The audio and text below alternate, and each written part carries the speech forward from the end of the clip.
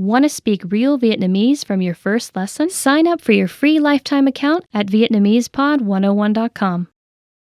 Hello everyone, welcome back to Vietnamese Pod 101. My name is Linh.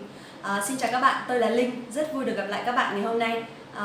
Okay, so I don't know, but a lot of people ask me to do a video about how to flirt someone in Vietnamese.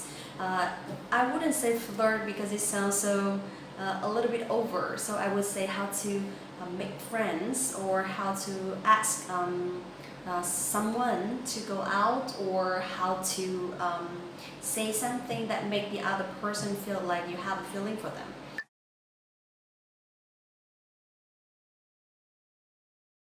Okay, so actually there are plenty of ways to say it in Vietnamese, because Vietnamese is not like English. We don't have the same specific sentence to speak to someone else. So instead, each person will have a very different way to express their opinion or their feeling. But still, there are some very common or very famous sentences which are so popular on TV or social network. So because of that, today I'd like to talk about 10 sentences that you may need, or it may be helpful for you when you want to show someone that you like them. Okay? So now let's start.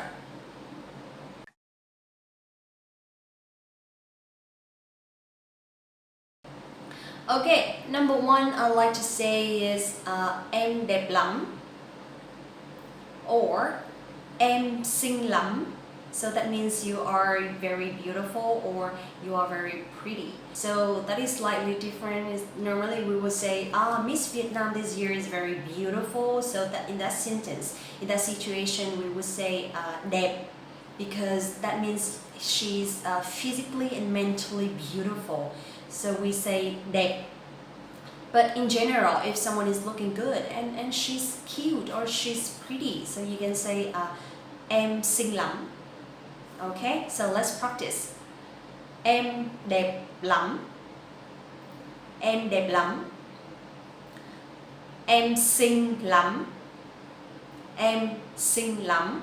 Okay, so please notice a little bit about the tone mark, because it will decide your pronunciation. It will decide how good your pronunciation is. So if the tone mark is going up, and you have to say a little bit stronger and a little bit sharp.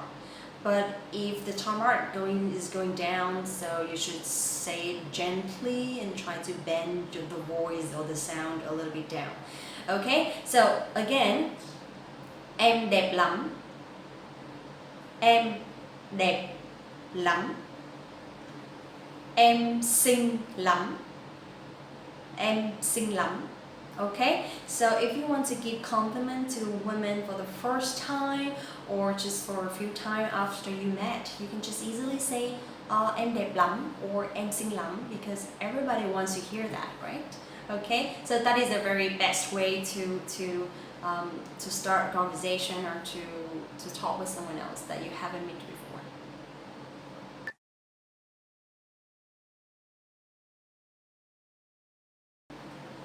Alright, number two, if you want to give compliment but in an indirect way, you can just say anh thích của em. So for example, anh thích nụ cười của em. I like your smile. Anh thích nụ cười của em. Anh thích nụ cười của em. Or instead of using nụ cười, you can use another noun like anh thích mùi nước hoa của em. I like your perfume. Or anh thích đôi mắt của em. I like your eyes. So remember one more time, anh here is for you, for men, okay, talking with a woman. And em is the word that we use for a woman who is younger than you. So if you are a man, you can just say anh thích nụ cười của em. But if you are a woman, then you must say em thích nụ cười của anh. Okay? Alright, so I really like when someone say that they like something about me because it means they really care about me and they notice small things on my face or on my appearance. So that's why I feel really good. And if someone just keep giving you compliment like that every day, then I think that they have something for you. They have some feeling for you, isn't it?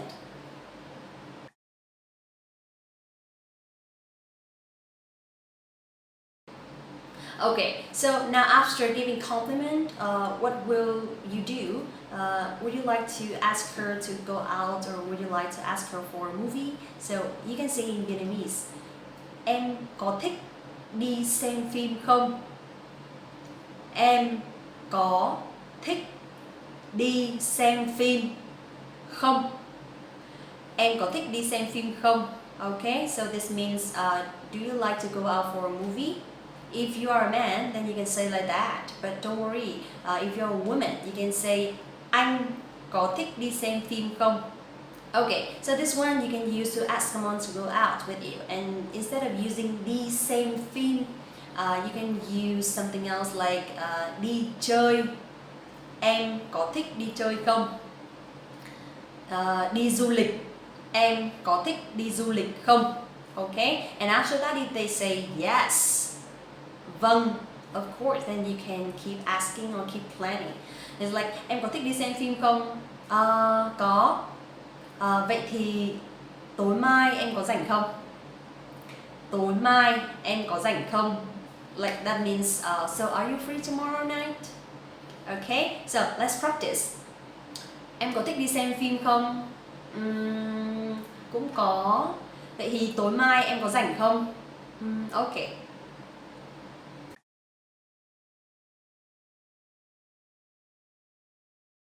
Alright, number 4, I'd like to share something is very popular recently is because this is a name of a song and actually we hear it everywhere in Vietnam.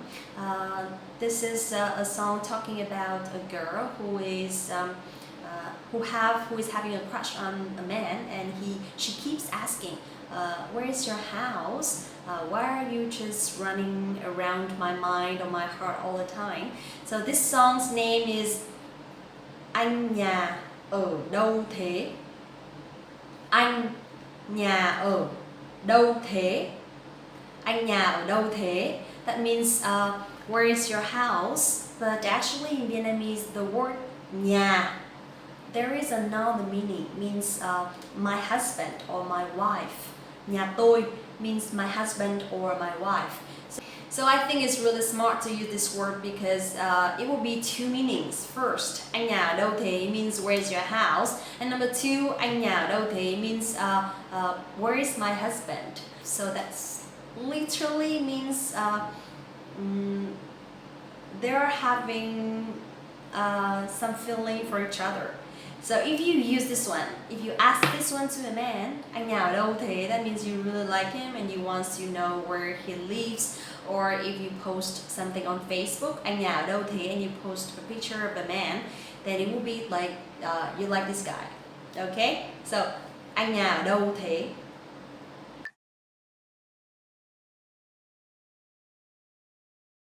Alright, number 5, I'd like to share a short conversation. So, for example, anh thích chó hay thích mèo? Anh thích mèo. Còn em thì thích anh. Okay, so that means do you like cats or dogs? And the other one says I like cats, and then I would say, and I'd like you, just like that. So recently this one is a little bit popular, but I think for young people only because it sounds so childish. But it's cute actually, it's not really over or something. Okay, so if you ask someone like what do you like, dogs or cats? I like dogs. Okay, and I like you. That is very cute and very lovely. And if someone asked me like that, I would laugh immediately. But I would say that he's very cute to say that. Okay, so try again. Anh thích chó hay thích mèo? Anh thích mèo. Còn em thì thích anh.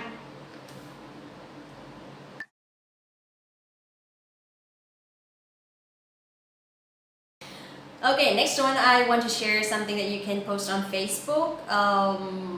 I don't really know how to explain because it's really hard. Okay, so for example, if you like someone and you really, really like his eyes, and you want to share something on Facebook, but you don't really mention the man, then you can say uống nhầm một ánh mắt, cơn say theo cả đời.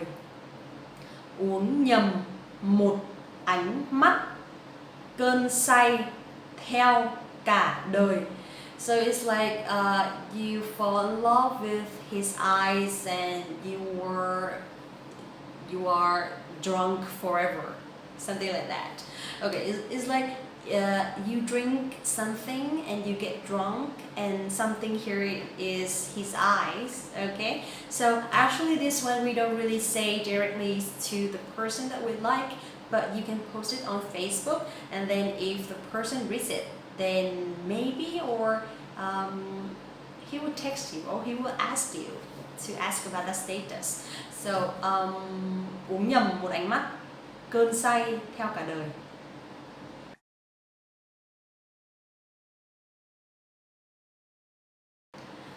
Okay, number 7. Cuộc sống là một vòng tròn, trốn mà không kỹ là còn gặp anh. Cuộc sống là một vòng tròn, trốn mà không kỹ là còn gặp anh. Okay, so actually this one I cannot translate because it's like a poem and it has the rhythm. So if you want to understand in English, that means life is a circle, and if you don't hide carefully, you still see me. Okay, so this one you can use it on Facebook or social network as well, because when you say it out with someone that you like, it's a little bit long, and it's just too much. It's just too over to express that to someone, unless you were very, very close together and you want to make the other person laugh in a positive way. Okay, so this one you can post on your social network, and if you want to tell someone indirectly, then you can say that, and it sounds very cute.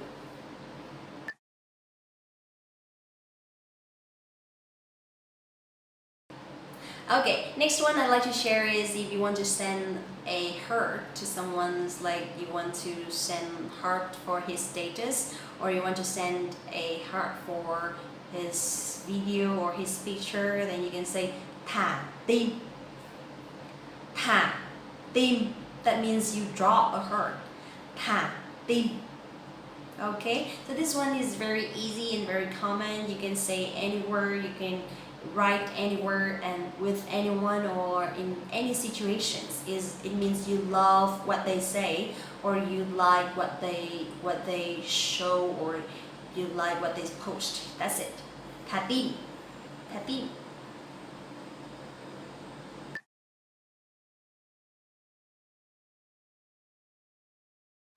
Okay, so it's been a while.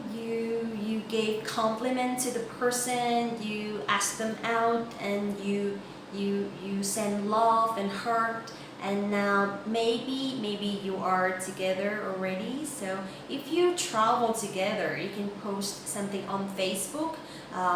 It could be a picture of yours, it could be a video, and if you want to say something like you are traveling, you can say đưa nhau đi trốn. Đưa nhau đi trốn. So that means you are hiding together. It's like urban getaway. Đưa nhau đi trốn. So this is the name of a song, of a very famous song recently. That means two people, a couple, they traveled and they want to get out of the city and everything. So it's like they are hiding somewhere in the middle of nowhere.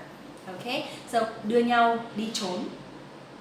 Okay, so I think I will stop here because I've shared quite much, and I'm not sure if you guys can apply it immediately, but just spend a little bit time in every sentences and to know where exactly you can use it, because this is not really nice if you use it in the wrong situation or in a not suitable case. Okay, so there's something that you can say directly to the person, but there's something that is better if you write it down, because in Vietnamese we don't really share our feeling directly.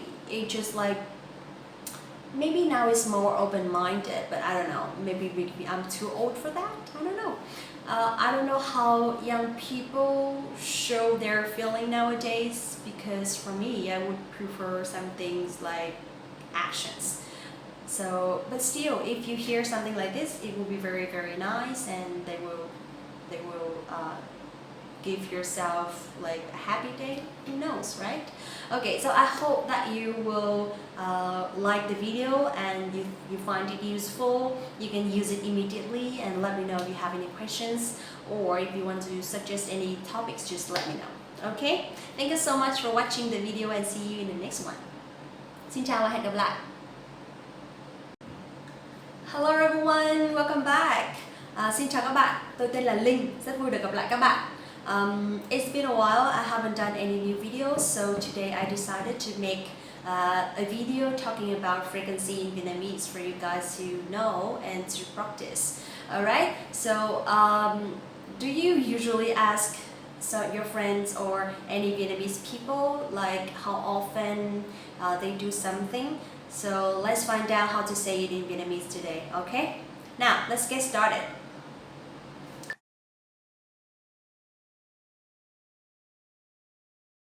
First, I'd like to talk about the question.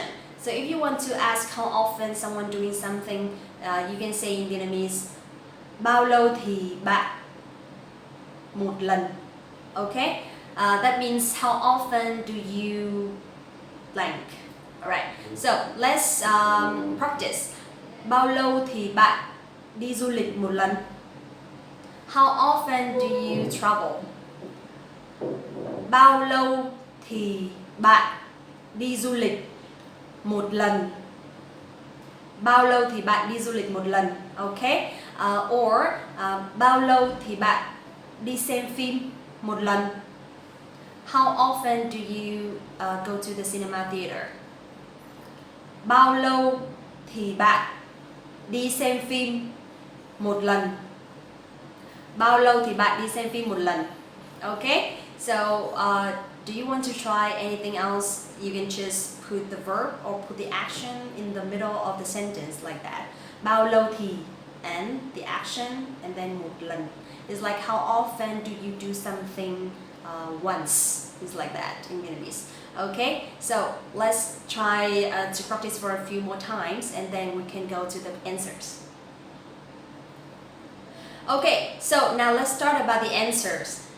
For example, if you do something all the time, if you always do the same action every day, or it's very, very often, it's like 100%. So you can use luôn luôn or luôn. It means always in English. Okay, so again, luôn luôn, or one word, luôn. So these two words both mean always in English, but I will tell you in the sentence so you can have an overview about that, okay? Tôi luôn ăn tối vào 7 giờ mỗi ngày. That means I always have dinner at 7 p.m. every day. Tôi luôn ăn tối vào 7 giờ mỗi ngày. Tôi luôn ăn tối vào 7 giờ mỗi ngày. Okay? Or if you want to use the second word, luôn luôn, you can say cô ấy luôn luôn đi làm đúng giờ. She's always on time at work. Cô ấy luôn luôn đi làm đúng giờ. Cô ấy luôn luôn đi làm đúng giờ. Okay, so with these two words, luôn and luôn luôn, actually it means similar. So you can use both of them in any situation that you always do something. Okay, luôn luôn. Okay, let's talk about number 2, which is usually. So something you do for 90%, not really like all the time, but it's like a lot. So you can use in Vietnamese thường xuyên. Thường xuyên. So I know this one is a little bit hard because they have two very difficult sounds. So try to speak it slowly, okay? Thường xuyên. So the TH in Vietnamese we will pronounce like thờ. It's not the in English. Thờ. Thường xuyên. Okay? So now let's take a look at the example. Anh ấy thường xuyên kể chuyện cười cho mọi người. Anh ấy thường xuyên kể chuyện cười cho mọi người. Anh ấy thường xuyên kể chuyện cười cho mọi người. Okay? Or nhà tôi thường xuyên ăn lẩu vào mùa đông. Nhà tôi thường xuyên ăn lẩu vào mùa đông. Nhà tôi thường xuyên ăn lẩu vào mùa đông. Okay, so the same with luôn or luôn luôn, you can use thường xuyên before the verb. Thường xuyên ăn lẩu, thường xuyên kể chuyện. Is that okay? Alright, now let's try one more time. Anh ấy thường xuyên kể chuyện cười cho mọi người. Nhà tôi thường xuyên ăn lẩu vào mùa đông. Okay, number 3, I'd like to talk about the word that you can use for something that you do maybe 50% to 70%. Is like less than usually, but more than sometimes. So in English, we use it as normally or generally, but in Vietnamese, you can say thường or thường thường. Okay, so it's a little similar with luôn and luôn luôn, but here we say thường or thường thường. Okay, so now let's take a look at the example. Tôi thường tập thể dục một tuần 3 đến 4 lần. Tôi thường tập thể dục một tuần 3 đến 4 lần. Tôi thường tập thể dục một tuần 3 đến 4 lần. So that means normally you work out 3 or 4 times a week. It's not so often, but it's not really like rarely. It's not like that. So actually here you can use thường thường or thường. They both are okay. But if you want to use thường thường, so we use at the beginning of the sentence. For example, thường thường tôi tập thể dục 3 đến 4 lần mỗi tuần. Thường thường tôi tập thể dục 3 đến 4 lần mỗi tuần. Okay? But if you want to use the individual word, then you have to put it in front, in the middle of the sentence before the verb. Tôi thường tập thể dục một tuần 3 đến 4 lần. Okay? Alright, next I'd like to talk about the word that you can use for something you do only once in a while or for sometimes, occasionally. So in Vietnamese, you can say đôi khi or thỉnh thoảng. Alright? Đôi khi. Đôi khi. Thỉnh thoảng. Thỉnh thoảng. Okay, so in the word thỉnh thoảng, the th sounds exactly the same with thường thường, thờ, thờ. Okay? Đôi khi, thỉnh thoảng. Alright, now let's take a look at the example. Em có hay đi xem phim không? Cũng thỉnh thoảng. Em có hay đi xem phim không? Cũng thỉnh thoảng. Alright, so with the question that I mentioned at the beginning of the video, you can ask bao lâu thì em đi xem phim một lần? Cũng thỉnh thoảng. Bao lâu thì em đi xem phim một lần? Cũng thỉnh thoảng. Okay, next one. I'd like to talk about the word that you can use for hardly ever or rarely. That's something you don't really do, or you just hardly ever do it. So for example, if you travel once a year or only twice a year, you can use hiếm khi or ít khi. Hiếm khi, ít khi. Alright, so let's take a look at the example. Tôi hiếm khi đi chơi với đồng nghiệp. I rarely hang out with my colleagues. Tôi hiếm khi đi chơi với đồng nghiệp. Tôi hiếm khi đi chơi với đồng nghiệp. Okay, and with the word ít khi, you can say cha mẹ Việt Nam ít khi khen ngợi con cái. Cha mẹ Việt Nam ít khi khen ngợi con cái. Vietnamese parents rarely or hardly ever give their kids compliments. Okay, talking about this, I'd like to share that in Vietnam we have not really the culture, but it's like the habit that not to compliment their children a lot in front of everybody, because they think that it will make the kid or the children will be too proud of themselves and they will not try really hard to study or to improve in their life anymore. So actually they still give compliment, but it's like in private, and in public they hardly ever do that. I think it depends on the family as well, because from where I'm from, my parents rarely gave a compliment to me, and maybe because of that, I'm always trying really hard to make them proud of me. So I think it's good.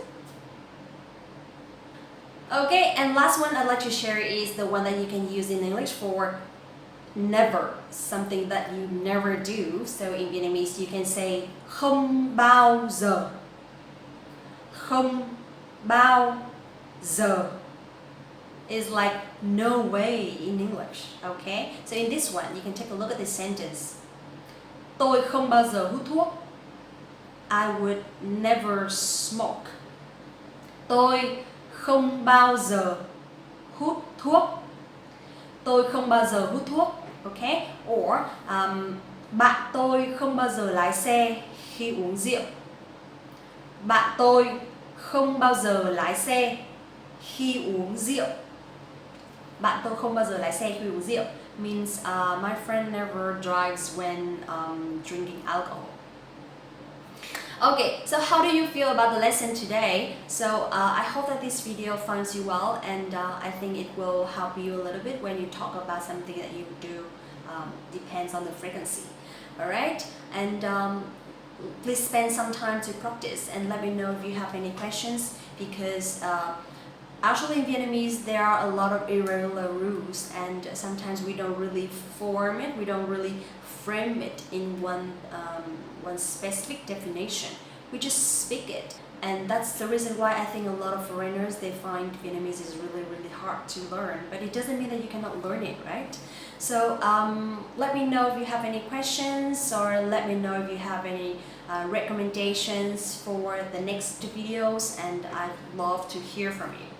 Okay, and thank you for watching the videos today. I hope to see you soon in the next video. Bye!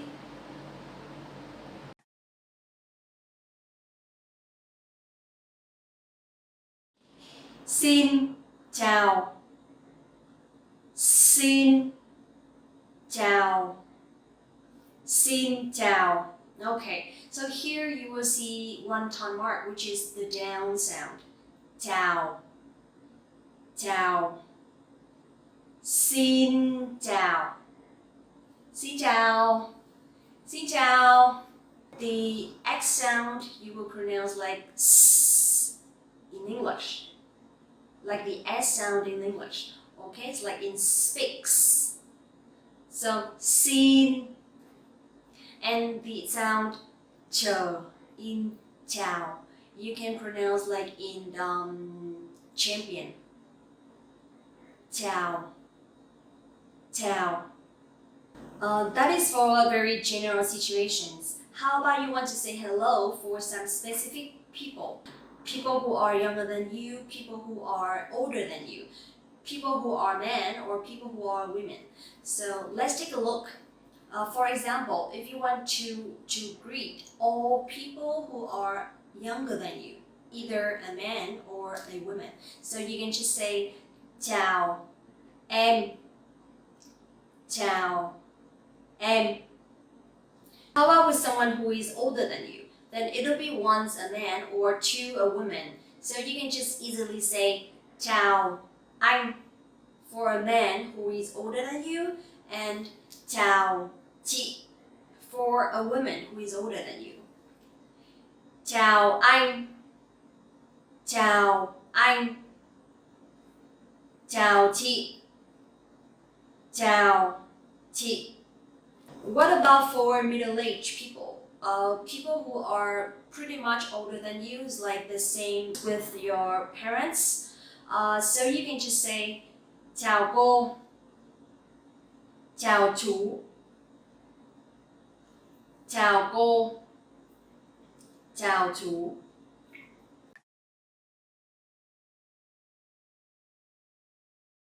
Next one I like to say is lâu rồi không gặp.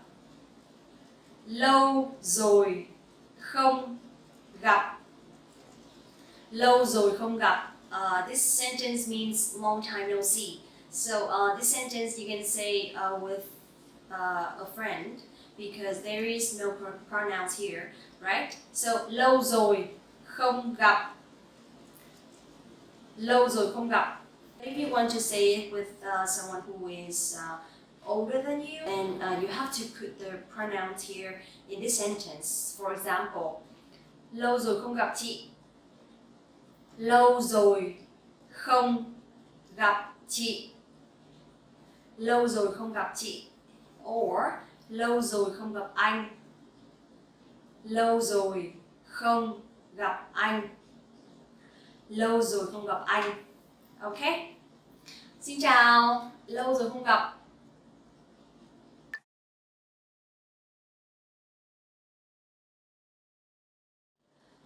Bạn có khỏe không?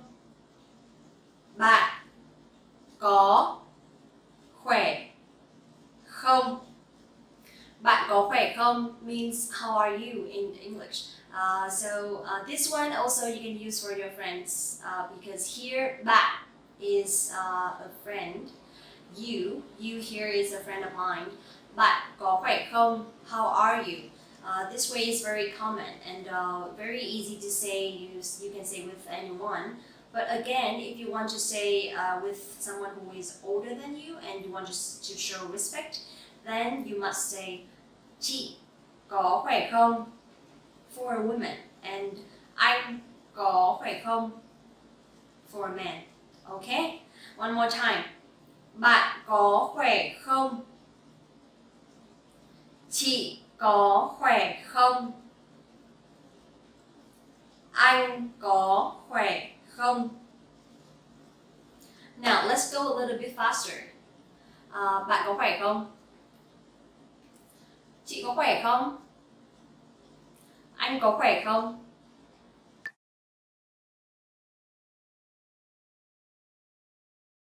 Alright, so when you say bạn có khỏe không, actually it sounds very polite, right? And for very, very close friend, you can just say two words. Khỏe không? This is an informal way to say how are you? Or it literally means you're good, something like that. Okay? So now let's practice. Khỏe không? Khỏe không? Now let's go faster. Khỏe không? Okay, one more time from the beginning. Lâu rồi không gặp. Khỏe không? Or chào anh. Lâu rồi không gặp anh. Anh có khỏe không?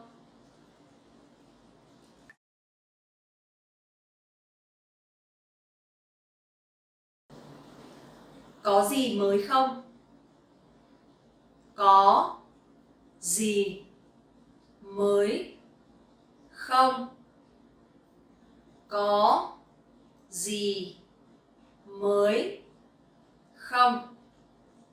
Có gì mới không means what's up, or is there anything new in English? Okay, so có gì mới không, again you can use this one for friends, but if you want to use this one for anh or chị, you have to put the pronoun. Anh có gì mới không? Anh có gì mới không? Chị có gì mới không? Chị có gì mới không?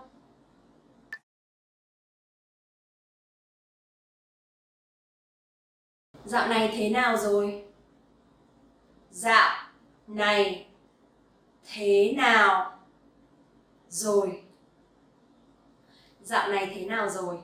Okay, so this one means how have you been recently, or how are you doing? That's it. Again, with friends, no pronoun, but with people who are older than you, you must put the pronoun. Okay. Dạo này thế nào rồi? Dạo này anh thế nào rồi? Dạo này chị thế nào rồi? Now, let's go fast. Dạo này thế nào rồi? Dạo này anh thế nào rồi? Dạo này chị thế nào rồi?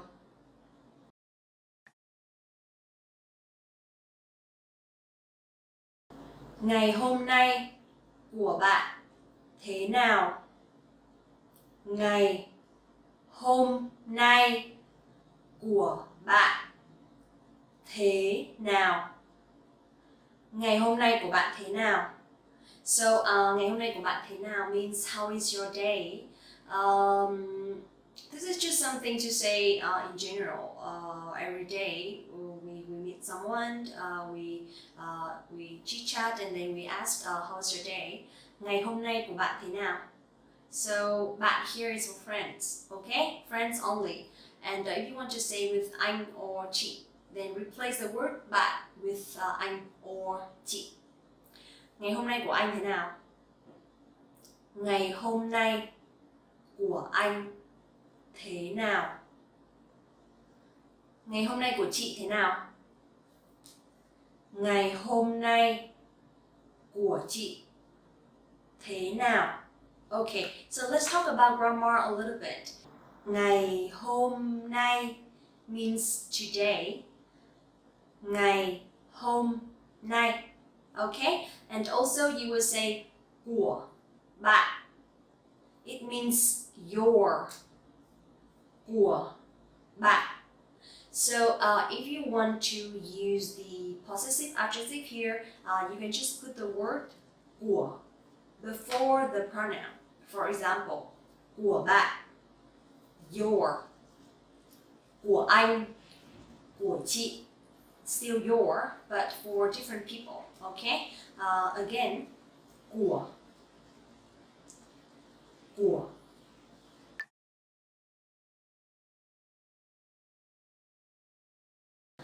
Rất vui được gặp lại bạn. Okay? This one means it's nice to see you again. Rất vui. Vui here means happy. Very happy to see you again or to meet you again. Rất vui được gặp lại bạn. Bạn here is for friends only, okay? And for anh, chị, rất vui được gặp lại anh. Rất vui được gặp lại anh. Rất vui được gặp lại chị. Rất vui được gặp lại chị. Okay? So now let's take a look from the beginning to the end, okay? Xin chào, khỏe không? Lâu rồi không gặp. Dạo này thế nào rồi? Rất vui được gặp lại. Alright, so how do you feel about the lesson today? I hope that you enjoy it, and I hope it's going to be helpful for you, because anywhere you go, every time, or anyone you talk to, you will have to say hello, right? And remember, if you want to speak and learn Vietnamese in the fastest, easiest, and most fun way, you can go to VietnamesePod101.com right now for your free lifetime account. Get our complete learning program with our real lessons by real teachers. Xin chào các bạn. That is too much. Okay, one more time. Xin chào các bạn. Tôi tên là Linh, rất vui được gặp lại các bạn. Hello everyone, my name is Linh and welcome back to VietnamesePod101.com, the fastest, easiest, and most fun way to learn Vietnamese.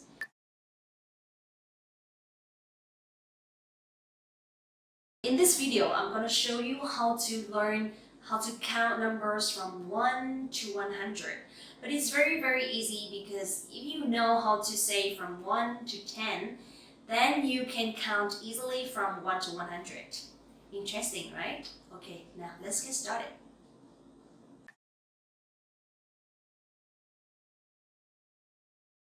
First, I'm gonna count from 1 to 10, and it's very easy because in Vietnamese, every number has only one sound. For example, một, một, and it will be like that until 10. Okay, so now let's count from 1 to 10. 1, 2, 3, 4, 5, 6,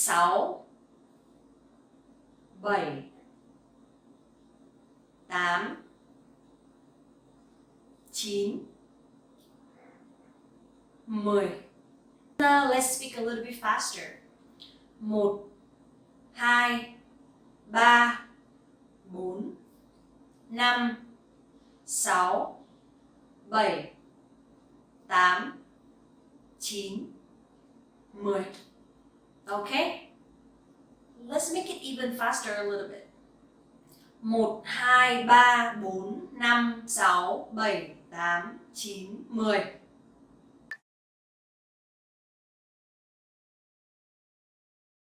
Let's count number 20, 30, 40, 50, 60, 70, 80, and 90. For those numbers, you can just put the number, the first number, and the word 10. 10. For example, 20, 30, 40, 50, 60, 70, 80, 90.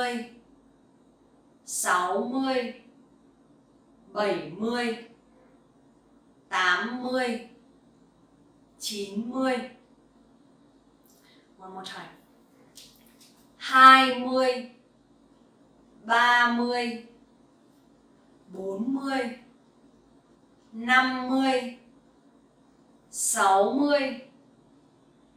70, 80,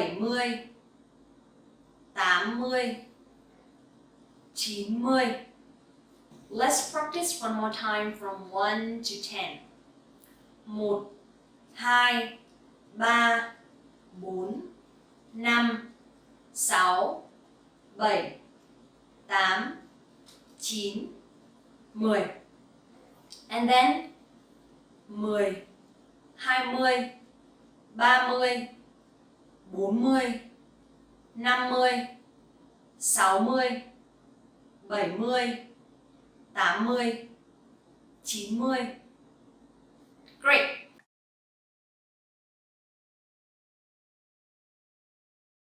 Okay, now it's from 11 to 19. Very easy. You can just put two numbers together, then it will be that number. For example, 11. So that is 10 and 1, right? So you can just put 10 and 1. So it'll be 11. For 12, then it'll be 10 and 2. So 12. 12. So it'll be similar with the other numbers until 19. 11, 12, 13, 14, 15, 16, 17, 18, 19.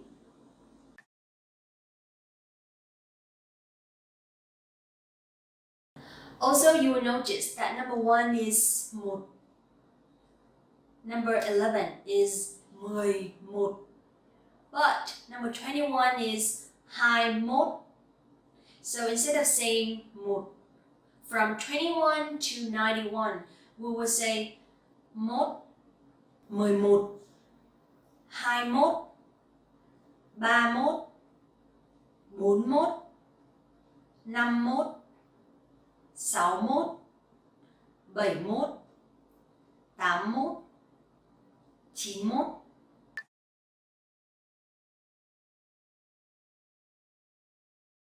For number 4 is 4 and 14 is 14. But from 24, 34, 44, 54 until 94, instead of saying 4, we will say 4. Again, 24, 34, 44, 54, 64, 74, 84, 94.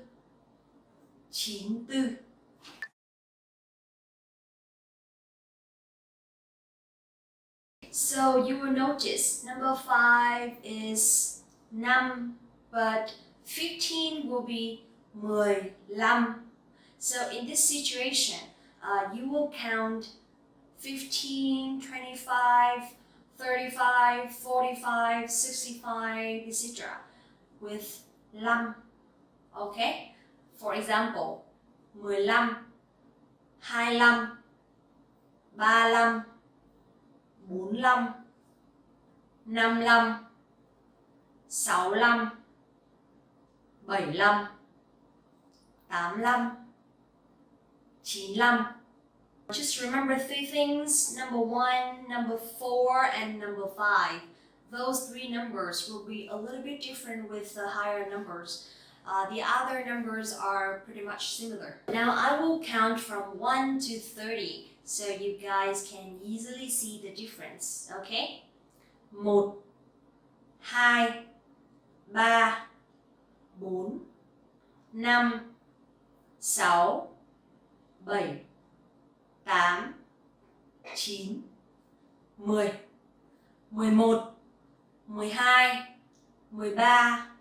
13, 14,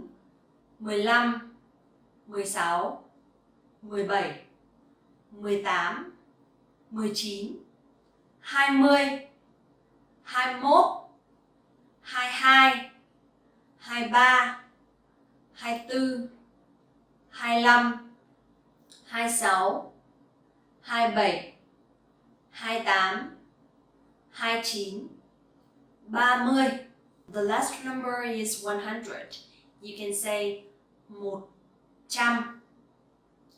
100. So 2 zeros will be trăm. How about 3 zeros? Nghìn, 1000, 100, 1000. Alright, in this lesson, I was supposed to show you how to count from 1 to 100, but I showed you 1000, right? Don't tell anyone. So numbers are very important in Vietnamese because if you want to say days, dates, months, and years, you have to know how to read numbers because in Vietnamese we don't have names for months. Instead, we just use numbers, and it's very, very easy for you because you don't have to remember many words. I hope you guys enjoyed the video today. Don't forget to go to Vietnamese Pod 101 and sign up for your free lifetime account right now. Get our complete learning programs with real lessons by real teachers. Okay? Thank you so much for watching the video and see you next time. Xin chào và hẹn gặp lại. Xin chào. Xin chào các bạn, tôi tên là Linh, rất vui được gặp lại các bạn. Hello everyone, my name is Linh and welcome back to VietnamesePod101.com, the fastest, easiest and most fun way to learn Vietnamese. In this video today, I'm gonna show you how to read dates in Vietnamese. It's very easy because since you already know how to read numbers in Vietnamese, we don't have names for days, we don't have names for months. Instead, we just use number. Let's find out how easy it is, okay?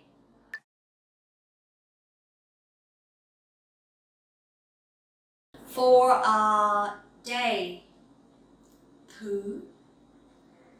For date, ngày.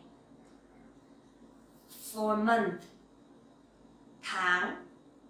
And for year, năm. Thứ, ngày, tháng, năm.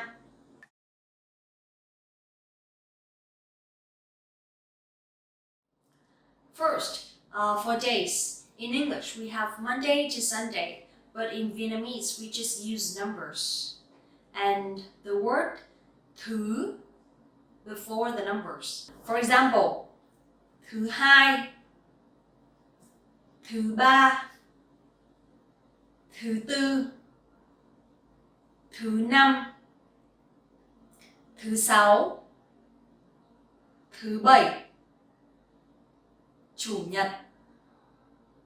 So chủ nhật here is Sunday. Only chủ nhật is different. From Monday to Saturday, it will be from thứ hai to thứ bảy. Okay? 2, 3, 4, 5, 6, 7 chủ nhật. Yes, so easy, super easy. One more time, but this time I will read a little bit faster. Thứ hai, thứ ba, thứ tư, thứ năm, thứ sáu, thứ bảy, chủ nhật. Okay? So the reason why that I read a little bit faster if I want you to have an overview about Vietnamese accent. Because when you speak too slowly, it'll be a little bit unnatural, okay?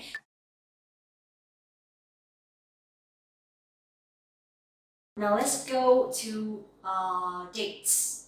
From the first until the last day of the month, we will just use number and one word, ngày.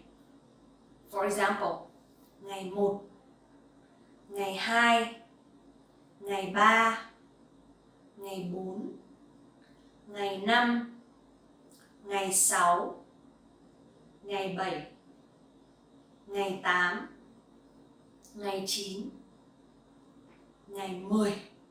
That's it. Sometimes you will see or you will hear Vietnamese saying ngày mùng 1, ngày mùng 2, mùng or mùng. But actually it's not really necessary. Even when you say ngày 1 or ngày 2, Vietnamese people will still understand you. So don't worry much about that.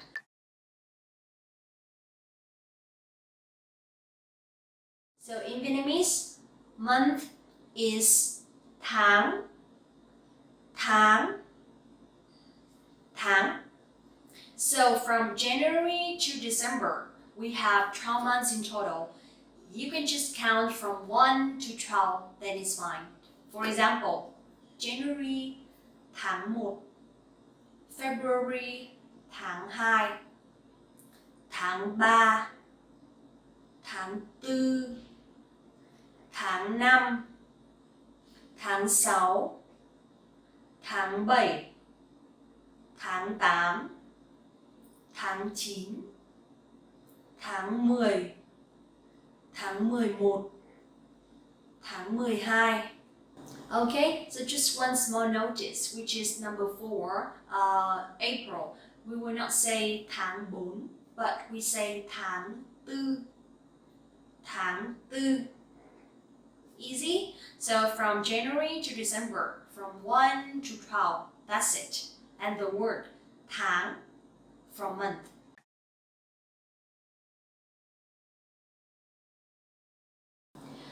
Next, I'm going to show you how to read years in Vietnamese, okay? Very, very easy. I will not tell you a very formal way to read years. How to say it or how to learn it in the fastest way, you can just count the number.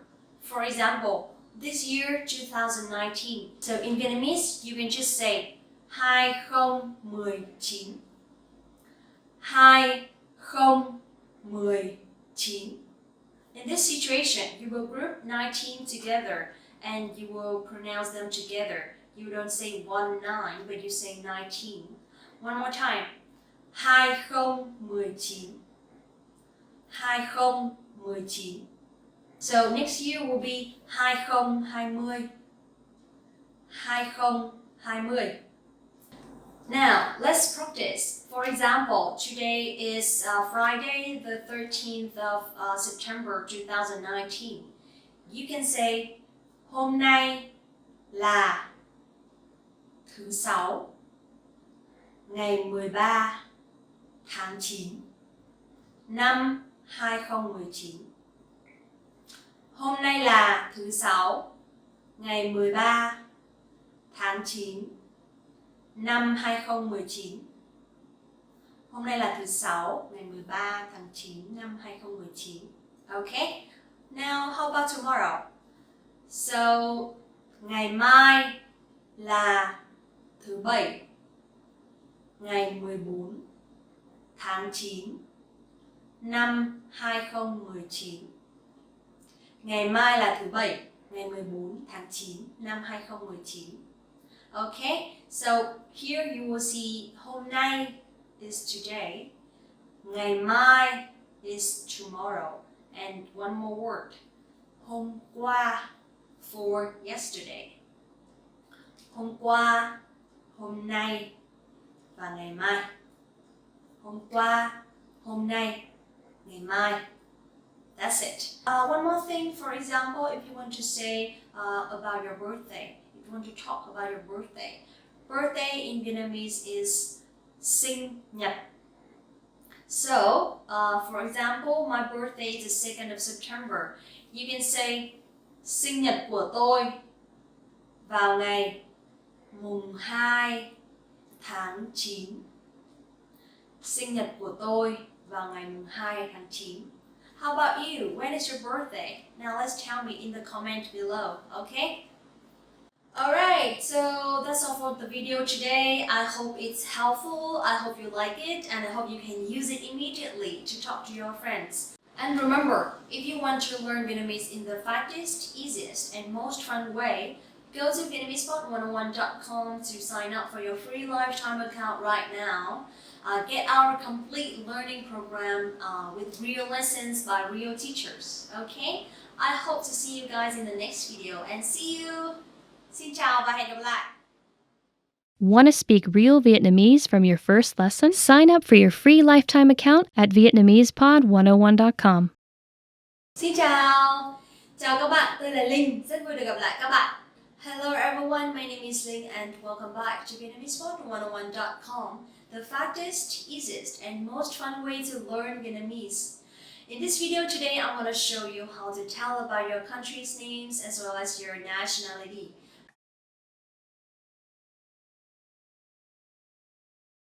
It's very easy, trust me, because unlike English, you will have to remember 2 words, right, for countries and nationality. But in Vietnamese, you only have to remember 1 word for the country names. That's fine.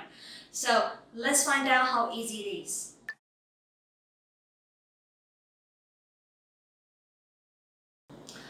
Bạn từ đâu tới? Bạn từ đâu tới? Bạn từ đâu tới? But also you will hear bạn từ đâu đến? Bạn từ đâu đến?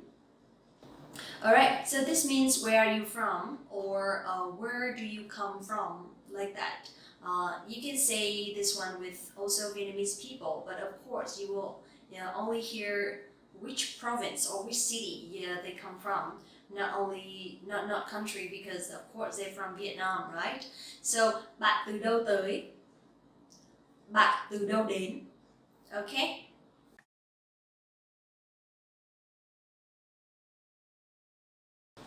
Bạn là người nước nào? Bạn là người nước nào? Bạn là người nước nào? So this means what is your nationality? Or it literally means you are the person of what country? Bạn là người nước nào? In Vietnamese, we have the word nationality, which is quốc tịch.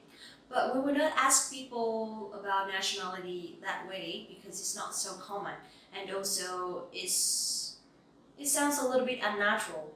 That's it. So you can easily say bạn là người nước nào. That means what is your nationality, or from what country you were born. That's it.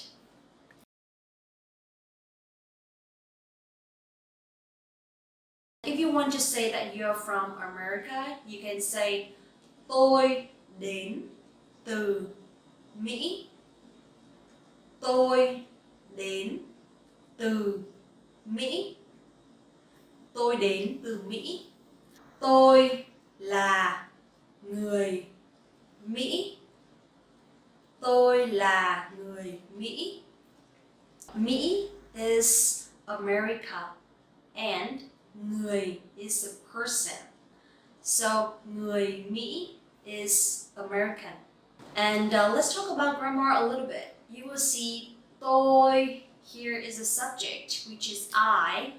Là here is the verb, which is to be verb. And người Mỹ means American. So tôi là người Mỹ. Tôi là người Mỹ.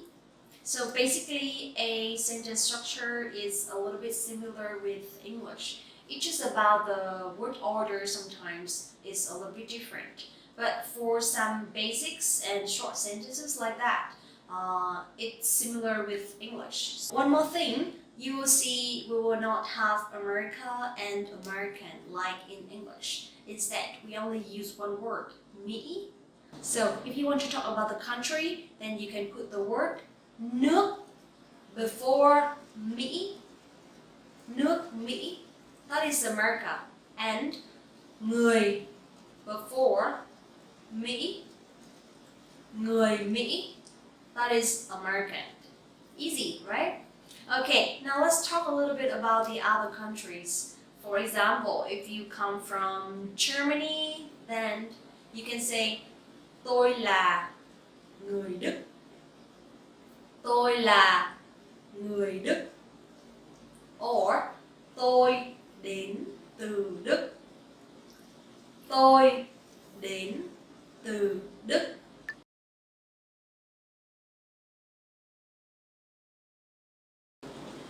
Ý. Ý. Brazil. Brazil.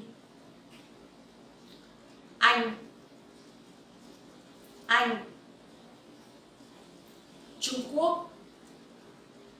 Trung Quốc. Nhật. Nhật. Hàn Quốc. Hàn Quốc. Pháp. Pháp. Philippines. Philippines. Mexico. Mexico. Thái. Thái. Nam Phi. Nam Phi. Phần Lan. Phần Lan. Bulgaria. Bulgaria. Thổ Nhĩ Kỳ. Thổ Nhĩ Kỳ. Bồ Đào Nha. Bồ Đào Nha. Pakistan. Pakistan. Nga. Nga. Na Uy. Na Uy. Hà Lan. Hà Lan. Đan Mạch. Đan Mạch. Rumani. Rumani. Séc. Séc. Indonesia. Indonesia. Indonesia. Ấn Độ. Ấn Độ. Thụy Điển. Thụy Điển. Hungary. Hungary. Hungary. Hy Lạp. Hy Lạp. Úc. Úc. Canada. Canada. Canada. Kenya, Kenya. Ai Cập, Ai Cập. Iran, Iran, Iran. That is for the lesson today. I hope you like it, and I hope that you can find your country in the list of the countries that I mentioned before. Don't forget that if you want to speak and to learn Vietnamese in the fastest, easiest, and most fun way, go to VietnamesePod101.com and sign up for your free lifetime account right now. Get our complete learning program with real lessons and real teachers. See you and have a nice day. Xin chào và hẹn gặp lại các bạn. Xin chào các bạn, tôi là Linh, rất vui được gặp lại các bạn. Hello everyone, my name is Linh and welcome back to VietnamesePod101.com, the fastest, easiest, and most fun way to learn Vietnamese. In this video today, I'm going to show you how to tell days of the week, and also we will learn a little bit of grammar. Are you ready? Now, let's get started.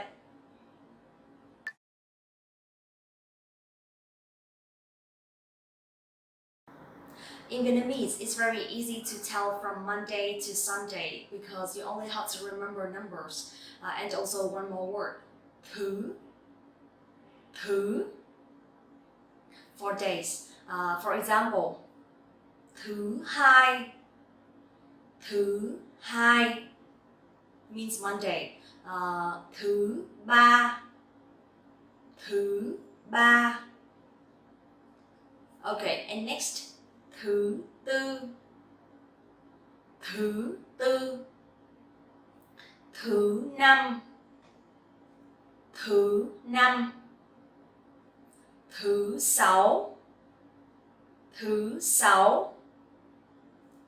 thứ bảy. And the last one, Sunday, we have another word for that.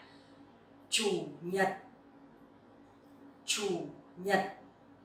Okay, so from Monday to Sunday, only one word, thứ, and the numbers. Only for Sunday we have a specific word, and you will know how to learn how to say from Monday to Sunday.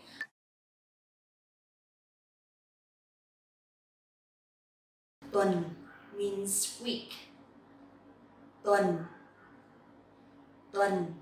right? And tuần sau means next week. Tuần sau. Tôi sẽ đi du lịch vào tuần sau. Let's speak a little bit about grammar. So here you will see I'll use the word sẽ before đi du lịch. So in Vietnamese, you only use the word sẽ before the verb, and it will be in the future. One more time, sẽ. So here you will see that the tone is dấu ngã, and you will have to pronounce very clearly to make this sound correctly. If not, it will sound like dấu sắc.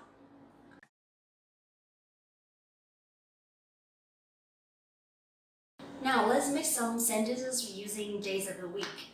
So you also can see the sentence structures, okay? Thứ hai là ngày đầu tuần. Thứ hai là ngày đầu tuần. Thứ hai là ngày đầu tuần means Monday is the first day of the week.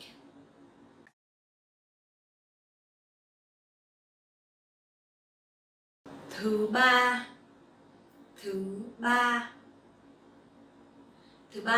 ngày mùng 1 tháng 3. Thứ ba ngày mùng 1 tháng 3 means Tuesday is the 1st of March. Thứ ba ngày mùng 1 tháng 3. So if you notice, you also will see March here is tháng 3 means number 3.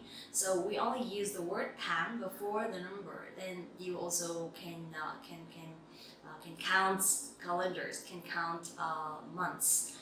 Thứ ba ngày mùng 1 tháng 3.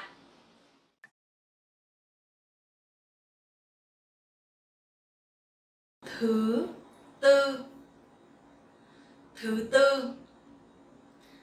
tư tuần này tôi được nghỉ. Thứ tư tuần này tôi được nghỉ. Thứ tư tuần này tôi được nghỉ means this Wednesday I can take a day off. Thứ tư tuần này tôi được nghỉ.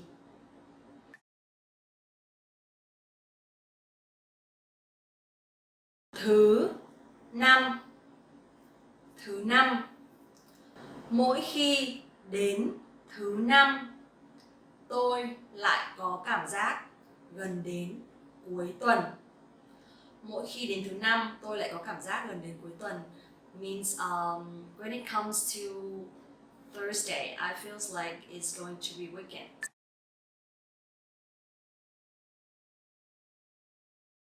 Thứ sáu.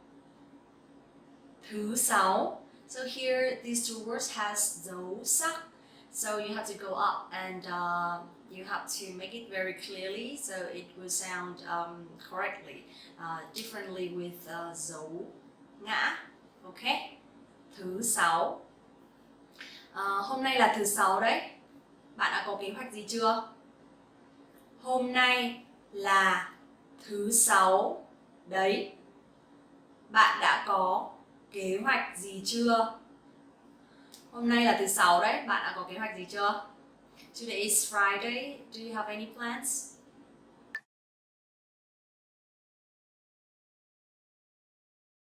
Thứ bảy. Thứ bảy. So this word is a little bit hard to pronounce correctly because it has dấu sắc and dấu hỏi. Thứ bảy. Thứ bảy. Thứ bảy. Tôi sẽ về thăm nhà thứ bảy tuần này. Tôi sẽ về thăm nhà thứ bảy tuần này. Tôi sẽ về thăm nhà thứ bảy tuần này. I'll visit my family this Saturday. So here you will see this Saturday means thứ bảy tuần này. That means the Saturday of this week. So tôi sẽ về thăm nhà thứ bảy tuần này.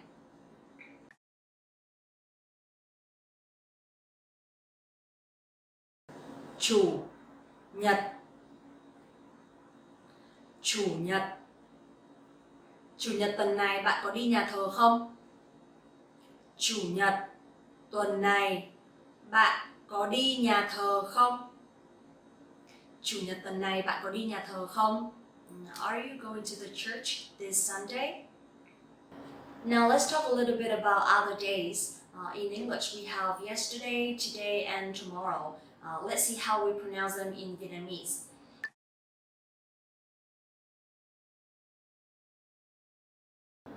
First, let's talk about the past. Hôm kia. Hôm kia. Hôm kia means the day before yesterday. Hôm kia. There is no tone in this word, so you can just raise your voice like in the middle of all sounds. I know that some people told me that the no tone in Vietnamese actually is a little bit higher. The tone is a little bit higher than English. I think it's because of the voice, the general tone of Vietnamese is higher. So try one more time. Hôm kia. Tôi gặp Linh vào hôm kia khi tôi đang đi siêu thị. Tôi gặp Linh vào hôm kia khi tôi đang đi siêu thị. So you will notice that even this sentence I talked about the past, but also we don't have to conjugate the verb in the past.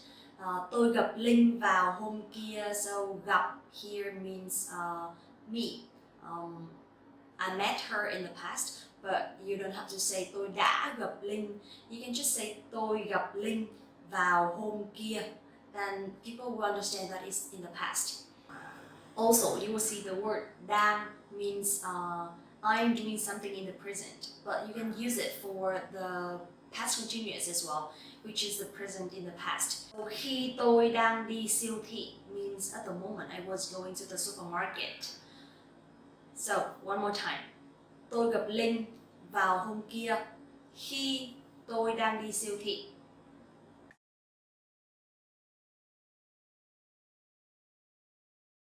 Next one is yesterday. So in Vietnamese, you can say hôm qua, hôm qua. Tôi đã nói chuyện với sếp hôm qua. Tôi đã nói chuyện với sếp hôm qua. So đã here is representing for the past. You only have to put the verb after the word đã, so it will be in the past. Tôi đã nói chuyện với sếp hôm qua.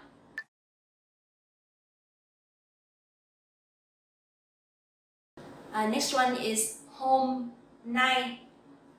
Hôm nay. Hôm nay means today. In sentence, you can just easily say hôm nay là sinh nhật tôi. Today is my birthday. Hôm nay là sinh nhật tôi. Hôm nay là sinh nhật tôi. So là here is to be verb, and in Vietnamese it's very easy when you use the verbs because you don't have to conjugate for the third person or singular or plural. You only have to put the verb after the pronouns, then it's fine. Hôm nay là sinh nhật tôi means today is my birthday.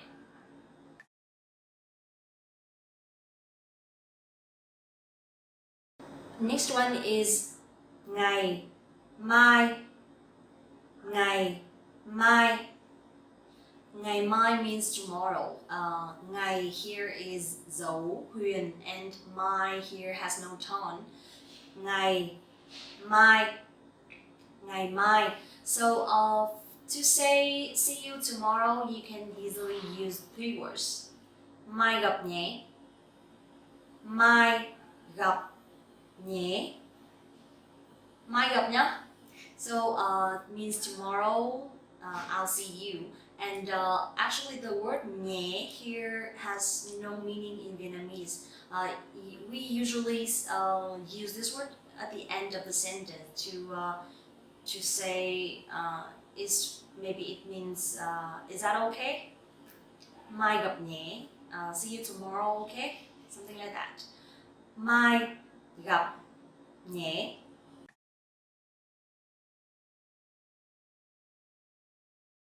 Okay, so last one I'd like to share with you is ngày kia. Ngày kia means the day after tomorrow. Ngày kia. So dấu huyền and no tone. Ngày kia. Ngày kia rảnh không? Qua nhà em ăn tối nhá. Ngày kia rảnh không? Qua nhà em ăn tối nhé. Means are you free the day after tomorrow? Let's go to my place and have dinner. Ngày kia rảnh không? Qua nhà em ăn tối nhá. So sometimes when we talk with close friends, we don't have to say, are you free tomorrow or are you free after tomorrow? Because it's not really necessary. Either ngày kia anh rảnh không or ngày kia rảnh không, it's fine. Okay, thank you so much for watching the video today and I hope you liked it. Also, I'd like to thank you because of the comments that you gave me and it helped me to improve my videos a lot.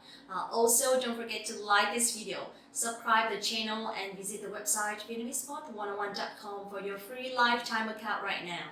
Get our learning program with real lessons by real teachers. See you next time. Xin chào và hẹn gặp lại. Xin chào các bạn, tôi tên là Linh, rất vui được gặp lại các bạn ngày hôm nay. Hello everyone, my name is Linh and I'm very happy to see you guys again today. Welcome back to VietnamesPod101.com, the fastest, easiest and most fun way to learn Vietnamese. In this video today, I'm going to show you how to talk about colors in Vietnamese and let's get started.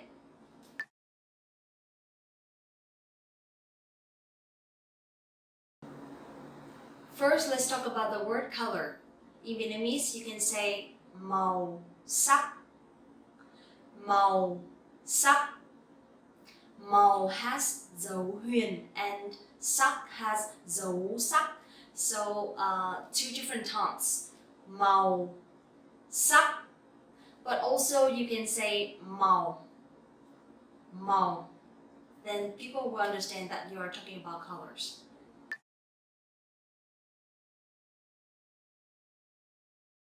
Bạn thích màu gì? Bạn thích màu gì? Bạn thích màu gì means what color do you like, but it literally means you like color what. So you will see that the sentence structures in English is different with in Vietnamese. Sometimes it's opposite, right? So for questions in general, like what colors, what things or whatever, you can just put the word gì in the end of the sentence. Then it will be like, for example, màu gì means what color. Đường gì means what street. Or cái gì just means what. Okay? Bạn thích màu gì means what color do you like. So also, for example, if you ask about something else like bạn thích hoa gì, it means what flower do you like.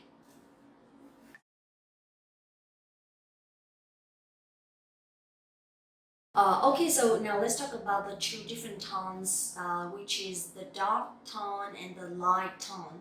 So in Vietnamese, you can say đậm for dark or strong color.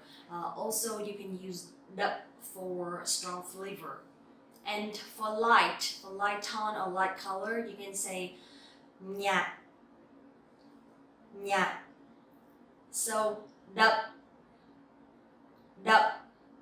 And the opposite, nhạt, nhạt. Tôi thích tông màu đậm. Tôi thích tông màu đậm. Tôi thích tông màu đậm means I like dark tone color. Dùng màu nhạt sơn tường, nhà bạn trông sẽ rộng hơn. Dùng màu nhạt sơn tường, nhà bạn trông sẽ rộng hơn. Dùng màu nhạt sơn tường, nhà bạn trông sẽ rộng hơn.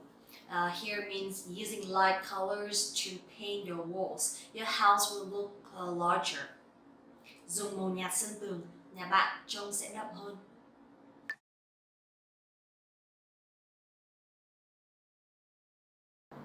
Okay, so now let's talk about different colors in Vietnamese. I'd like to talk about black first, okay? In Vietnamese is đen, đen, đen. In sentence, màu đen luôn đem lại cảm giác sang trọng.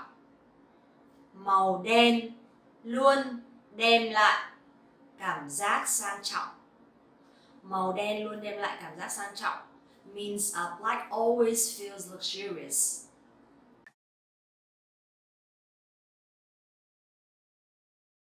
Next one is white, màu trắng, màu trắng.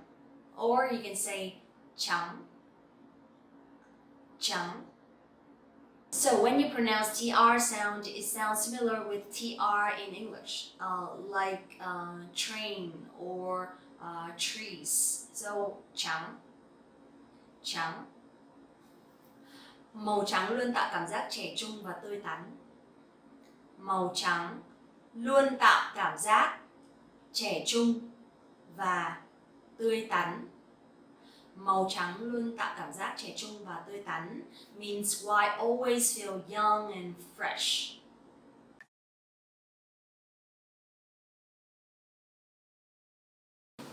Xanh lá cây, xanh lá cây. Xanh lá cây means green. So màu xanh lá cây khiến ngôi nhà trông mát mẻ.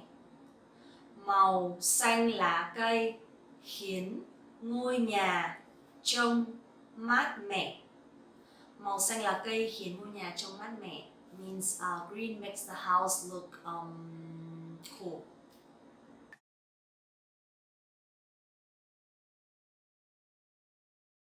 đỏ, đỏ. Here the tone is dấu hỏi, so you have to pronounce very carefully. Đỏ, đỏ. Okay? Anh thấy cái váy màu đỏ này thế nào? Anh thấy cái váy màu đỏ này thế nào? Anh thấy cái váy màu đỏ này thế nào? So here you will see thế nào means house. And in general, you will use question words in the end of the sentence instead of the beginning of the sentence. Anh thấy means you see cái váy màu đỏ này, this red dress, and thế nào? Anh thấy cái váy màu đỏ này thế nào?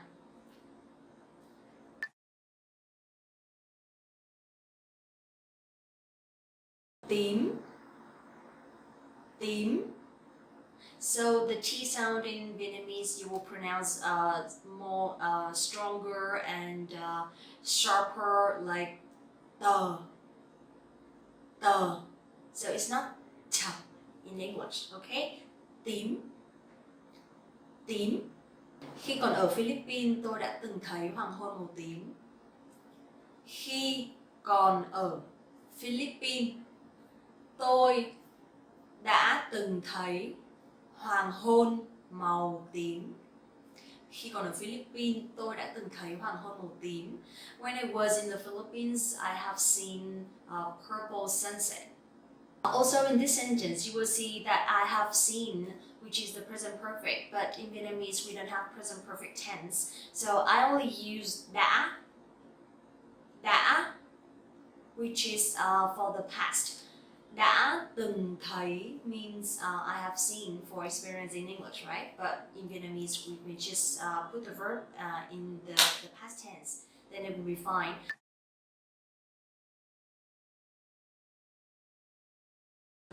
Vàng, yellow, vàng. Hôm nay tôi mặc một chiếc váy màu vàng. Hôm nay tôi mặc một chiếc váy màu vàng. I'm wearing a yellow dress today. Hôm nay tôi mặc một chiếc váy màu vàng. Okay, so yeah, because today we talk about colors, so I'd like to be a little bit colorful. And màu vàng, màu vàng. So chiếc váy màu vàng means a yellow dress. So you also see that in an adjective, we will put after the noun. We don't put after, we don't put before the noun like in English. Chiếc váy màu vàng, a dress yellow. Chiếc váy màu vàng. Okay, so don't say that màu vàng chiếc váy like in English. Chiếc váy màu vàng.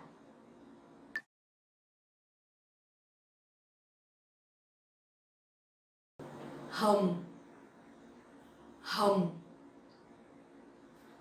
hồng. So if you can shape your mouth like that, I think it'll be easier for you to pronounce Vietnamese. Hồng means pink. Con gái thường thích màu hồng. Con gái thường thích màu hồng. Con gái thường thích màu hồng. Girls usually like pink. Con gái thường thích màu hồng.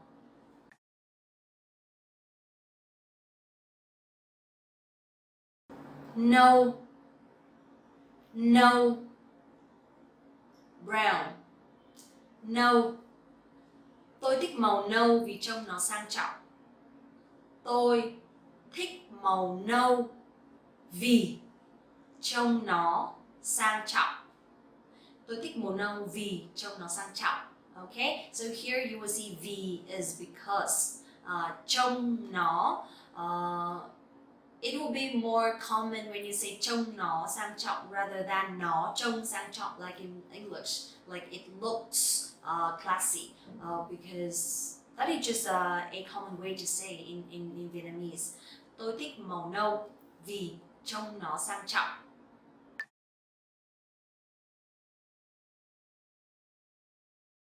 Ghi, ghi. So the GH sound you will pronounce like g, g, g, g, g. in your throat. G, g, g, gi. It's great, okay? Mùa đông mọi người thường hay mặc màu ghi. Mùa đông mọi người thường hay mặc màu ghi. Mùa đông mọi người thường hay mặc màu ghi means people usually wear gray in winter. So I had a video talking about frequency in Vietnamese. We talk about always, usually, normally. So thường here mean usually. Thường. Mùa đông, you can also say in winter, but if you say winter only is fine. Mùa đông mọi người thường hay mặc màu ghi. Mùa đông mọi người thường hay mặc màu ghi. Okay, so such a colorful videos today. I hope it's helpful because if you want to speak Vietnamese fluently, first you have to learn words by words slowly, so you will have a range of vocabulary to discuss or to talk, right? And I hope that this kind of video will help you improve your vocabularies slowly. Also in the future, I hope that I can deliver longer videos like talk more about grammar or talk more about how to say, I don't know. So you guys tell me some recommendations, okay? And please don't forget to like the video, subscribe the channel, and visit the website VietnamesePod101.com for your free lifetime account right now. Get our learning program with real lessons by real teachers, okay? And today we can finish here. Thank you for watching and bye bye. Chào các bạn, tôi là Linh, tôi đã quay trở lại đây. Hi everyone, my name is Linh and I'm back. We have videos about days, countries, colors, pick-up lines, how to say hello, and today I'd like to talk about time, how to tell time, okay? Because if you want to make an appointment or a plan with anyone, you have to tell when you want to see that person, right? Okay, so let's talk about time.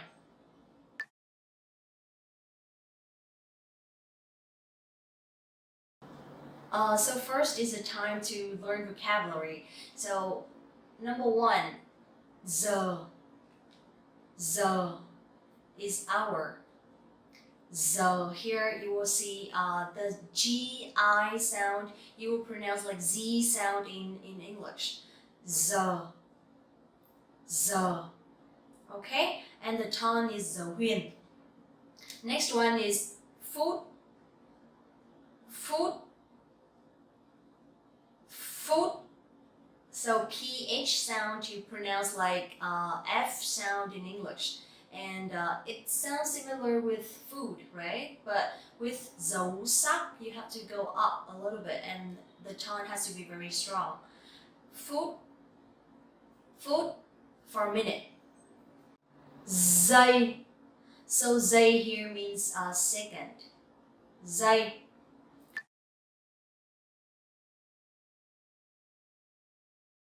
First, what time is it? So in Vietnamese, you can easily say bây giờ là mấy giờ? Bây giờ là mấy giờ? Bây giờ là mấy giờ means now is what time? Bây giờ là mấy giờ? But also you can say in a faster way, mấy giờ rồi? Mấy giờ rồi? Mấy giờ rồi means what time? What time? Okay, or what time now? Mấy giờ rồi?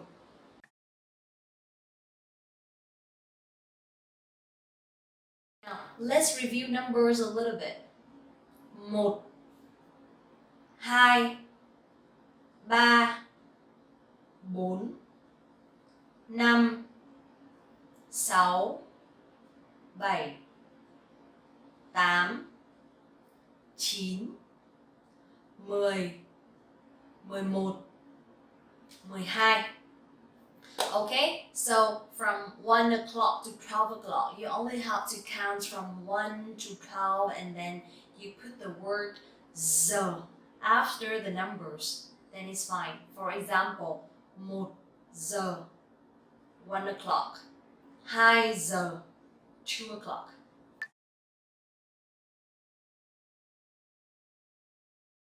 In Vietnamese, you can say rưỡi, rưỡi.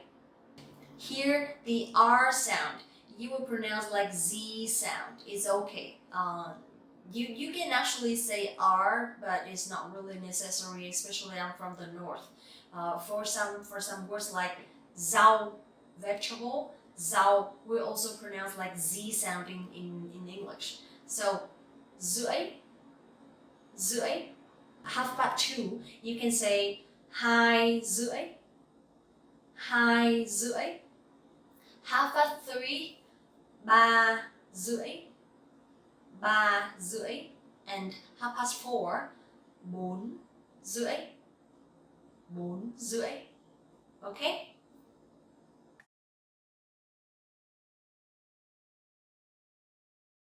Okay, so next one I'd like to share is kém. Kém. So kém here means how many minutes to the next hour. For example, 2 giờ kém 15. 2 giờ kém 15 means quarter to 2. So in Vietnamese we don't have the word for quarter. We only count numbers, we only count minutes. 15. 3 giờ kém 15 means quarter to 3, right? 3 giờ kém 15. 3 giờ kém 15. Now, next one. 4 giờ kém 15. 4 giờ kém 15. 4 giờ kém 15 means quarter to 4.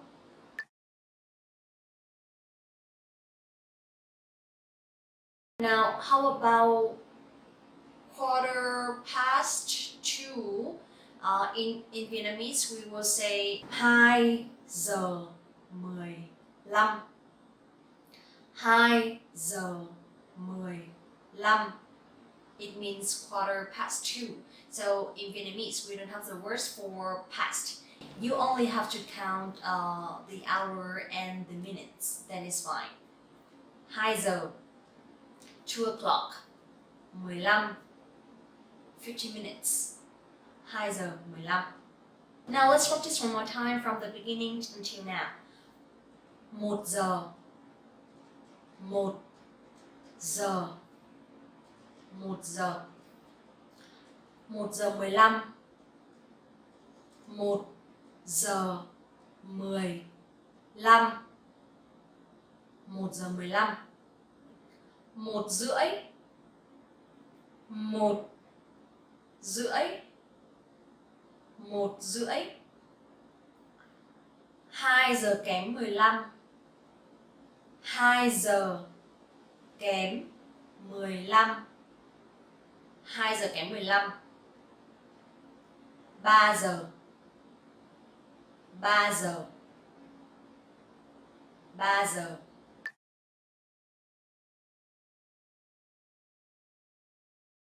Bình thường mấy giờ bạn phải đi làm? Bình thường mấy giờ bạn phải đi làm? Bình thường mấy giờ bạn phải đi làm? Thường thì 8 giờ tôi phải đến công ty. Thường thì 8 giờ tôi phải đến công ty. Thường thì 8 giờ tôi phải đến công ty. Hôm nay mấy giờ em muốn đi ăn tối? Hôm nay mấy giờ em muốn đi ăn tối? Hôm nay mấy giờ em muốn đi ăn tối? Hay là gặp nhau lúc 6 giờ đi. Hay là gặp nhau lúc 6 giờ đi.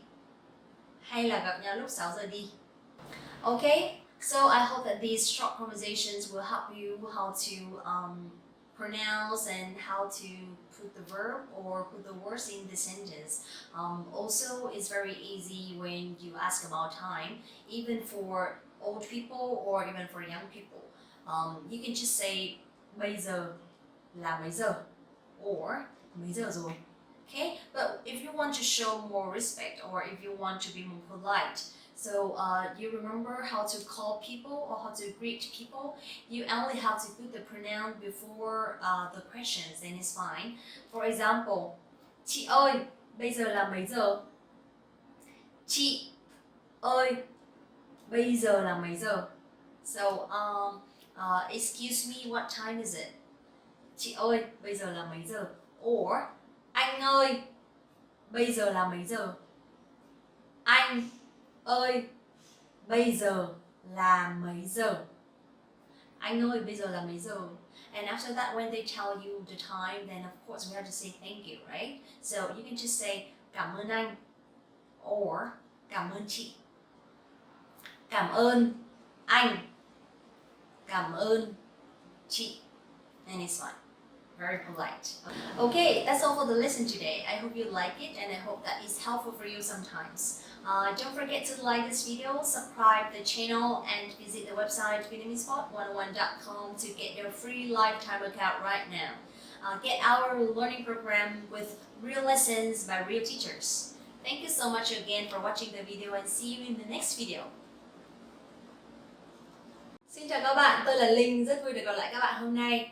Hi everyone, my name is Ling and welcome back to VietnamesePod101.com, the fastest, easiest and most fun way to learn Vietnamese. I'm so excited today because I'm going to share you some differences between the Northern Vietnamese and the Southern Vietnamese.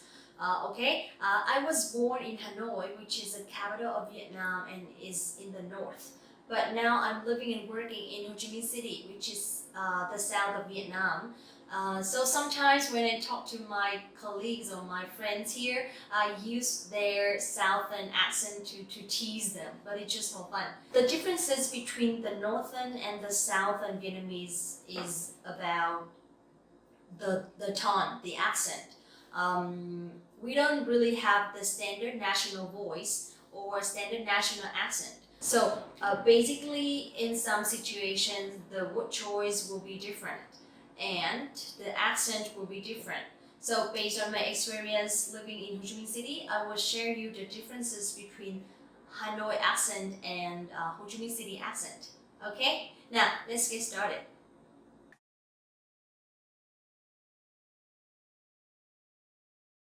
Chụp ảnh. Chụp ảnh means taking pictures, but in Ho Chi Minh City, people would say chụp hình. Chụp hình means taking pictures. So you will see instead of saying ảnh, they will say hình. Chụp ảnh, my Hanoi accent, and chụp hình, Southern accent. Áo phông, áo phông, t-shirt. But people from the south, they would say áo thun, áo thun. Bàn là, bàn là. Bằng ủi, bằng ủi. Cái bát ăn cơm. Cái chén. Bát nạt.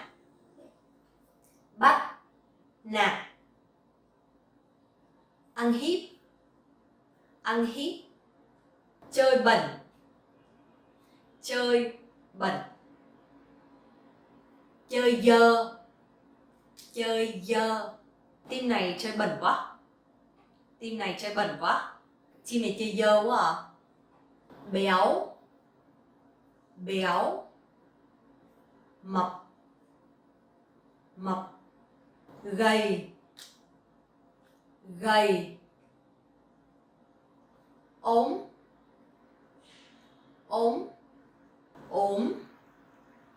bệnh. Cơm rang, cơm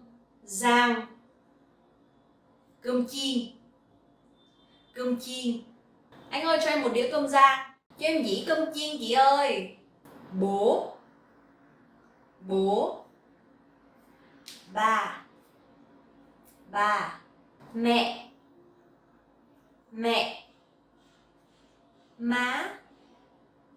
má, chị, chị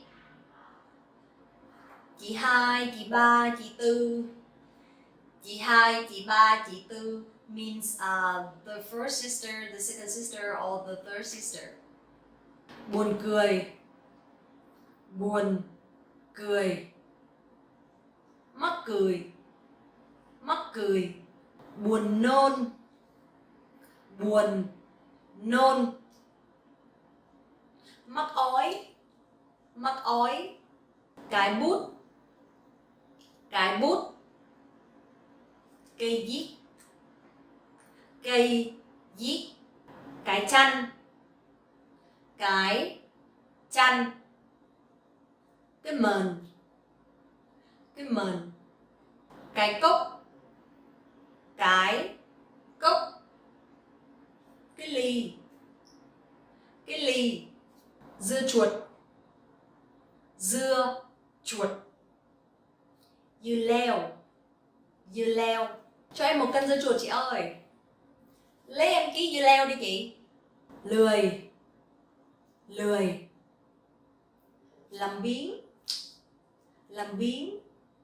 Mì chính, mì chính. Bột ngọt, bột ngọt. Vứt đi, vứt đi. Dục đi. Thôi cái này cũ rồi, vứt đi. Trời ơi, giữ chi mấy đồ này vậy, dục đi cho rồi. Trẻ con, trẻ con. Con nít, con nít. I feel so weird. I don't do it often, okay? Trust me. But thank you one more time for the opportunity to talk about the differences between the northern and the southern accent, as well as to share about our culture. If you have any recommendations or if you want to learn anything, just let me know at the comment below. I'll try my best to deliver better videos in the future. So one more time, don't forget to like this video, subscribe the channel, and visit the website VietnamesePod101.com for the free lifetime account right now. Get our learning program with real lessons by real teachers, okay? But now, thank you for watching and see you next videos. Want to speak real Vietnamese from your first lesson? Sign up for your free lifetime account at VietnamesPod101.com. Xin chào các bạn, tôi là Linh, rất vui được gặp lại. Hello everyone, my name is Linh and I'm back with a very interesting topic, which is living cost in Vietnam. So recently there are a lot of foreigners coming to work and to live in Vietnam. But before moving in, probably they will have a same question, which is maybe how much to spend a month in general for living in Vietnam. But depends, of course, depends on your budget or depends on your income. So you will have different levels, different ideas to live in Vietnam. But actually, I have to say that the living cost in Vietnam is pretty affordable. So today, I will give you an overview about that. Okay, let's get started.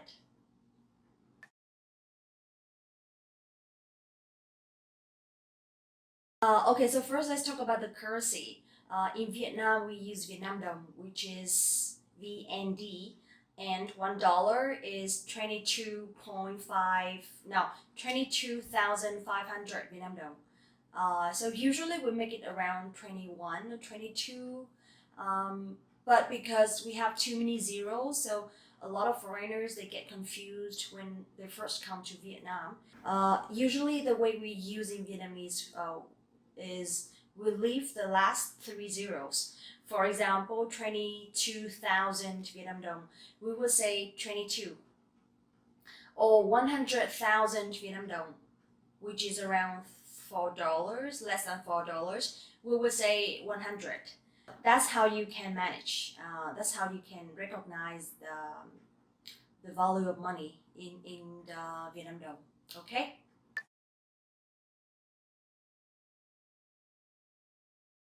Alright, so first coming to Vietnam, then of course you have to care about the accommodation. So let's say you don't have a place to live in Vietnam, so the best way to stay is to rent a house or an apartment. Depends on your budget, right?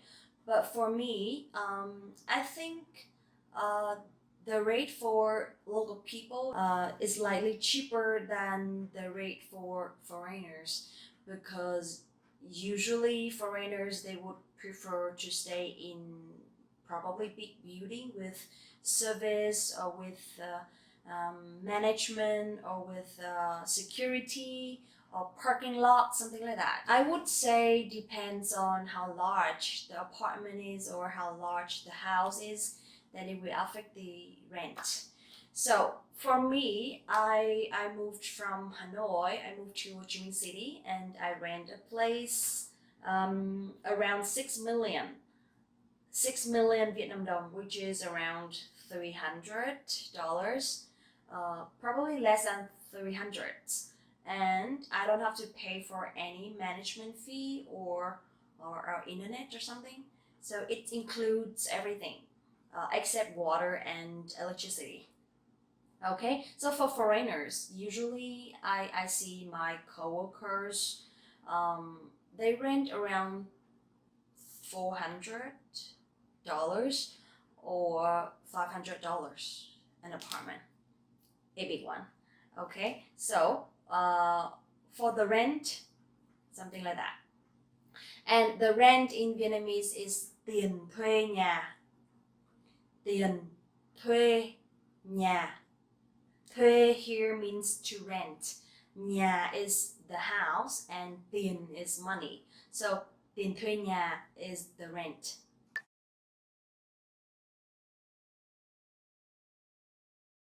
So there are many kinds of bill, right? For example, water bill. So you can say hóa đơn tiền nước. Hóa đơn tiền nước.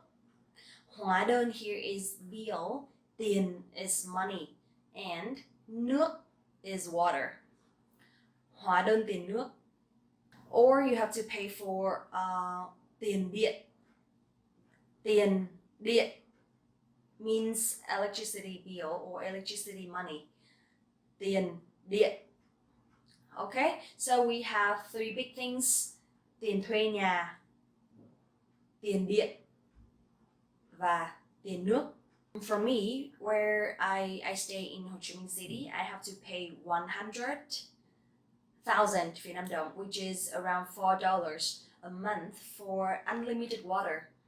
But for electricity, it'll be around probably 200 Vietnam dong or 300 Vietnam dong, depends on how much electricity I use. So if some months are very, very hot, I have to use the AC a lot, so it will be around 700. It's like $35, something like that. One more thing you have to pay for is the internet and the Wi-Fi, right? So you can say tiền internet. Tiền means money. Tiền internet or tiền mạng. Tiền mạng. Mạng here is a network. So tiền nhà, tiền điện, tiền nước, tiền internet. Alright, so before renting, usually in Vietnam, they will ask, the landlord will ask for 1 or 2 months deposit, depends on how long you stay.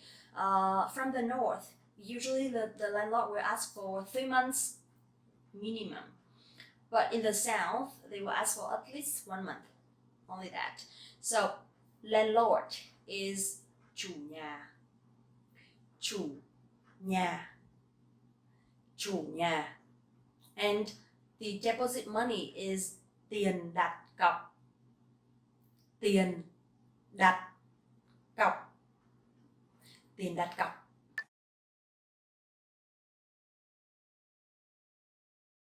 Now let's talk about food. In Vietnamese, đồ ăn. Đồ ăn. Đồ ăn. And also for drinks, you can say đồ uống. Đồ uống. đồ uống. So ăn is eat and uống is drink. For local food, it's very, very affordable. I have to say that. So usually you can easily find a bowl of rice or a bowl of noodles or any kinds of noodles in Vietnam with around 30,000 or 40,000. That is cheap, okay? 30 or 40,000. So local food, đồ ăn địa phương. Đồ ăn địa phương.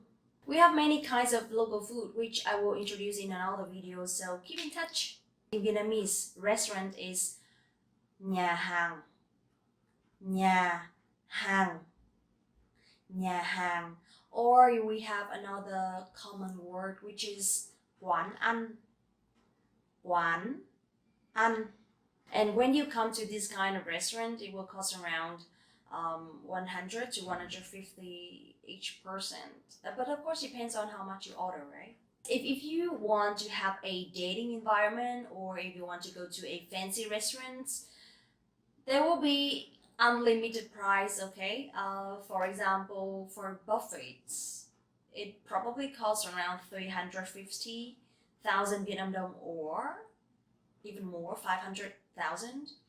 And for seafood buffets or something like that, it will cost around 600 or 700, which is $35 each person. But also there are a lot of Western restaurants in Vietnam, especially in Hanoi and Ho Chi Minh City. And if there are real authentic restaurants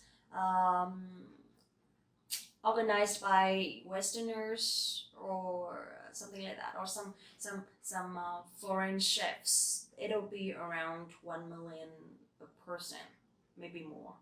But you will have like authentic steak or wine or alcohol, and everything is imported. So I think it's a good price. It's a good deal compared to going to other cities or other countries, because I've been to quite a few. But I have to say that living in Vietnam, especially food, is much, much more affordable. Okay, how about you are not familiar with local food, or you also want to have budget meal? So I suggest you to cook at home. You can go to the markets, chợ, chợ, or you can go to the supermarket, siêu thị, siêu thị, to buy food. And usually if you cook at home, it'll cost around 100 a day for probably 2 meals.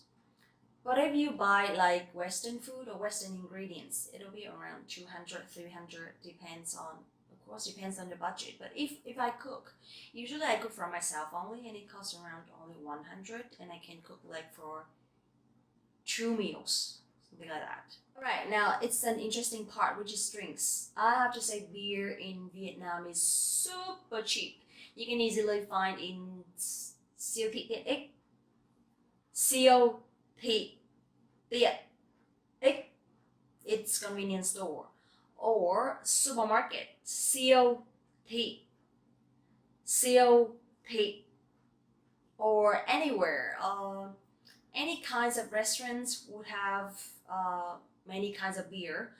So usually if you buy it at siêu thị tiện ích, it will cost around 15,000 or 20,000. It's like less than $1. You can have a bottle of beer or a can of beer.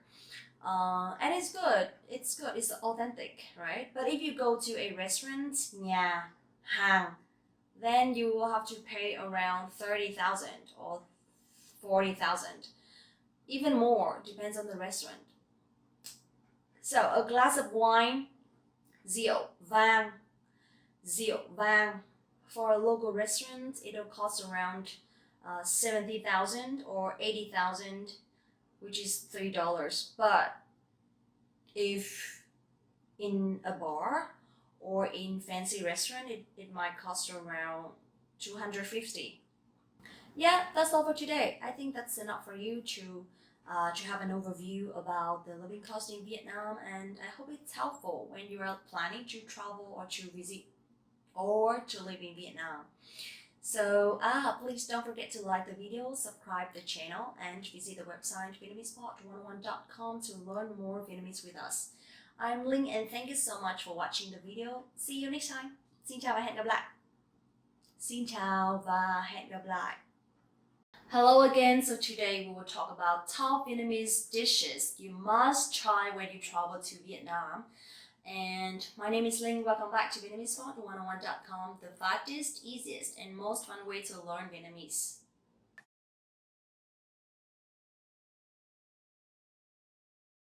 I'm from Hanoi, the capital of Vietnam, and which is the north. So I've lived there for like my whole life. I just moved out 2 years ago, almost 3 years ago, and now I'm living in Ho Chi Minh City, which is the south of Vietnam.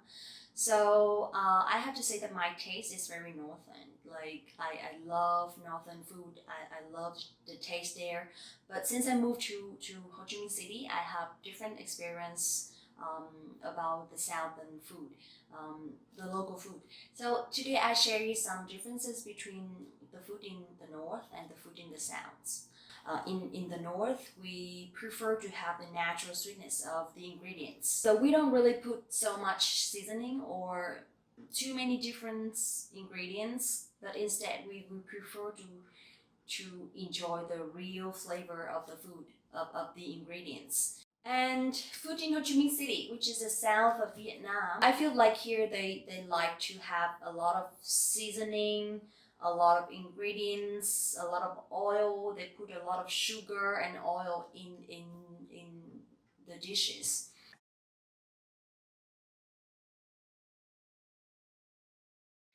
Now let's talk about the eating habits. There are some very typical cultures in Vietnam. For example, when eating, we use the chopsticks instead of using fork or knife. But we use chopsticks and spoons. Also, when eating, usually when we start eating, young people in the family will address old people in the family to show respect. We say something like, have a good meal or bon appetit. So in Vietnamese, you can say, con mời bố mẹ ăn cơm. So I address my parents, con mời bố mẹ ăn cơm. So from the north, people would prefer to have dinner together at home, but from the south, people will go out for eating. So that is the big difference between the northern people and the southern people.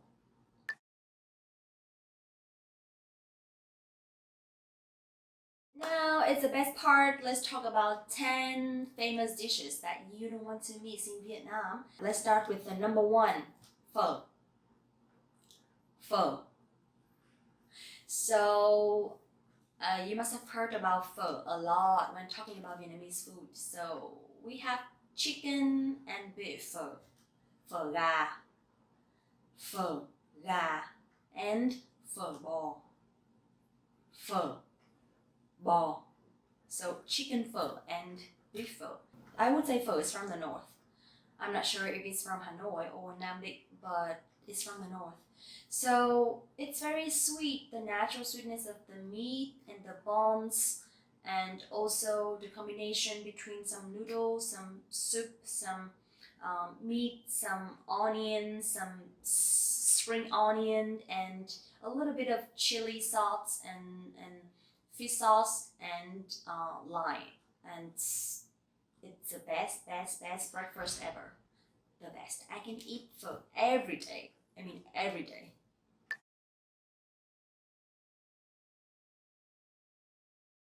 Next one is bánh mì ba tê. Bánh mì ba tê. So I think you know about bánh mì. It's famous. It's popular everywhere in the world, and there are many kinds, many versions of bánh mì. But it's also like the inspiration for Miss Universe. She has a bánh mì custom when going to the competition, and it's very funny. But I have to say that bánh mì is like the symbol of Vietnam. So we have bánh mì ba tê, bánh mì chả, bánh mì trứng, bánh mì thập cẩm, bánh mì heo quay, bánh mì xá xíu, many kinds. So don't forget to try one bánh mì when you are traveling or when you are walking on the road. It can be easily found everywhere.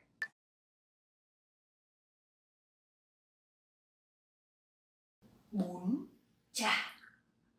Bún chả.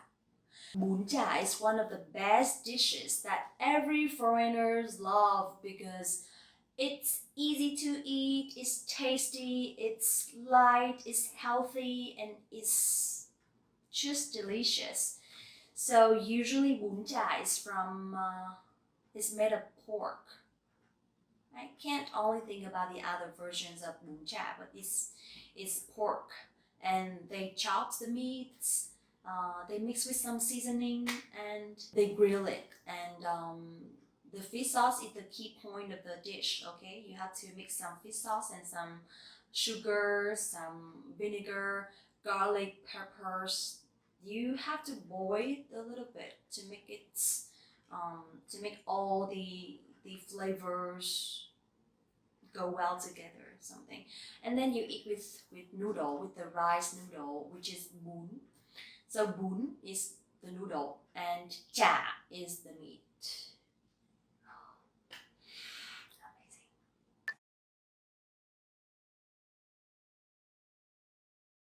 Soy.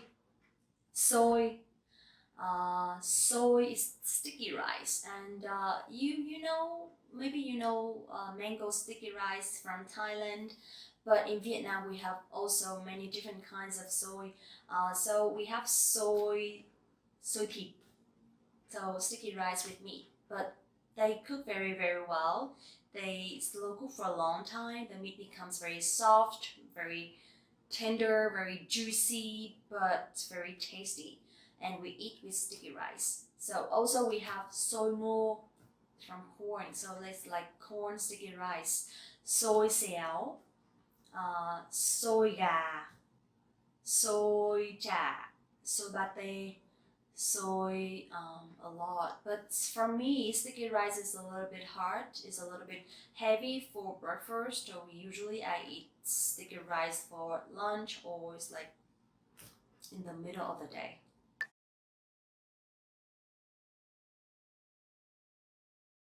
Name.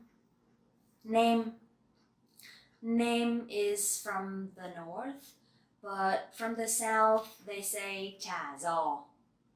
Chả giò. Chả giò. So this is one of my favorite dishes because I can cook it.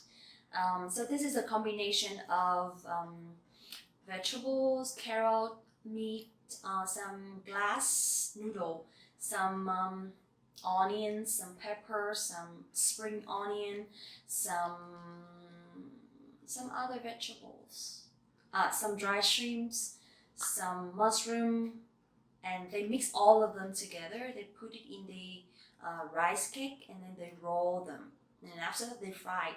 So it will be very crunchy outside but very soft and moist inside, and you have to make a sauce to eat with noodles. So usually we eat nem with bún chả.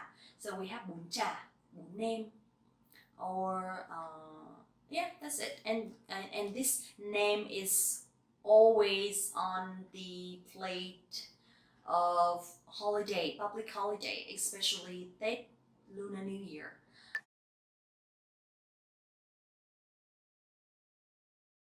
Bánh cuốn. Bánh cuốn.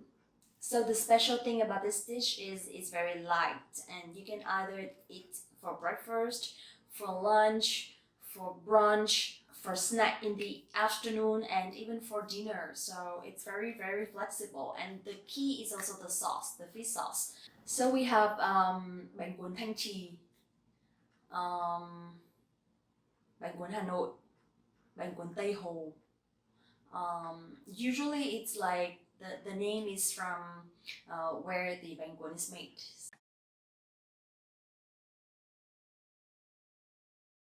Bún riêu is like a kind of noodles that you eat with Vietnamese crabs. So the Vietnamese crab is very small, like this,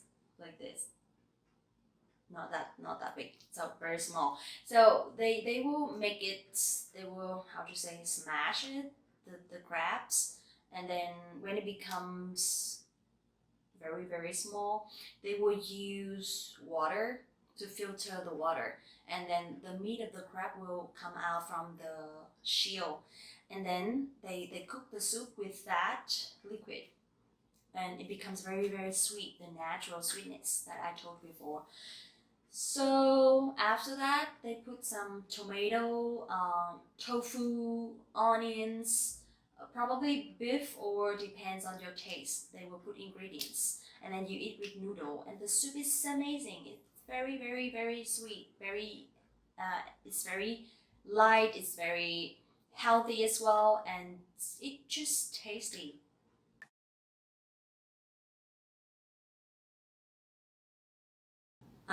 Bún đậu mắm tôm. So this is a tricky dish because not so many people can eat that. The key is the mắm tôm. Mắm tôm. Mắm tôm is like the sauce from shrimp, not from fish, not fish sauce, but we have shrimp sauce. So it smells really, really, really, really, really strong. And if you are sensitive with smells, with strong smells, like you can't eat durian, so you better be careful before you taste this. When you can't handle the smell, the combination of noodle, fried tofu, and the the shrimp sauce, it just so tasty. It's too good to resist because once you get familiar with that, I think like you will get addicted.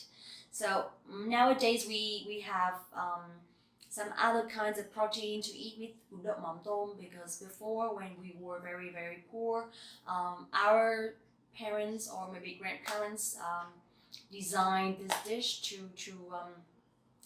to handle the hunger. So now it becomes very popular because it's also a traditional dish of Vietnam.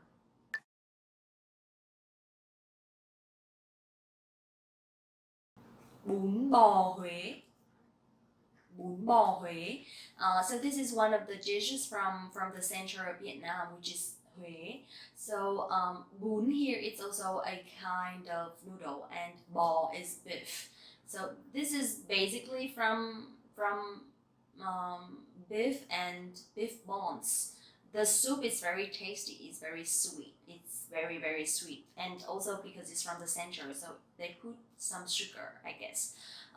Also, they put some gingers and some other kinds of herbs that I'm not sure the name, because usually the soup is the secret, the key of the dish. So bún bò Huế, bún bò Huế.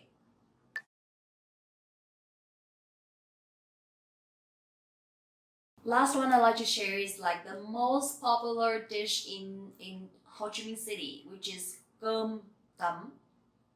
Cơm tấm. Cơm tấm is everywhere. It's like they can eat for breakfast, they eat for lunch, they eat for dinner, they eat anytime. And it's very healthy, it's very light, it's very cheap. It's only around 25,000, which is $1, and you can have a box of cơm tấm.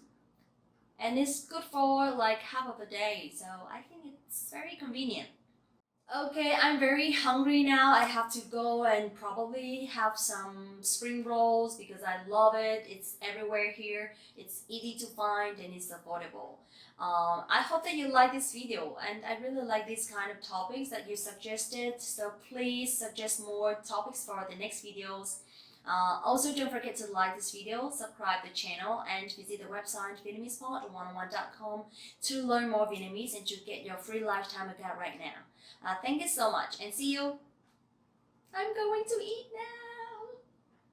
Hello, it's me again. Xin chào các bạn. Mình là Linh, rất vui được gặp lại các bạn. Hôm nay mình sẽ nói về một chủ đề khá là khó, đó là ngữ pháp mà đa số là người nước ngoài ai cũng sẽ cảm thấy rất là khó đặt câu. Ngữ pháp Việt Nam thậm chí là đối với người Việt Nam còn khó nữa là đối với người nước ngoài. Tuy nhiên hôm nay chúng ta sẽ xem chúng ta học cái gì nhá. Sorry, I just spoke a lot of Vietnamese, but I hope that one day I can speak 100% in Vietnamese so you guys can catch up. But first, let's start about vocabularies, all small grammar points, and you guys can easily make sentences. And in the future, we will do some challenges or some things that we can speak 100% in Vietnamese. Okay.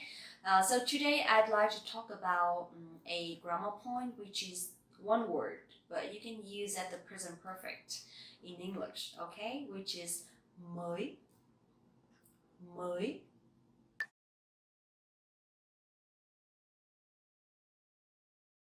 The funny thing is, mới in Vietnamese means new. This is an adjective, right? But you also can use for grammar points.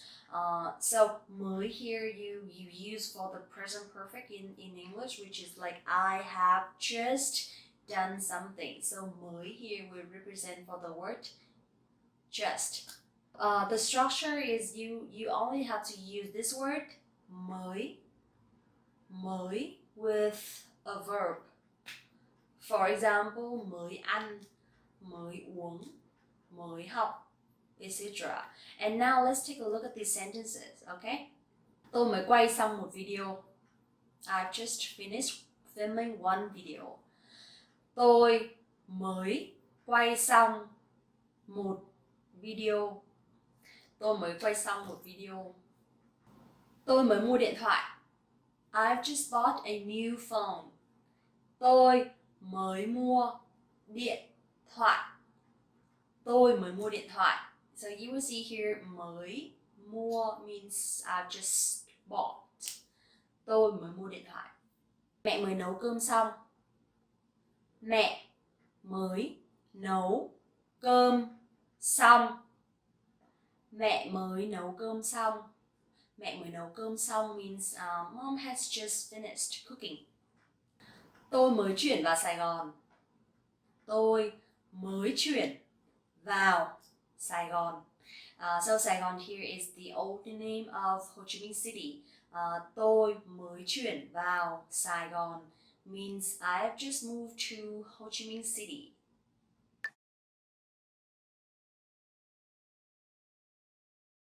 Alright, so now let's take a look at the questions and the answers so to see how you can use it in a short conversation, okay? Bạn đã ăn gì chưa? Bạn đã ăn gì chưa? Bạn đã ăn gì chưa means have you eaten anything? So here you will see bạn is you. Đã here is did. So the word đã you put before the verbs to represent for the action in the past. Also, again, we don't have to conjugate the verb. Đã ăn gì chưa? So ăn gì actually here eat what. Okay, eat what, and chưa is yet. So literally means you did eat what yet. That means have you eaten anything yet? So the question word which is chưa yet we put in the end of the sentence. In the future you will see a lot of questions that begins with the pronouns and that ends with the question words like that. So this is like a basic question structure of Vietnamese. Bạn đã ăn gì chưa? Tôi mới ăn xong. Tôi mới ăn xong. Tôi mới ăn xong means I have just eaten. Tôi mới ăn xong. Or it means I ate already or I just eaten. Yeah. Now, conversation number 2. Anh đã xong việc chưa? Anh đã xong việc chưa means have you finished work yet? Anh đã xong việc chưa? So đã also the word for the past. Xong việc means have you done working? And chưa is yet, the question word. And how to answer? You can say xong rồi. Anh vừa mới gặp một khách hàng xong. means I've done already. I've just met a client. Okay, so easy, right? Only one word with a verb mới and mới ăn, mới học, mới uống, mới ngủ dậy, mới làm, mới gọi, mới học xong, vừa mới xem video xong. So I hope that this video is helpful for you, and tell me if you need to study any grammar points, because Vietnamese grammar is very wide, and not sure what you really want to learn, or not sure if you really need to learn. So slowly I will deliver more grammar videos like this. Okay, also don't forget to like this video, subscribe the channel, and visit the website VietnamesePod101.com to learn more Vietnamese with us, me and maybe other hosts. Okay, thank you so much for watching the videos, and see you very soon. Hello, I'm back. It's Ling. Hello, I'm back. How to start?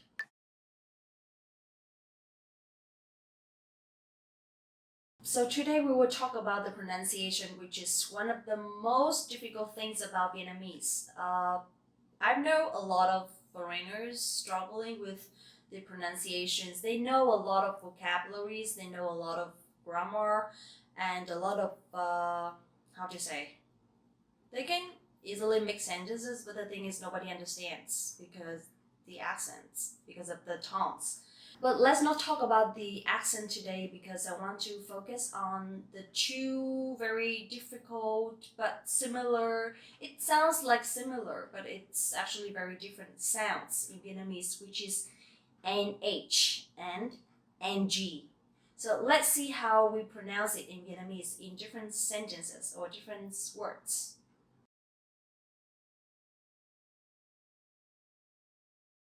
The NH in Vietnamese, you pronounce nhờ, nhờ. So it's not like the N in English, okay? Nhờ, nhờ. Let's see how it looks in words. Nhà, nhà. It's a house. Nhà. This is my house. No, it's not. Nhà, nhà bạn ở đâu? Nhà bạn ở đâu? Where's your house? So, nhà bạn ở đâu? Or nhà bạn ở đâu? Nhanh, nhanh means fast. Linh, bạn nói nhanh quá, tôi không nghe kịp. Means Linh, you speak too fast, I can't hear. Linh, bạn nói nhanh quá, tôi không nghe kịp. Nói nhanh quá không nghe kịp. Sorry, I will speak slower.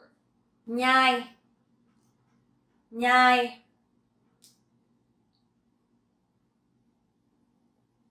Nhai kỹ thức ăn trước khi nuốt. Nhai kỹ thức ăn trước khi nuốt. So it means chew food thoroughly before swallowing. Nhẹ, nhẹ. So this one has dấu nặng. So you have to be very nặng. Nhẹ. And nhẹ is the opposite of nặng. So nhẹ, nặng. Chiếc điện thoại mới này rất nhẹ. Chiếc điện thoại mới này rất nhẹ. Quả nho, quả nho, nho, nho, nho, nho, nho, nho, nho. Grapes. Tôi thích ăn nho. Tôi thích ăn nho. I like grapes. Nhớ, nhớ. Dấu sắc, dấu sắc. Nhớ means miss. I miss you, I miss you. So, tôi nhớ bạn. Usually we don't say tôi and bạn. So we say em nhớ anh. I miss you. But for women saying em nhớ anh. So the other person will say anh cũng nhớ em. I miss you too. So nhớ. Nhưng, nhưng. So you will see the chữ nhưng, but. Tiếng Việt rất khó, nhưng rất thú vị. Tiếng Việt rất khó nhưng rất thú vị. Means Vietnamese is difficult but interesting. Nhạc, nhạc, dấu nặng. Nhạc, nhạc, music. I like music, so you can just say tôi thích nghe nhạc. Tôi thích nghe nhạc. I like listening to music.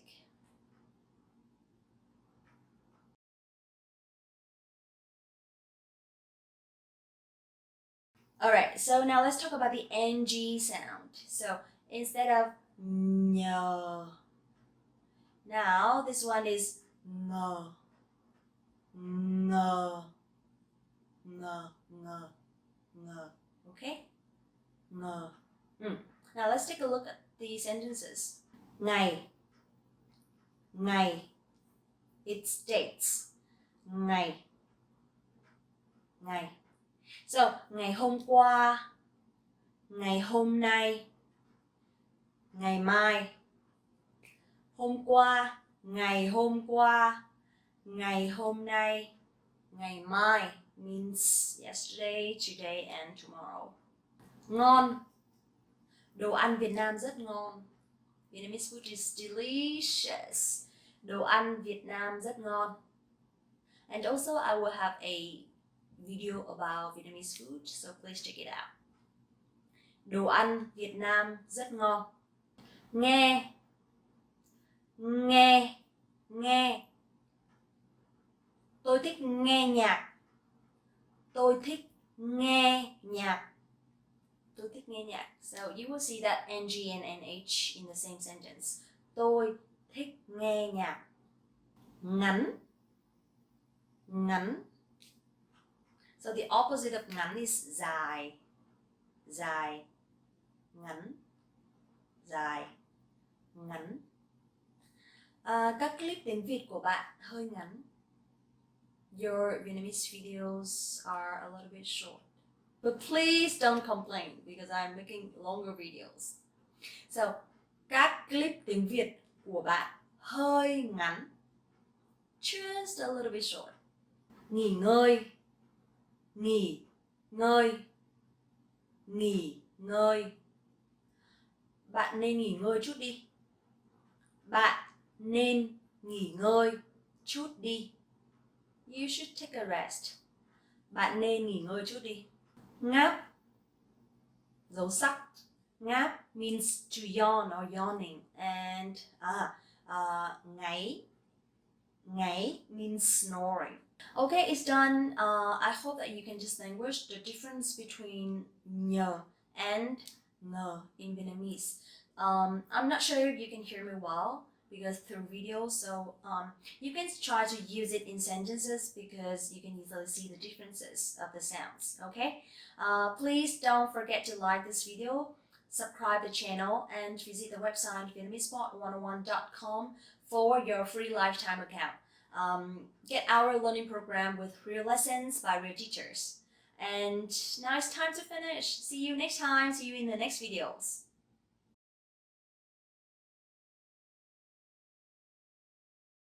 Hi everyone, welcome back to Vietnamesepod101.com, the fastest, easiest, and most fun way to learn Vietnamese.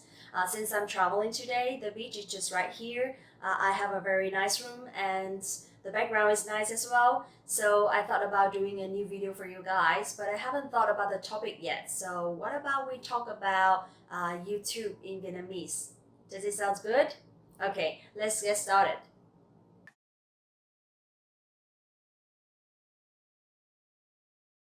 The first one is like and comment. Of course, we have the words in Vietnamese, but nowadays people started using like and comments as very friendly and common words.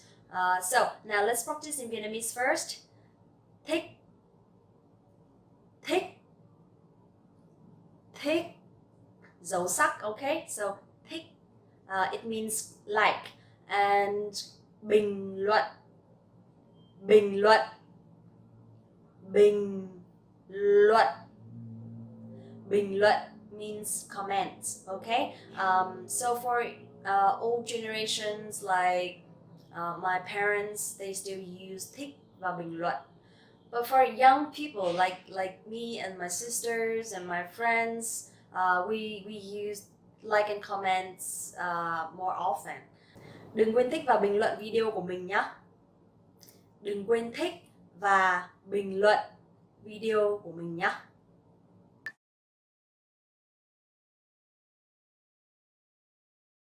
Theo dõi trang, theo dõi trang, hoặc đăng ký, đăng ký. So theo dõi means to follow and đăng ký means to subscribe. But when you use YouTube in Vietnamese, you will see the subscribe button. They will show like đăng ký. For follow, it's more common for Facebook, right? But for YouTube, we use đăng ký.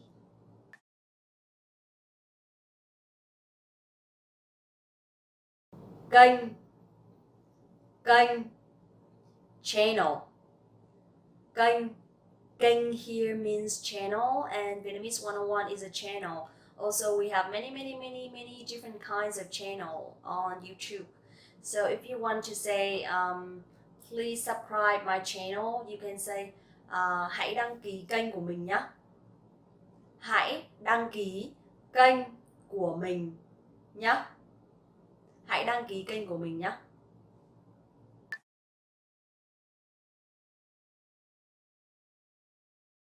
Review and feedback, actually we also use them in Vietnamese as well, as a Vietnamese word, I guess. So nowadays people started using review and feedback for their products more often, especially online shopping. So if you want to say review in Vietnamese, you can say đánh giá, đánh giá. Both have dấu sắc, đánh giá. And feedback is phản hồi, phản hồi. So review and feedback, đánh giá và phản hồi. Hôm nay mình sẽ làm một video đánh giá về tiếng Việt. Hôm nay mình sẽ làm một video đánh giá về tiếng Việt. Today I'm gonna do a video to review Vietnamese language. Các bạn đừng quên để lại phản hồi cho video của mình nhé. Các bạn đừng quên để lại phản hồi cho video của mình nhé.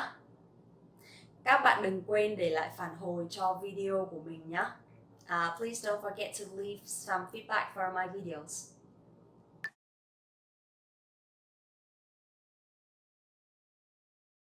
Phát trực tiếp, phát trực tiếp, phát trực tiếp. So phát trực tiếp means to live stream, right? And nowadays people also use live stream a lot, especially on social medias or social networks. So you can say hôm nay mình có buổi phát trực tiếp. Hôm nay mình có buổi phát trực tiếp. Hôm nay mình có buổi phát trực tiếp. Today I have a live stream. For me, I think I prefer to use live stream because nowadays everybody know what live stream is. I think it's because I work in an English environment, so I started using English words more common, but also people around me use that as well. So I think it's not a big deal. It's nothing wrong with using some English words for some specific fields or some specific areas.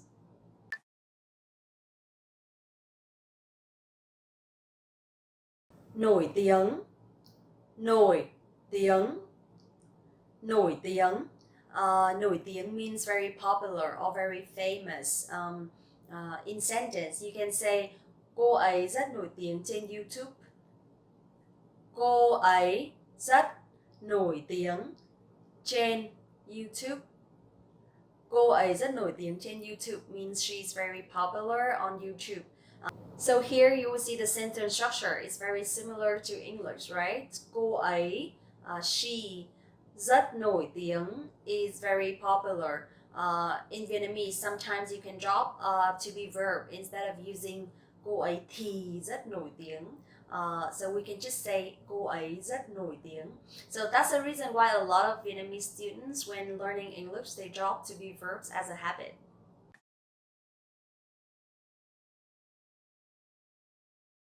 Người nổi tiếng. Người nổi tiếng. Người nổi tiếng. Người nổi tiếng you can use for famous people, popular people, or influencers. Nowadays we use người nổi tiếng a lot. So basically they have a lot of followers, they have a lot of fans, and they influence or they inspire people on social networks a lot. Okay? So người nổi tiếng.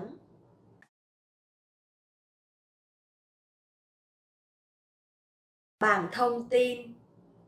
Bảng thông tin. Bảng thông tin means new feed, and you can put it in a sentence like this.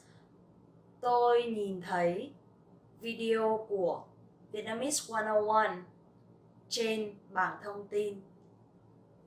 Tôi nhìn thấy video của Vietnamese 101 trên bảng thông tin. So I saw videos of Vietnamese 101 on new feed.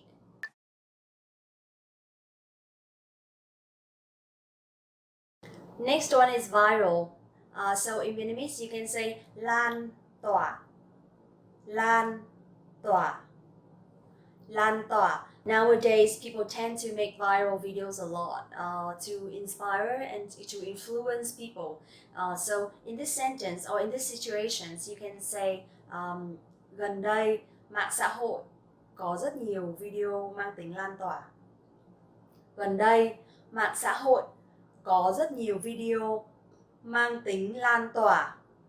Gần đây mạng xã hội có rất nhiều video mang tính lan tỏa. So that means recently on social networks there are many viral videos.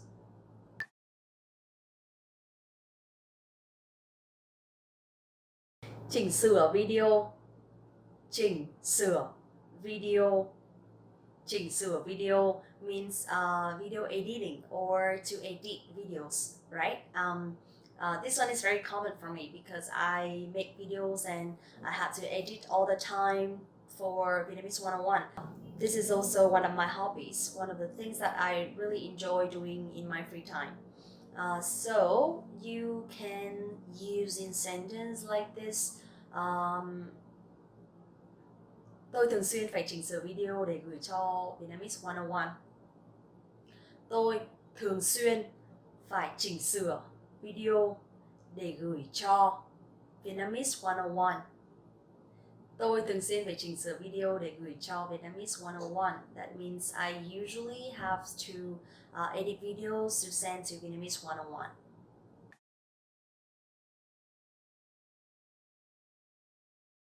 Hướng dẫn. Hướng dẫn. Hướng dẫn means tutorial. So also we have a lot of tutorial videos on YouTube. How to make up, how to draw eyebrows, how to draw eyeliners, how to learn English, how to pronounce correctly. So you can say gần đây rất nhiều video hướng dẫn mang tính lan tỏa. Gần đây rất nhiều video hướng dẫn mang tính lan tỏa. Gần đây rất nhiều video hướng dẫn mang tính lan tỏa. So you will see here in Vietnamese, to put the noun in plural, we put the word nhiều, nhiều before the nouns, and it will be in plural instead of using s in the end of the nouns, right? So also besides from nhiều, you can use các, or những before the nouns, and it will be in plural as well. So nhiều, các và những. Okay? Okay, it's done. I hope that you can use one of them or some of them when talking about YouTube in Vietnamese. And don't forget to like the video, subscribe the channel, and visit the website vietnamesepod101.com to learn more Vietnamese with Linh and other hosts. Thank you so much for watching the video. Đừng quên bình luận, chia sẻ và đăng ký để cập nhật những video mới nhất của mình nhé. Xin chào và hẹn gặp lại. Want to speak real Vietnamese from your first lesson? Sign up for your free lifetime account at Vietnamesepod101.com. Xin chào các bạn, mình là Linh, rất vui được gặp lại các bạn hôm nay. Hi everyone, my name is Linh and welcome back to Vietnamesepod101.com, the fastest, easiest and most fun way to learn Vietnamese. In this video today, I'm going to show you some must-know Vietnamese business English expressions for the presentation. So I think it's very helpful for office workers, especially people who always have to prepare for presentation, especially foreigners when they come to Vietnam and they work with Vietnamese workers. So now let's get started.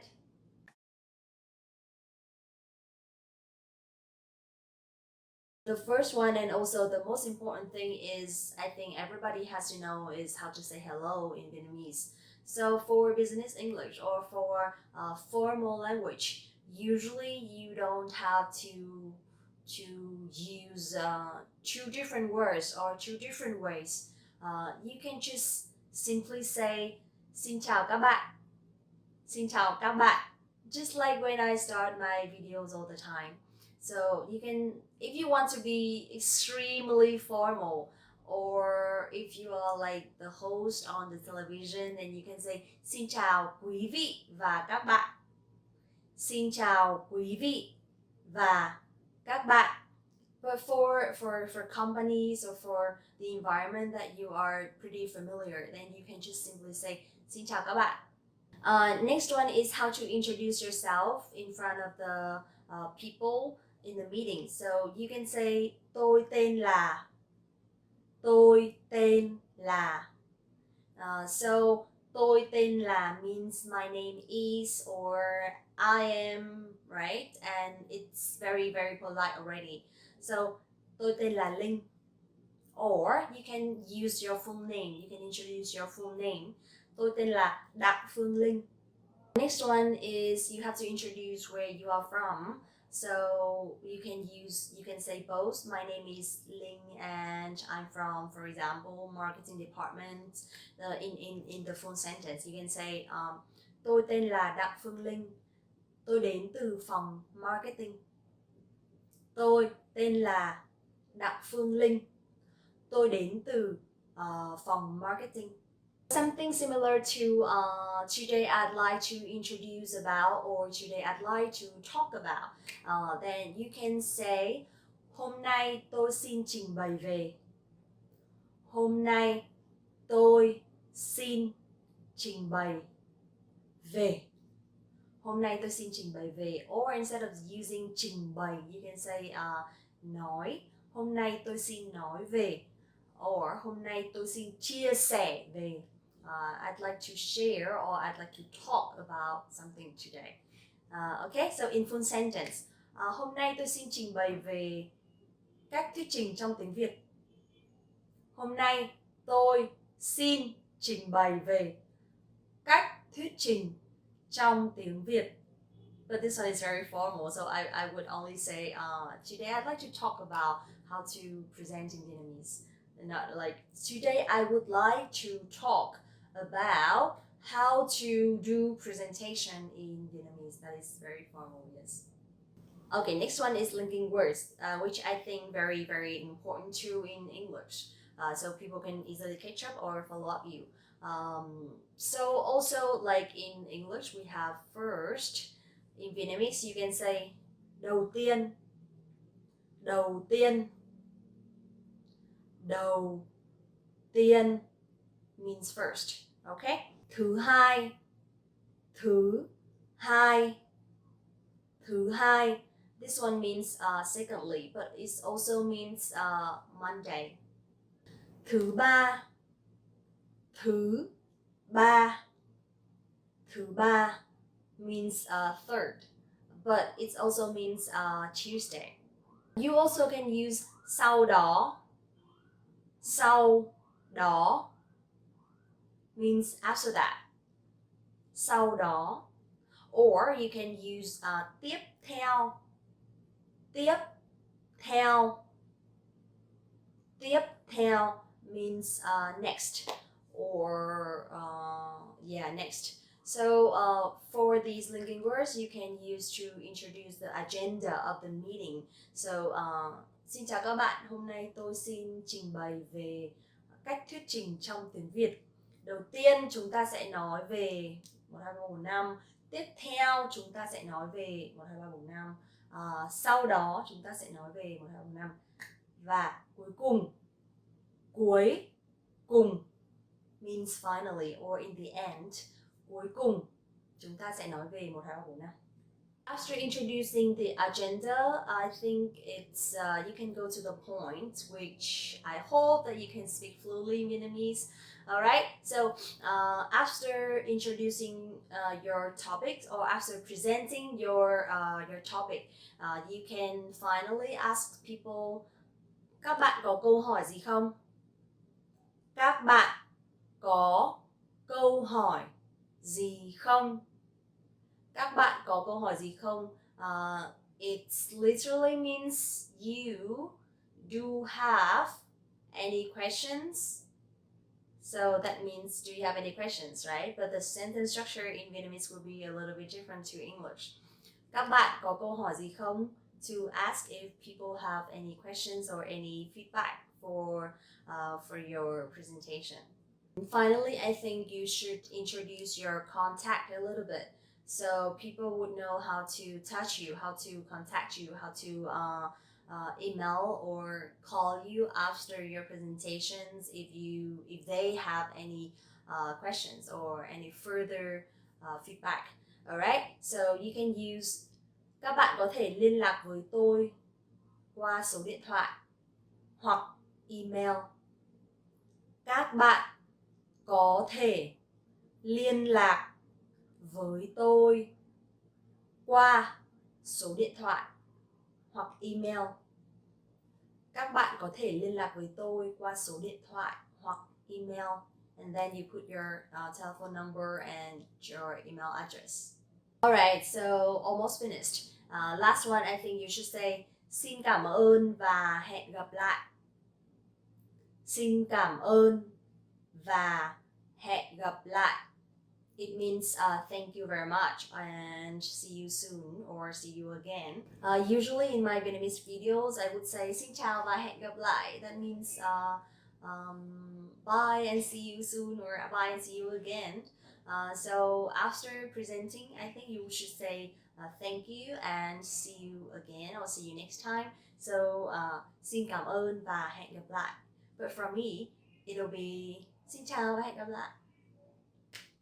Okay, so it's done for the lesson today. I hope that it's helpful for you. And I'm not very sure if I can help you in any other topics, so please let me know at the comment below. Also, please don't forget to like the video, subscribe the channel, and visit the website VietnamesePod101.com to learn more Vietnamese with Linh and other hosts. Thank you so much and see you. Xin chào và hẹn gặp lại. Xin chào các bạn, mình tên là Linh, rất vui được gặp lại các bạn. Hôm nay mình sẽ chia sẻ với các bạn về 6 thanh âm trong tiếng Việt.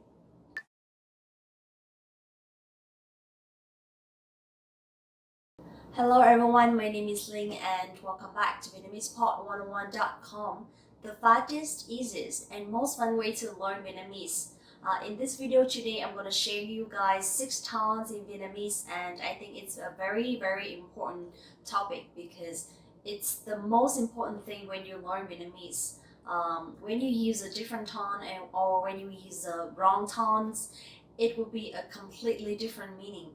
And it decides your pronunciation, it decides your accent, and it decides how good you are when learning Vietnamese. So let's get started.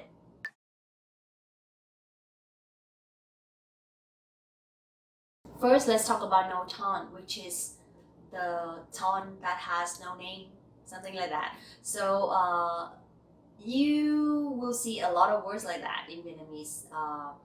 And basically the no tone in Vietnamese will be a little bit higher than the usual tone that you speak in English. So that's why when you hear Vietnamese people or even me speaking English, you will feel like their tone is a little bit too high. I'm not sure. So let's try some words in Vietnamese. So my name is one of the examples. Linh, Linh. It will be like this. Linh, Linh. Okay. Next one is a very common word. Không, không, không. So you feel the tone? Không means no. And also it'll be in a negative form of the verb. For example, không ăn. Không ăn means don't eat. Không đi means don't go. So không. Hay means good, or it also means often. Hay, hay. So hay không means is it good? So this is a yes no question. When you put the word không in the end of the sentence, it'll be do you, or are you, or can you. But in this situation, hay không means is it good? How do you feel? This is the easiest tone that you can easily practice because it has no tone, but I think compared with English, it's a little bit higher already. Okay, so now let's move to the next tone.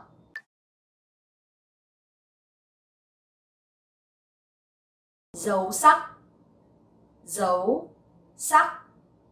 This is the up tone, and as you see in the word dấu sắc, they are both have dấu sắc, the sắc tones, but actually the sounds are very different, right? Dấu is a little bit softer, and sắc is a little bit sharper and stronger. So there will be two tones when using dấu sắc, like that. Dấu sắc. Now let's take a look at the words. Since talking about dấu sắc, I'd like to review a little bit about days. Thứ hai, thứ hai means Monday. Thứ hai, so hai here means two and means day two. So Sunday is the first day, right? And from Monday we say day two. Thứ hai, thứ ba means Tuesday. Thứ ba, thứ tư, thứ tư, thứ tư, thứ năm, thứ năm, thứ sáu, thứ sáu. Okay, so you will see both dấu sắc and không dấu in one word. Thứ năm, thứ năm. How do you feel? How do you feel the difference? Thứ năm or thứ sáu. So they both have dấu sắc. Thứ sáu, thứ sáu. Okay, clear? Now let's try another word. Máy bay. Máy bay means airplane, an airplane. So they also have dấu sắc và không dấu. Máy bay. Máy bay.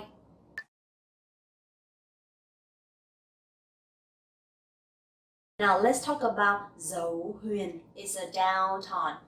Dấu huyền. Dấu huyền. So you will see dấu huyền has dấu sắc and dấu huyền. Dấu huyền. Đi về. Đi về means coming back. Đi về or đi về nhà. Đi về nhà. So đi has no tone and về nhà have dấu huyền. Okay? Đi về nhà means going back home. Đi chùa. Đi chùa means going to the pagoda. Đi chùa.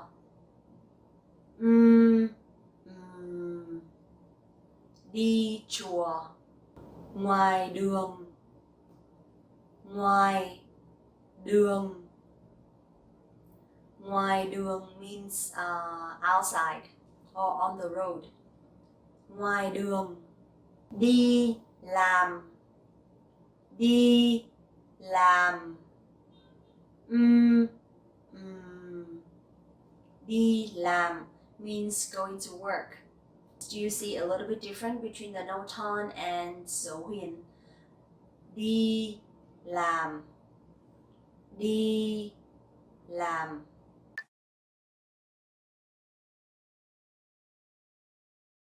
Next one is dấu hỏi. Dấu hỏi. Try again. Dấu hỏi. Hỏi. Okay, clear? Hỏi. But when we speak faster, it will be dấu hỏi. Hỏi. Hỏi. Okay, now let's take a look at the words. Cởi mở. Cởi mở. Cởi mở means open. She is very open. Cô ấy rất cởi mở. Cô ấy rất cởi mở. Phải. Phải. Phải. So we have trái, rẽ trái, right? And phải, rẽ phải. Phải is right. Turn right on the right side. Phải. Của tôi. Của tôi means my or mine. The possessive. Của tôi.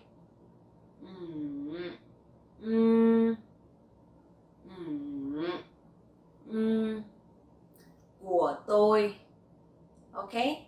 Các bạn có thích video của Linh không? Do you like my videos?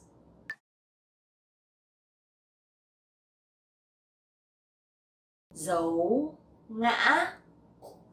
Dấu ngã. Ngã like singing, right? Dấu ngã. Dấu ngã. Dấu ngã. Ngã means to fall. Means I'm falling. But actually I'm falling in love doesn't mean that tôi ngã, okay? No, ngã means you're falling when you're walking. Ngã. Also one word is đã. Đã. Đã means the simple past. So when you want to talk about the past, we don't have past continuous, we don't have simple past, we don't have present perfect. You can just put the word đã before the verbs, that is fine. Đã ăn, I ate. Đã uống, drank. Đã ngã, felt. Đã ghê.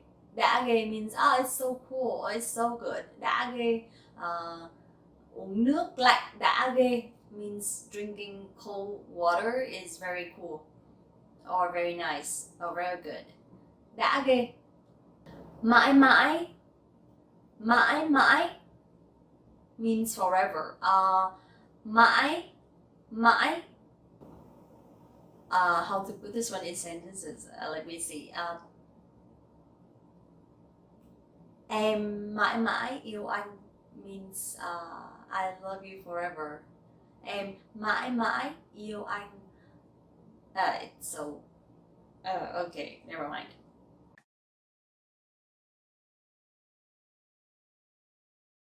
Okay, last one. Dấu nặng. Dấu nặng. So nặng here means heavy, and yes, this tone is a little bit heavy, it's a little bit strong, and you have to put like dấu nặng. Dấu nặng. Nặng. How does it sound? Is it weird? So don't feel funny when hearing Vietnamese people speaking English, because our pronunciation or our accent is influenced a lot by our tones. So that's why when we speak Vietnamese, it will sound a little bit heavier than people from other countries. dấu nặng. Đi bộ đội, đi bộ đội means joining the army. Đi bộ đội. Đi du lịch, đi du lịch, đi du lịch means to travel. Tôi rất thích đi du lịch. Tôi rất thích đi du lịch. Tôi rất thích đi du lịch. Okay, so also just it's likely dấu sắc. It has two tones. In dấu nặng, it also has two tones. Like đi bộ đội, it's one tone, and du lịch, it's a second tone when using dấu nặng. Okay, so I think it's a little bit difficult to remember, but the thing is just try to hear as many words as possible, and I think like you get used to it. Okay, it's done for today. Such a very difficult video, right? But don't give up, okay? Because I will always be here with you guys to practice pronunciation and accent. Please also don't forget to like the video, subscribe the channel, and visit the website VietnamesePod101.com to learn more Vietnamese. Thank you so much for watching again, and see you in the next video. Hi everyone, my name is Ling and welcome back to VietnamesePod101.com, the fastest, easiest and most fun way to learn Vietnamese. Xin chào các bạn, mình tên là Linh, rất vui được gặp lại các bạn. Are you confused every time pronouncing Vietnamese name because it has tone, it has different accent or different pronunciations, or you just don't know whether is their name or their last name? So today I'll be introducing and sharing you guys some common Vietnamese names and how to pronounce them. Okay, now let's get started.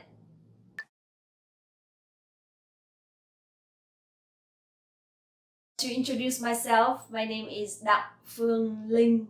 So usually Vietnamese names will have three words. Đặng is my family name or my last name. So we will follow our father's names. So my dad's last name is Đặng. So my last name is also Đặng. Okay. Next one is Phương Linh. So Phương Linh is my name. So usually when I book the tickets, when I travel, then my last name would be Đặng and my first name would be Phương Linh. Now let's talk about one other interesting thing, which is, for example, you have a sister or you have a brother. So usually you will have similar or maybe the same middle names. For example, Ngọc Anh, Phương Anh, Ngọc Anh, Phương Anh. So you will have the same name and different middle name. Hoàng Anh, Hoàng Vi. So same middle name and different names. Or, but it doesn't have to be the same every time, okay? For example, in my family, my name is Phương Linh, my elder sister is Thủy Chi, and my younger sister is An Anh, so it's completely different.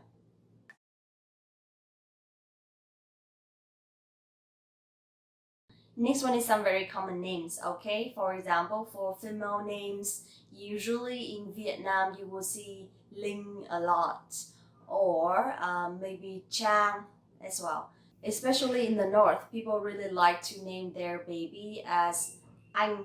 You will have a lot of versions of Anh, for example, Phương Anh, Ngọc Anh, Thùy Anh, Lan Anh, etc. Because just like my father as well, he believes that if your name starts with letter A, then you will be in the top of the list. So you will have to try harder because usually teachers will call your name a lot when it comes to check homeworks or something. Also, you may hear a lot Ngọc or Hiền.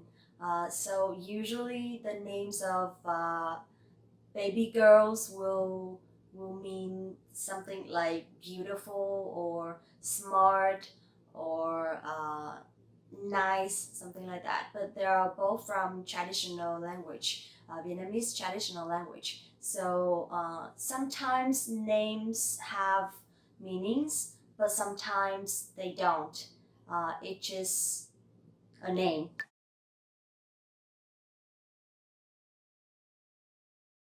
Now let's talk about some common male names. You will hear a lot people named Chung, Chung, or Tuấn, Tuấn, or maybe Tú, Tú, or Minh, Minh.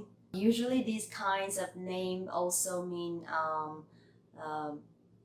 looking good or strong or smart or intelligent, something like that. But they are all traditional words, okay?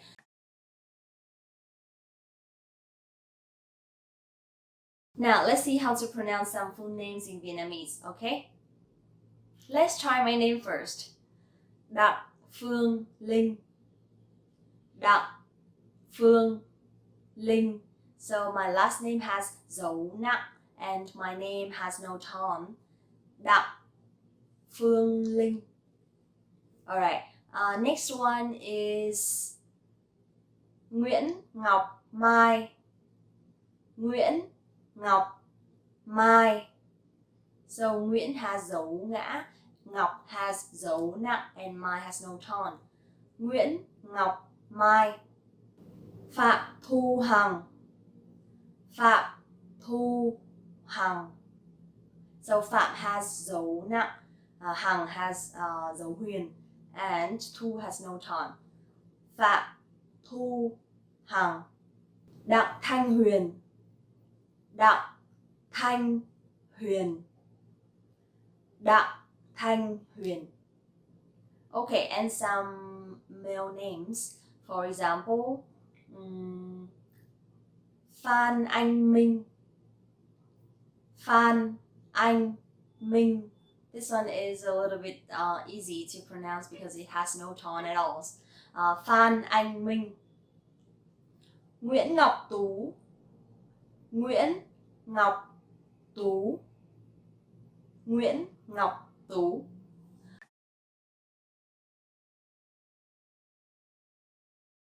Also, there's one more thing.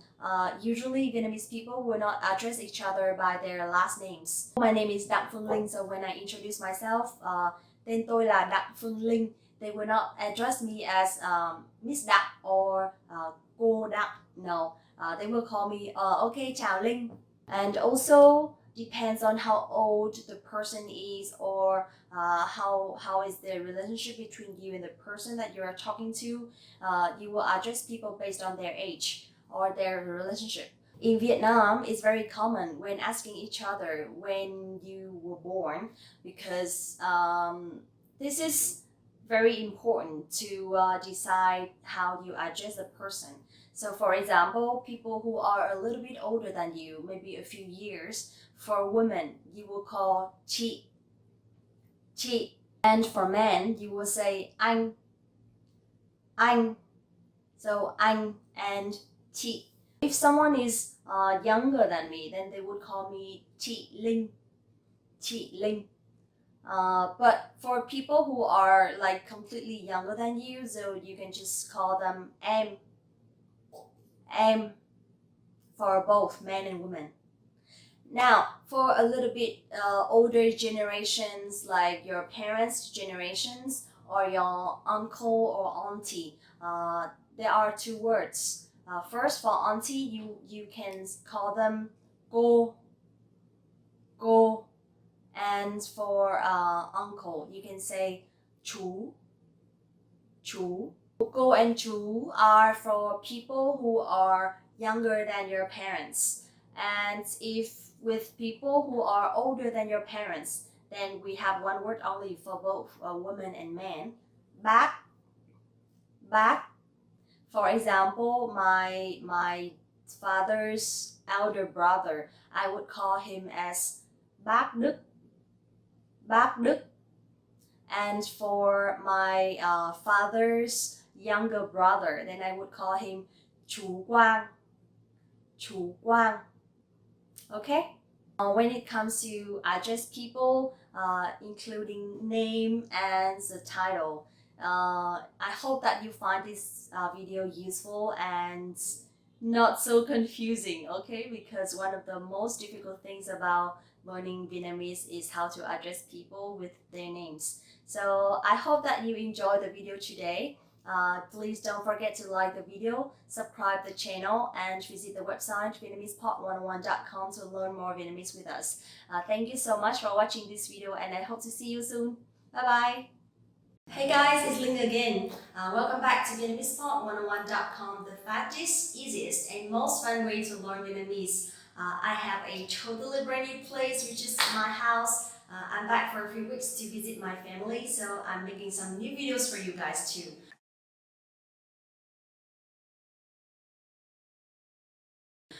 Today we will learn about how to compliment someone. I think it's very important because everybody wants to hear compliments. So now let's get started.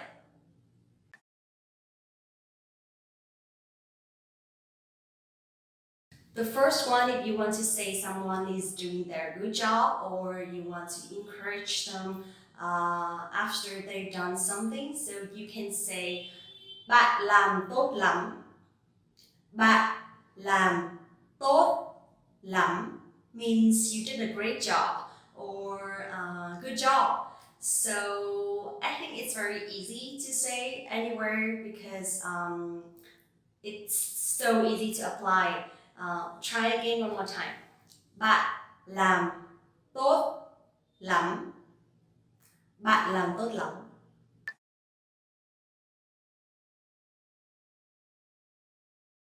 The next one is anh nhiệt tình quá. Anh nhiệt tình quá. To talk to a man, and if you want to talk to a woman, you can say chị nhiệt tình quá. Chị nhiệt tình quá. And then after that, you can say cảm ơn anh or cảm ơn chị to say thank you. So this one literally means you're very enthusiastic or you're very passionate, something like that. It's like they are very enthusiastic to do something to help you or something. So you can just easily say, anh nhiệt tình quá, cảm ơn anh nhé.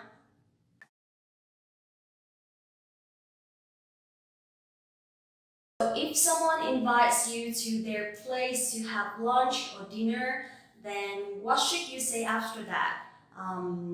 I'll show you one way so you can easily say like this. Cảm ơn anh chị vì bữa tối. Cảm ơn anh chị vì bữa tối. Cảm ơn anh chị vì bữa tối. So that means thank you very much for dinner.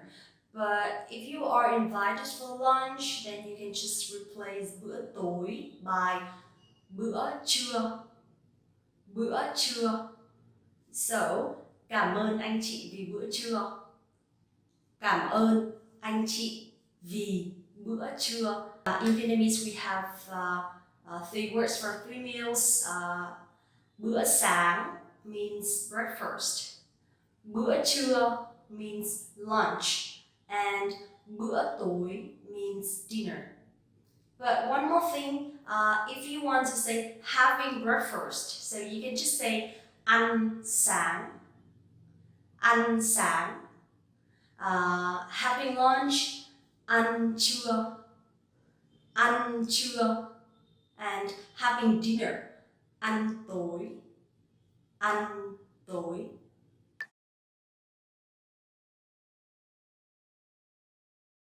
When you see someone wearing something very nice or when you notice someone have something new, you can say màu này hợp với chị lắm. Màu này hợp với chị lắm. Màu này hợp với chị lắm for a woman. And for men, you can say màu này hợp với anh lắm. Màu này hợp với anh lắm. Màu này hợp với anh lắm. That means this color suits you a lot. So when they are wearing a new shirt or a new t-shirt or some new accessories with nice colors, so you can easily say this color suits you a lot. Màu này hợp với chị lắm. Màu này hợp với anh lắm.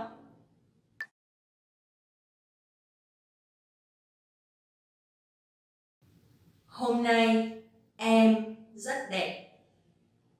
Hôm nay em rất đẹp. Hôm nay em rất đẹp. So this one is very simple, but very easy to use everywhere with any woman. So it means today you are very beautiful. So it doesn't mean that the other days you're not beautiful, okay? But that means they are specifically more beautiful than every day. Okay? So hôm nay em rất đẹp. Or you also can use another way, which is hôm nay em đẹp lắm. Hôm nay em đẹp lắm. So both means you are very beautiful today.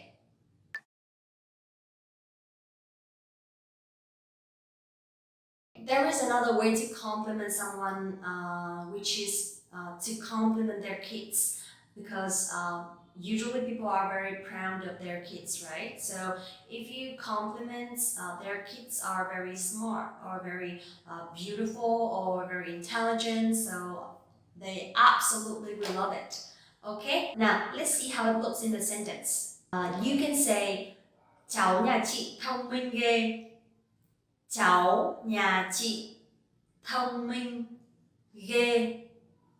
Cháu nhà chị thông minh ghê. That means your kid is very intelligent. Or you also can say cháu nhà chị đáng yêu ghê. Cháu nhà chị đáng yêu ghê. That means your kid is very lovely. Okay, I think it's enough to give compliments to someone. Either you're invited to a meal, or you're going to their houses, or you just like the way they look. So I hope it's very helpful for you today. Please don't forget to like the video, subscribe the channel, and visit the website VietnamesePod101.com to learn more Vietnamese. Thank you so much for watching the video and see you in the next one. Có, không, chưa, dạ. Vâng, rồi ạ. Why there are so many? How to say yes or no in Vietnamese properly?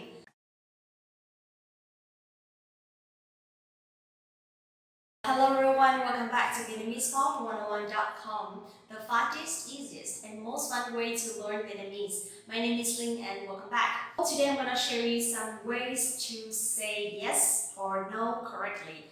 But it depends on the questions actually, so I would introduce you 3 different kinds of yes-no question. Okay, now let's get started.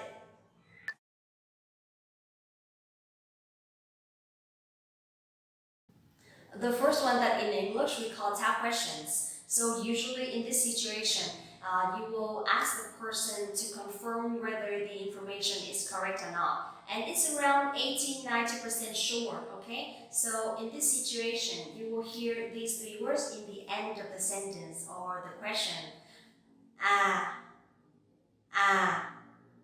Phải không, or đúng không. Đúng không? Okay, so when you hear these 3 words, you will know exactly that you should say yes or no in this way. For yes, you can say ừ, or vâng. That means yes or it's right. That's right. And for no, you can just say không. No, it's not like that. Now let's take a look at the sentences. Bạn là học sinh à? Bạn là học sinh à? Bạn là học sinh à? So that means you are a student, aren't you? And then you can just answer But for an older person asking you, em là học sinh à? Em là học sinh à? Em là học sinh à? So you can answer Vâng. Vâng. Bạn học tiếng Việt ở trên mạng đúng không? Bạn học tiếng Việt ở trên mạng đúng không? Bạn học tiếng Việt ở trên mạng đúng không? That means you learn Vietnamese on the internet, don't you? So you can just simply say for yes and không for no.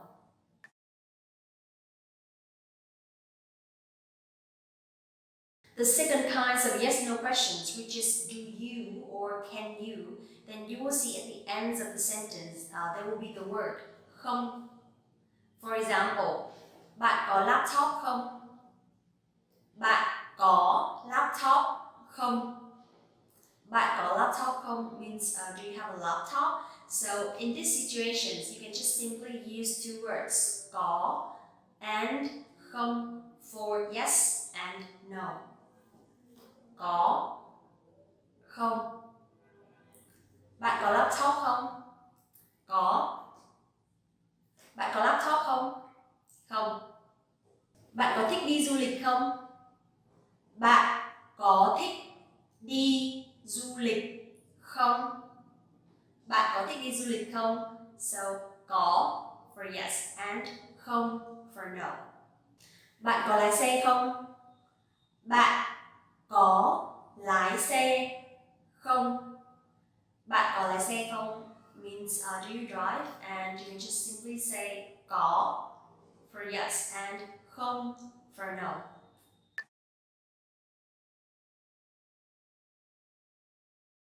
The third kind of yes-no questions, which is the present perfect in English. So usually you will see at the end of the questions, there will be one word. Chưa. Chưa. Let's take a look at the sentence. Bạn đã ăn cơm chưa? Bạn đã ăn cơm chưa? Bạn đã ăn cơm chưa? So in these situations, you will use rồi for yes and chưa for no. Again, bạn đã ăn cơm chưa? Rồi, tôi ăn rồi. And chưa, tôi chưa ăn. Em đã học bài xong chưa? Em đã học bài xong chưa? Em đã học bài xong chưa? Rồi. Em học rồi. Em đã học bài xong chưa? Chưa, em chưa học xong. Okay, so it's done for today. 3 different kinds of yes no questions. Number 1, that ends with phải không and đúng không. Number 2, that ends with không, không. And number 3, that ends with chưa, chưa. Okay, so I hope that it's helpful for you because it's a little bit complicated and also it's very common in Vietnam when answering questions. So just remember that it depends on the kinds of questions, then you will know how to say yes or no correctly. And that's all for today. Thank you so much for watching the video, and please also don't forget to like this video, subscribe the channel, and visit the website VietnamesePod101.com to learn more Vietnamese. Get your complete learning program with real lessons by real teachers. Thank you so much for watching the video, and see you in the next one. Want to speak real Vietnamese from your first lesson? Sign up for your free lifetime account at Vietnamesepod101.com. Hello everyone, welcome back to VietnamesPod101.com, the fastest, easiest, and most fun way to learn Vietnamese. My name is Linh, and welcome back to the channel. The reason why that I dressed like this today is because it's freezing here, yes, in Hanoi. And it's also very tricky for me to make this topic today because it's about things you should not do in Vietnam.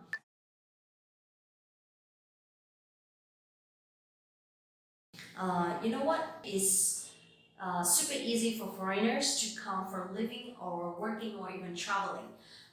Plus, there is not so much pressure because I think it's because of the policies or because of the law, and a lot of foreigners enjoy living here.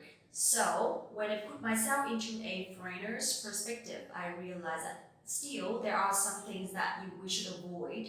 So today I'm going to show you guys what they are.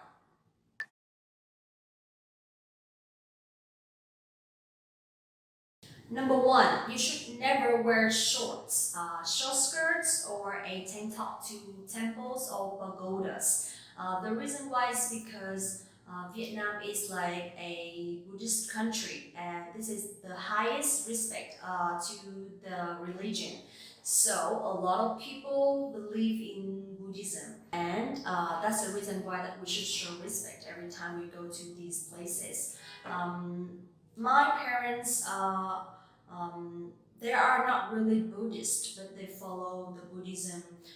They follow the Buddha. They believe in them, not really deeply, but they are still learning and praying. Every time that I go to the pagoda or every time that I go to a temple, I have to show respect. So that's the reason why that you foreigners should also show respect. So number one, never wear shorts, short skirts, or a tank top to temples or pagodas.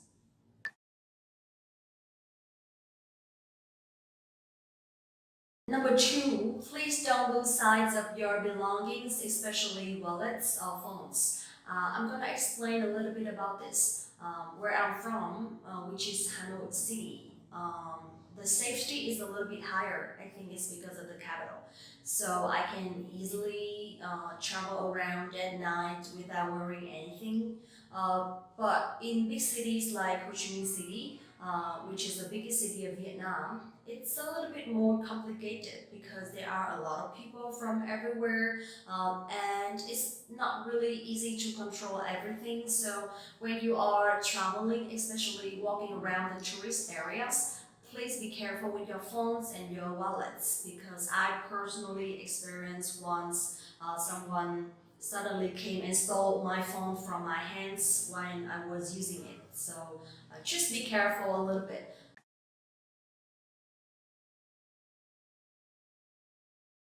Number three, it's a little bit funny because this is no rush when ordering. Come on, I'm not supposed to wait for 30 minutes for food. But yes, in Vietnam it happens, and it's very common when waiting for food, especially from the north. So in Hanoi, there are many famous and popular restaurants that you have to wait for 15 or 30 minutes. That's perfectly normal, especially in the old quarter, because they don't have much space for customers. So sometimes you have to wait, but it's worthy because the food is good, and it's also one of the cultures in Vietnam while waiting, and you can enjoy some iced tea or some snack or some pickle, which is very nice. And when food comes, it will be very nice, amazing, or delicious. Okay, so no expectation at all, but still, if you visit a restaurant in the old quarter, please be patient with the owners.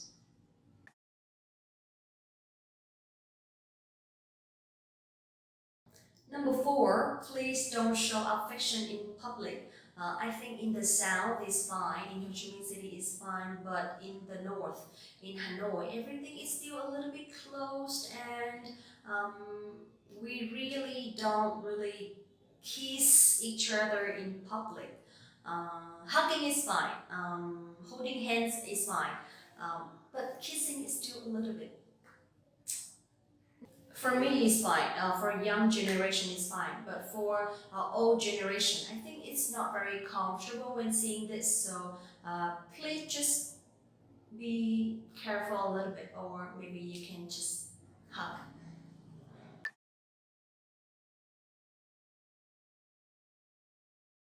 Number five, the last one is please don't believe so much in referrals from strangers to a restaurant or a hotel, especially from taxi drivers. I personally experienced this one when I was traveling to a new city, and I catched a taxi to the restaurant that I checked on the internet. So the taxi driver suddenly told me that this is not a good place. The food is not very fresh, especially seafood, so you should not join it. And I suggest you to go to this seafood market, and it's very tasty and very famous and also affordable. So I was thinking maybe he's local and he knows more clearly than me, and I trusted him. But then when I came there, I realized that this is just a normal restaurant with a lot of tourists. So again, please believe in your choice, believe in what you search and the reviews from the internet about any places, because sometimes the taxi drivers, they just want to get some commissions from the restaurants or the hotels. So if the reviews on the internet are good, then you can easily trust. But for strangers, especially taxi drivers, so I wouldn't recommend. Okay, so there are a few things that I'd like to share to you guys. I hope it's helpful for your next trip to Vietnam and I hope you like it. Please also don't forget to like the video, subscribe the channel and visit the website VietnamesePod101.com to learn more Vietnamese. Thank you so much for watching the video and see you next time.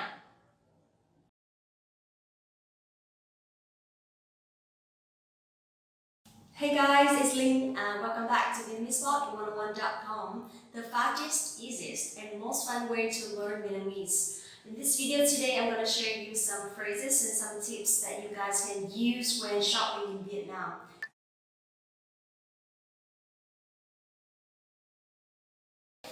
First, chị ơi, cái này bao nhiêu tiền ạ?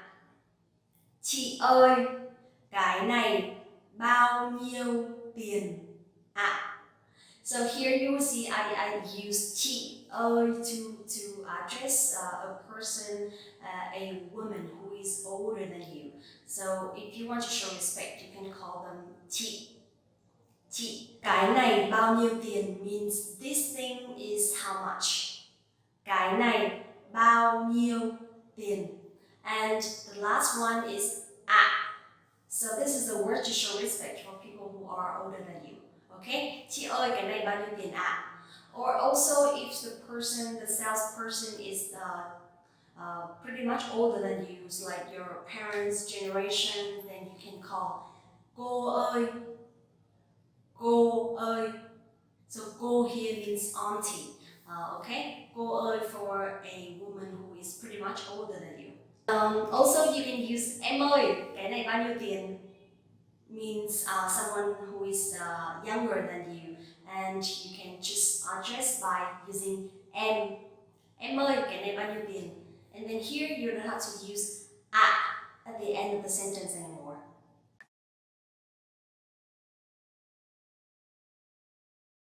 Number two, if you want to see different colors of the things that you've chosen, then you can say cái này có những màu gì? Cái này có những màu gì? Cái này có những màu gì? Okay? So in this situation, you don't have to really address the person anymore. So you can just say cái này có những màu gì? Or if you want to show respect, then you can say cái này có những màu gì ạ? Cái này có những màu gì ạ?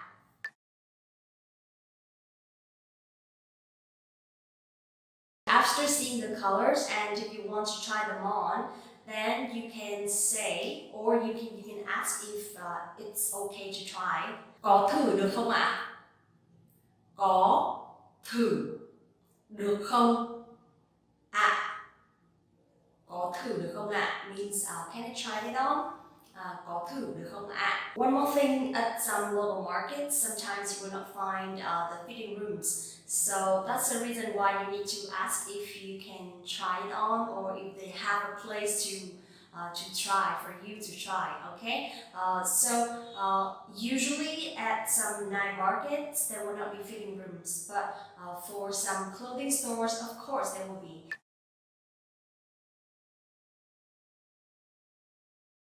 Instead of asking, is it able to try, then probably you can use the next sentence, which is cái này có những size gì?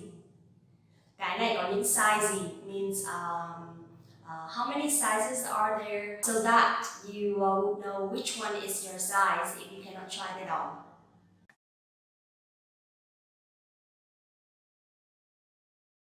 Okay, so after choosing the size, the colors, and the one that is suitable for you, maybe this is a time for you to negotiate the price, right? And we talked about how to ask how much, and now maybe you can say, cái này có bớt không ạ? Cái này có bớt không ạ? Cái này có bớt không ạ means can you discount a little bit? Or for the person who is younger than you, then you can just say cái này có bớt không em? Cái này có bớt không em? Cái này có bớt không em?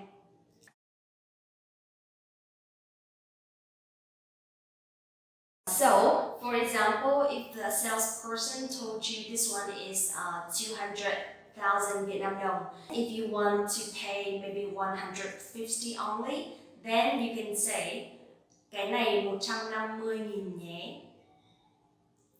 Cái này 150.000 nhé. Cái này 150.000 nhé.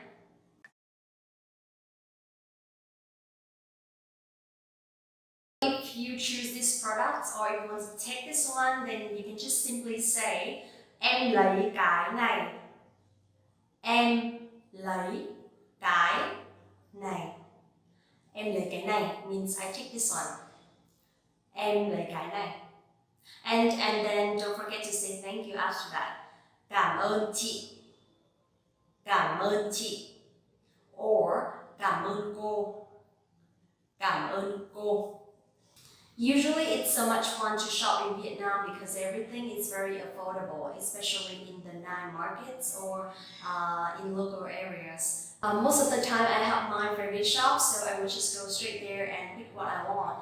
But usually for foreigners, it'll take some time for you to get used to everything in Vietnam, especially the numbers of the money.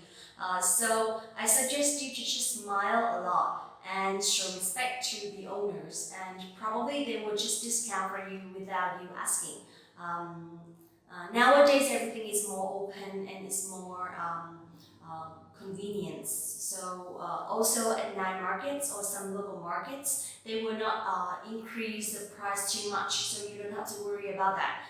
That's all for today, and I hope you enjoy it. Please also don't forget to like this video, subscribe the channel, and visit the website VietnamesePod101.com to learn more Vietnamese. Get your complete learning program with real lessons by real teachers. Thank you so much for watching the video. My name is Linh, and see you in the next one. U, U, E. It's so confusing, right? But don't worry, today I'm gonna show you how to pronounce Vietnamese vowels properly. Hello, my name is Linh and welcome back to VietnamesePod101.com. The fastest, easiest, and most fun way to learn Vietnamese. Now let's get started.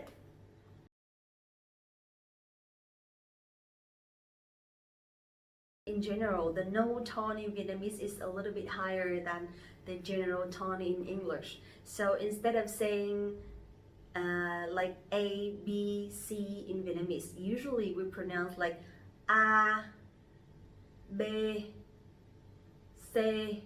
Now let's take a look and see how we pronounce them. Number one I like to introduce is the letter A. So in Vietnamese we have three A's. You pronounce A, A, A, A,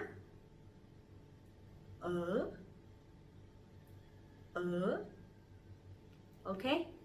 A, So I think that you can see in general the way to pronounce the vowels correctly is to it's about the shape of your mouth. So you actually don't have to use the movement of your lips and your tongue, but it's just the movement of the shape of your mouth.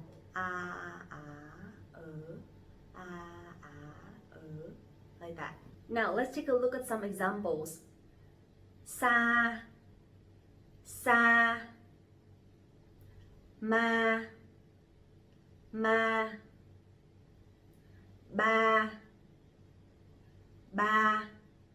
Now, how about letter A? An. In Vietnamese, we don't spell the letters separately, but instead we spell them together. For example, A, N, an. A, N, an. Okay? So we don't say like A, N, but we pronounce A, N, an. Măng, măng, ả ngờ ăn, mờ ăn măng, măng, xăng, xăng, xăng, ở, vâng, vâng, vâng, nâng, nâng, nâng. Good. Now let's see what happens with the letter E. So in Vietnamese we pronounce e, e, e, and the second letter E is e, e, e. Okay? Now let's take a look at the examples. Xe, xe, xe. Xe is transportation in general. Next one. Mẹ, mẹ. Mẹ is mom, right? But this one has the dot, the dấu nặng, the strong tone, so it has to be down and it has to be stronger a little bit. Em, em, em. Okay, next one is e, b, b, b. B is letter B, that's how we pronounce B in Vietnamese. B. Ghế, ghế. Ghế is the chair. Nghề, nghề, nghề. Nghề is a job. Okay, next one is E, E. Example, me, me. Đi, đi, đi thi, đi thi. Quý vị, quý vị means like ladies and gentlemen, so you guys can say kính thưa quý vị và các bạn. Kính thưa quý vị và các bạn. The letter O in Vietnamese we have three ones. O, O, O, O, O, to, to, to. Next word, lo, lo, lo. Okay, the next O is O, O. For example, ô tô, ô tô, ô tô,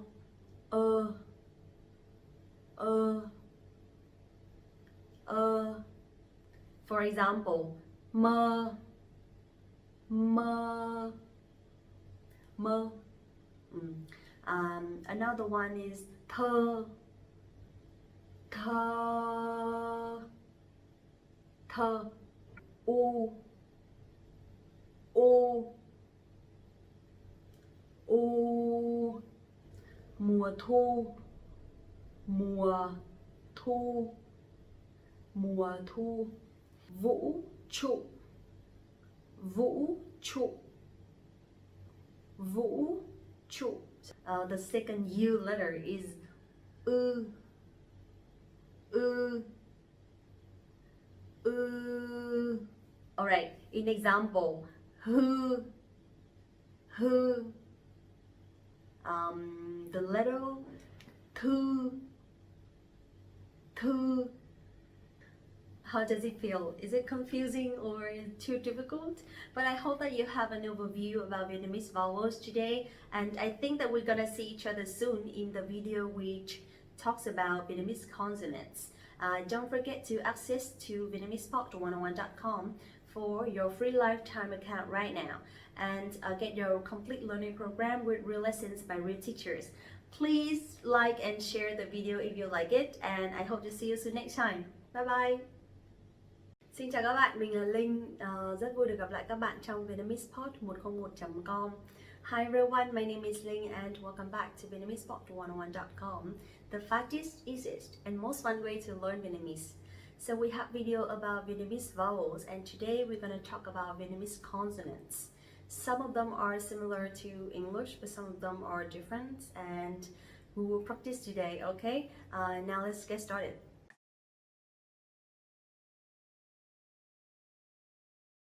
The first one I'd like to share is the letter B, and in Vietnamese it's pretty much similar. So we pronounce B, B. The name of the letter is B, but actually you pronounce the same, okay? Like B. In examples, bánh mì, bánh mì. You know bánh mì, right? It's very popular in Vietnam, so you have to try that when you come here. Bác sĩ, bác sĩ. Bác sĩ is a doctor and the patient is bệnh nhân, bệnh nhân. Okay, so bờ, bờ, bờ. Next one is cờ, cờ, cờ. You will have to pronounce a little bit strongly. So it's pretty much similar to the G sound in English, okay? Cờ, cờ. For example, con cá, con cá, con cá. Con cua, con cua. Con cua is a crab. Okay, so you will see that the C sound in Vietnamese we pronounce like the K sound or the G sound in English. Cờ, cờ. Giờ, giờ. This one is very easy for me because it sounds like Z sound in English. Giờ. So I'm from the north, I'm from Hanoi, so my pronunciation would be Z. But people from the sound, they would pronounce a little bit differently. They would say ya, ya, something like that. So let's see, in the examples, dặn dò, dặn dò, dặn dò. Dặn dò means to remind someone to do something. Du lịch, du lịch, du lịch. Du lịch means to travel. So I like traveling. You can say tôi rất thích đi du lịch. Tôi rất thích đi du lịch. In Vietnamese, letter D, we have two Ds actually. One is Z and one is D. D. Okay? D. And I think this one is similar to D sound in English. D. D. But it's a little bit stronger. D. Okay? For example, đi. Đi means to go, or đi means let's go, let's go. Đẹp trai. Đẹp trai means handsome, and if you want to say he's very handsome, you can say anh ấy rất đẹp trai. Anh ấy rất đẹp trai. Letter G in Vietnamese we pronounce g, g. Okay, so it'll be like you goggling in your throat, like it's like that. G, g. Okay. For example, gọn gàng. Gọn gàng means very neat, it's very tidy. Gọn gàng. So căn phòng này rất là gọn gàng. This room is very tidy. Căn phòng này rất là gọn gàng. Next one is hờ, hờ. So this one is exactly the same to English. Hờ, hờ. For example, học hành. Học hành means to study. Hào hứng. Hào hứng. Hào hứng means very excited. Ca. Ca. So I think this one you can pronounce similarly to the g. G. And in examples, kính chào. Kính chào. For example, kính chào quý vị và các bạn means ladies and gentlemen. So usually we say kính chào for greeting someone in a formal way. Kính chào.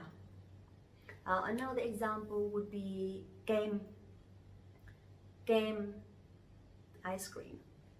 Kem. L. L.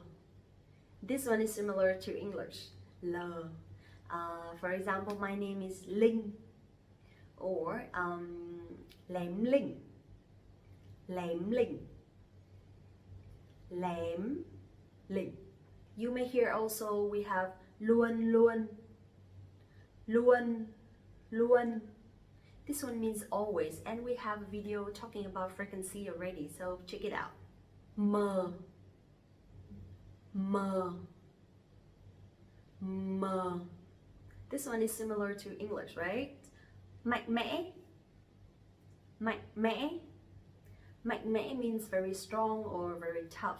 For example, you want to say she is very tough, so you can say cô ấy rất mạnh mẽ. Cô ấy rất mạnh mẽ. So rất here is not to be verb, okay? It's very strong or very tough. And in Vietnamese, sometimes we can drop to be verb. Cô ấy rất mạnh mẽ. N. N. N. This one is also the same to English, right? For example, nói. Nói means to speak. Nói. Nóng. Nóng. Nóng quá, nóng quá, nóng quá, nóng quá. Cái này nặng quá. This one is so heavy. Cái này nặng quá. Pờ. Pờ. Pờ. So this one is stronger than English. So I think that's the reason why that you will see Vietnamese people pronouncing P sound very strongly. So instead of saying P, we say B. B. It has to be stronger, really strong. B. But we don't really have many words started by P in Vietnamese. Okay, pin. Pin. Pin means battery. I can only think about that. Quờ. Quờ. Quờ. This one is a little bit difficult and a little bit different because usually it doesn't stand alone. Usually this letter will go with U, letter U. So, quờ. Quờ. Okay? For example, quý vị. Quý vị means like when you say ladies and gentlemen. Kính thưa quý vị và các bạn. Kính thưa quý vị và các bạn. Xung quanh. Xung quanh. Xung quanh means around. Mọi thứ xung quanh means everything around. R. R. Nowadays we don't really pronounce that strongly, but instead we say z. Z. Like to z. So for example, vegetables we would say rau. Rau. Rau. But for carrots we still say cà rốt. Cà rốt. Cà rốt. Sờ. Sờ. So you will see that we have two the same sounds, sờ nặng và sờ nhẹ, which are S and X, but we will pronounce them similarly. So it's not like because this one is stronger and this one is lighter, so we have to speak differently, but we all pronounce them Saigon, Saigon, Saigon is the old name of Ho Chi Minh City. Saigon. Sau, sau, sau means after, and sau đó means after that. Sau đó. Now for the light S, you also pronounce sờ, okay? For example, xinh xắn, xinh xắn. Xinh xắn means pretty. She's very pretty. Cô ấy rất xinh xắn. Tờ, tờ, tờ. Okay, you pronounce this one, I think it's stronger, much stronger than the T sound in English. Tờ, tờ. For example, tin tưởng, tin tưởng. Tin tưởng means to believe. Tồi tệ, tồi tệ means very bad or terrible. Tồi tệ. Alright, the last one I'd like to share is vờ, vờ, vờ. Okay, so it sounds exactly the same to English. For example, vui vẻ, vui vẻ. Vui vẻ means happy. She is very happy all the time. So you can say cô ấy rất vui vẻ. Cô ấy rất vui vẻ. Yes, well done. So we finished Vietnamese consonants, and I hope that you will watch the Vietnamese vowels video and Vietnamese consonants together to have an overview about the Vietnamese alphabet. Okay, thank you so much for watching today. Please share, like and comment and subscribe the channel to support Vietnamese 101 team, and don't forget to access to VietnamesePod101.com for your free lifetime account. Get your complete learning program with real lessons by real teachers, and I hope to see you soon in the next video. Bye bye. Xin chào các bạn, mình là Linh, rất vui được gặp lại các bạn. Hi everyone, my name is Ling and welcome back to VietnamesePod101.com, the fastest, easiest and most fun way to learn Vietnamese. Are you traveling to Vietnam soon? If so, then I'm going to share you guys some tips and some helpful phrases that you might encounter at the airport. So let's get started.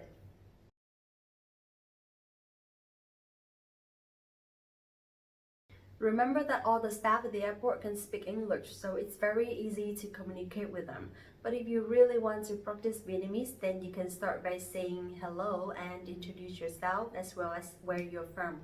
For example, xin chào, xin chào, xin chào, tôi tên là, tôi tên là, tôi tên là, and tôi đến từ, tôi đến từ, tôi đến từ.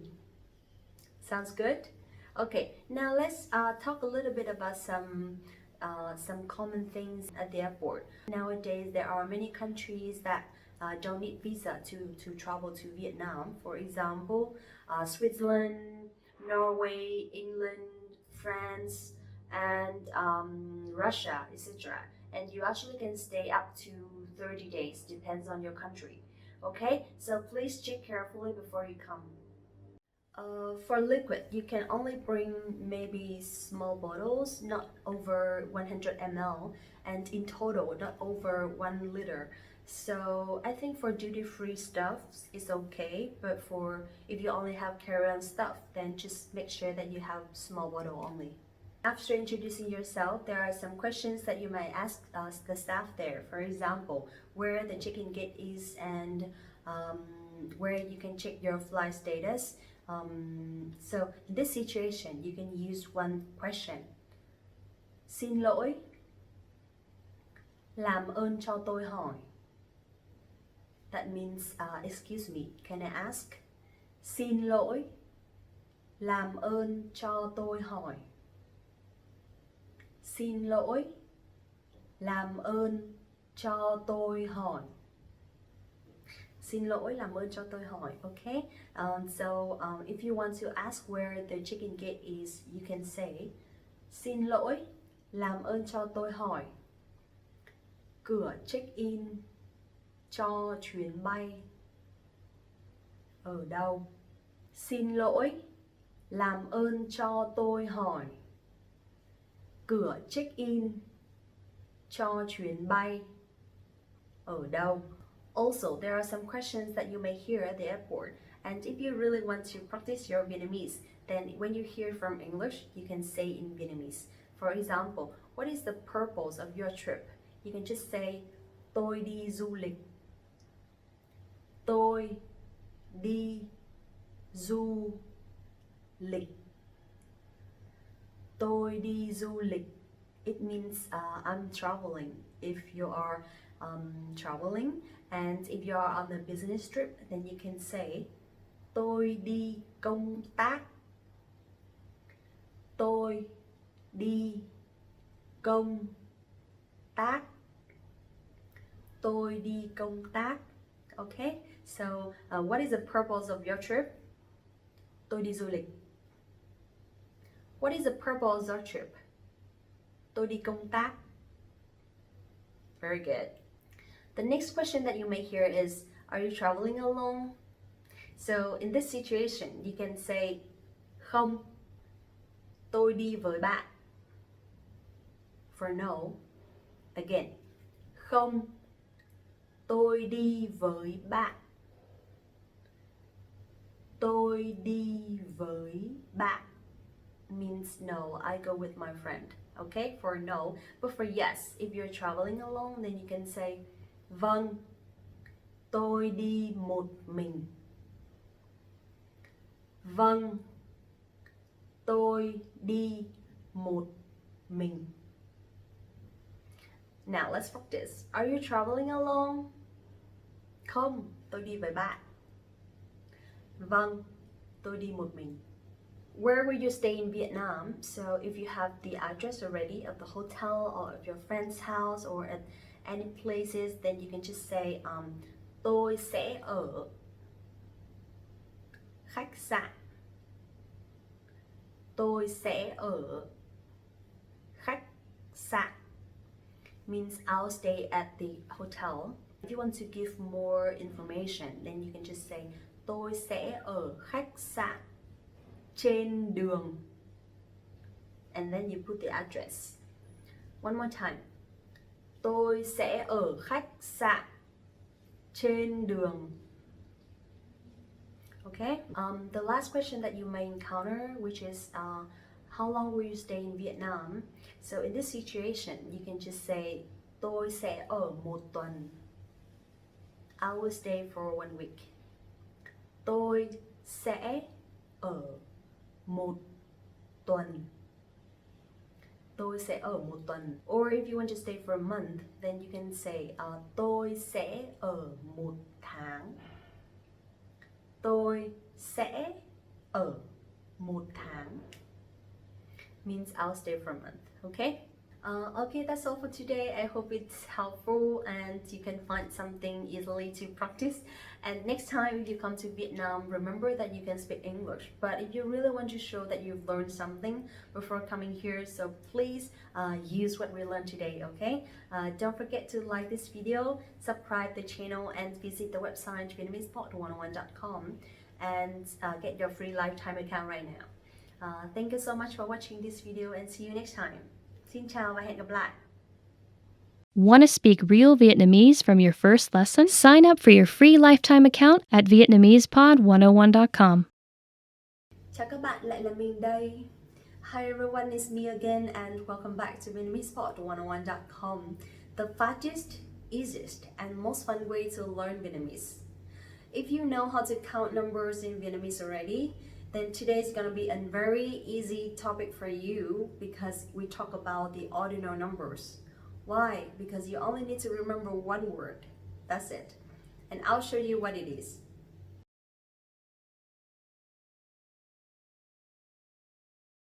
The magic word, the key word, the only word that you need to remember when we learn this topic today is khứ. thứ, thứ, dấu sắc, okay? Thứ. So interestingly, this word you also can use to tell dates in Vietnamese. I'm sorry, to tell the days in Vietnamese. For example, Monday, it'll be thứ hai. Okay? Now, let's take a look at the examples. Thứ nhất, thứ nhất, thứ nhất. Thứ nhất means first, but also we have another word for first. We can use đầu tiên, đầu tiên. Đầu tiên means the first one, okay? So you can either use thứ nhất or đầu tiên. How to use it in the sentence? Tháng này tôi đứng thứ nhất trong công ty. Tháng này tôi đứng thứ nhất trong công ty. Tháng này tôi đứng thứ nhất trong công ty means this month I'm the first one in my company. But for đầu tiên, how can we use it in a sentence? You can say Neil Armstrong là người đầu tiên bay lên mặt trăng. Neil Armstrong là người đầu tiên bay lên mặt trăng. So you will hear là, here is the to be verb. Là người đầu tiên. Người đầu tiên is the first person. Bay lên mặt trăng means to fly to the moon. Neil Armstrong là người đầu tiên bay lên mặt trăng. Okay? And also when you have a presentation that you want to say, the first thing that I'd like to share, so you can say, điều đầu tiên mà tôi muốn nói là. Điều đầu tiên mà tôi muốn nói là. That means the first thing that I'd like to say or I'd like to share. So in this situation, you can use both for informal and formal situations. So that is for number one, that is for the first. And how about the second? In this situation, you only need to use thứ and number two, which is hai. So that is thứ hai. Thứ hai means secondly or second, or you also can use for Monday. Okay? Thứ hai. In sentence, thứ ba là ngày thứ hai trong tuần. Thứ ba là ngày thứ hai trong tuần. Thứ ba là ngày thứ hai trong tuần. So that means Tuesday is the second day of the week. So you will see that thứ ba and thứ hai, they sound very similar, right? But thứ ba is for Tuesday and thứ hai is for the second. Thứ ba là ngày thứ hai trong tuần. How about the third? So in this situation, the third is thứ ba. Thứ ba. But it also means Tuesday. That is so confusing. So again, thứ ba. Ngày Chủ nhật thứ ba của tháng 6 là ngày của cha. Ngày Chủ nhật thứ ba của tháng 6 là ngày của cha. Ngày Chủ nhật thứ ba của tháng 6 là ngày của cha means the third Sunday of June is Father's Day. Okay, so next one is number 4. Then you can say for fourth, you can say thứ tư. Thứ tư. Interestingly, number 4 in Vietnamese is bốn, but for ordinal number, we use tư instead. Tư. Thứ tư. Okay? We also have a similar word, which is thứ tự. Thứ tự. So you will see that here we have a dot, which is the dấu nặng. Dấu nặng. So when you put the dot there, it'll be the order. It means order. The order. Okay? But fourth, it's thứ tư. So similarly, you can use from number 5 to the next ones. You can just put thứ and the numbers. Thứ năm, and then thứ sáu, thứ bảy. Okay, so this is a short video talking about the ordinal numbers, but please also have a look at the video talking about dates and days in Vietnamese that I think we posted already, so please have a look. Also, please don't forget to like this video, subscribe the channel, and visit the website VietnamesePod101.com for your free lifetime account right now. Get your complete learning program with real lessons by real teachers. And if you like this video, please give me a like. See you next time. Bye bye. Xin chào và hẹn gặp lại. Hey guys, it's Linh. Welcome back to VietnamesePod101.com, the fastest, easiest and most fun way to learn Vietnamese. Xin chào các bạn, mình là Linh, rất vui được gặp lại các bạn. In this video today, I want to say that you are very lucky since you speak English. Because people say if you speak English, you already know 40% of the words among languages. So that's the reason why today I want to talk about the loan words in Vietnamese. And now let's get started. In Vietnamese, there are many words that we learn from Chinese, English, French, and even Italian, like spaghetti, you know spaghetti, right? So today let's talk about some words like that.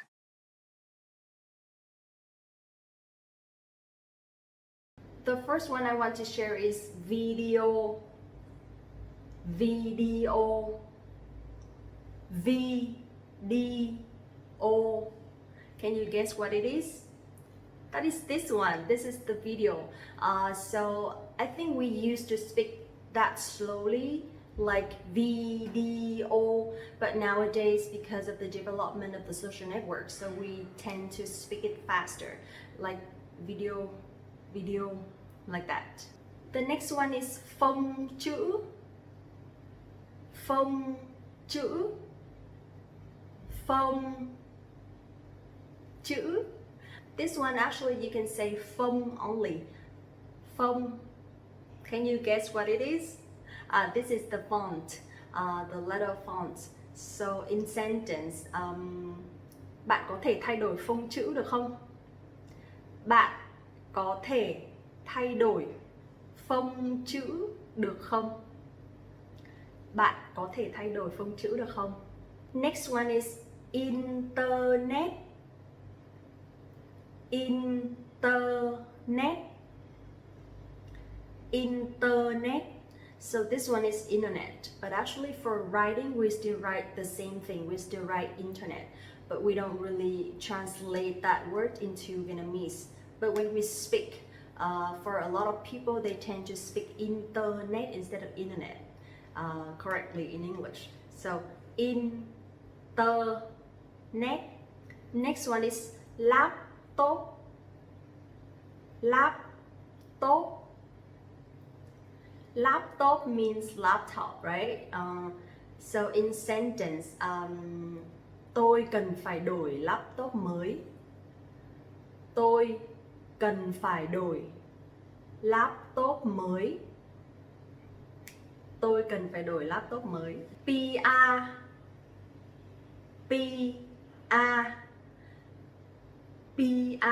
Very easy, right? So you will see that the P sound here we will pronounce very strongly.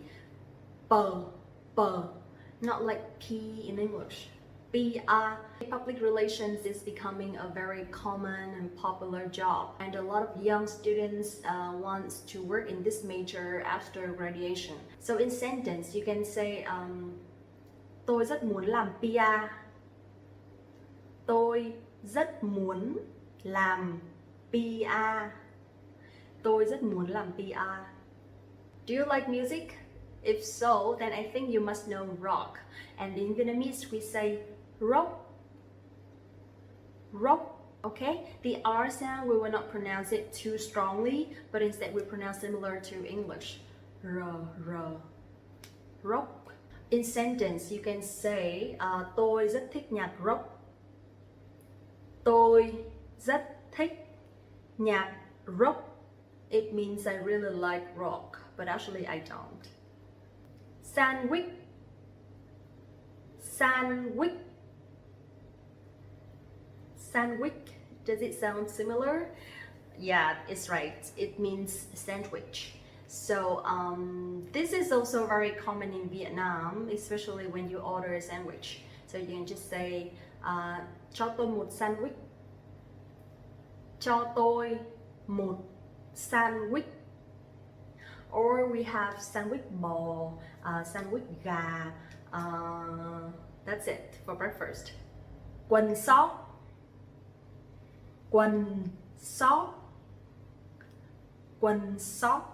Okay, so quần here means pants, pants in general. You can use for any kinds of pants, but quần sóc means shorts. In sentence, tôi rất thích chiếc quần sóc mới này. Tôi rất thích chiếc quần sóc mới này. Tôi rất thích chiếc quần sóc mới này. This one is a new word that we borrow, and usually celebrities use it a lot. It's so. So is a show. It could be a TV show, it could be a music show, or it could be any kinds of show. But in sentence, ca sĩ thường hay chạy show. Ca sĩ thường hay chạy show. Usually you will hear chạy show a lot for celebrities. Chạy show. Next one is two words that I want to introduce together, which are radar, radar, and TV, TV. Can you guess what they are? It's very easy, right? Because it sounds exactly the same, the radar and the TV. So in sentence, let me see. Chúng ta cần phải mua một cái tivi mới thôi. Chúng ta cần phải mua một cái tivi mới thôi. Chúng ta cần phải mua một cái tivi mới thôi. Means we have to buy a new TV. This one is very common in Vietnam. I have to say that a lot of people usually say same, same, same, same. Do you know what it means? Same, same means the same. So a lot of Vietnamese people, when learning English, they tend to say, oh, same, same. No, but actually it's just one same. So every time someone tells me that same, same, I would say one same only. So that means the same, okay? But in Vietnamese we say same, same. In sentence, cái này cũng same cái kia thôi. Cái này cũng same cái kia thôi. That means this one is the same with that one. This one I really like, which is beer, beer, beer. Do you know what it is? That is beer. Okay. In sentence you can say tôi rất thích uống bia. Tôi rất thích uống bia. Tôi rất thích uống beer. That means I really like drinking beer. Also we have another drink, which is cà phê. Cà phê. Cà phê. This one is very common already, right? It's coffee. In sentence, cà phê Việt Nam rất nổi tiếng. Cà phê Việt Nam rất nổi tiếng. That means Vietnamese coffee is very popular. Also we have another one, sâm panh. Sâm panh. Sâm panh. Sâm panh means champagne. That's it, that's all for today, and I hope you liked it. I really like this topic, so please let me know what you want to talk about in the future. Also, please don't forget to like this video, subscribe the channel, and visit the website VietnamesePod101.com to learn more Vietnamese with Linh. Thank you so much and see you in the next video. Bye bye! Hey guys, it's Linh. Welcome back to VietnamesePod101.com, the fastest, easiest, and most fun way to learn Vietnamese. Today we will be talking about Vietnam history and I'm so excited, so let's get started.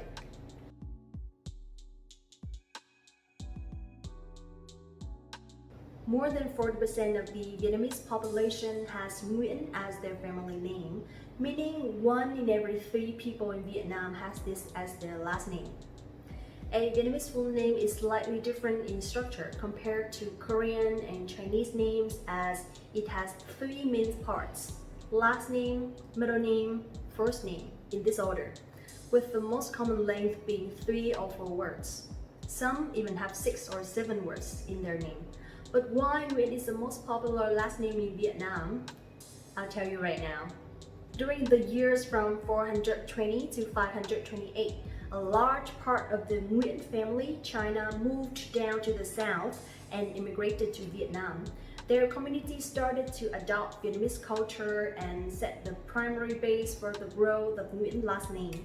Until the end of the 1st century, the immigration wave of Nguyen families from China still was going strong and continued to increase the number of people with Nguyen last name in Vietnam ever since.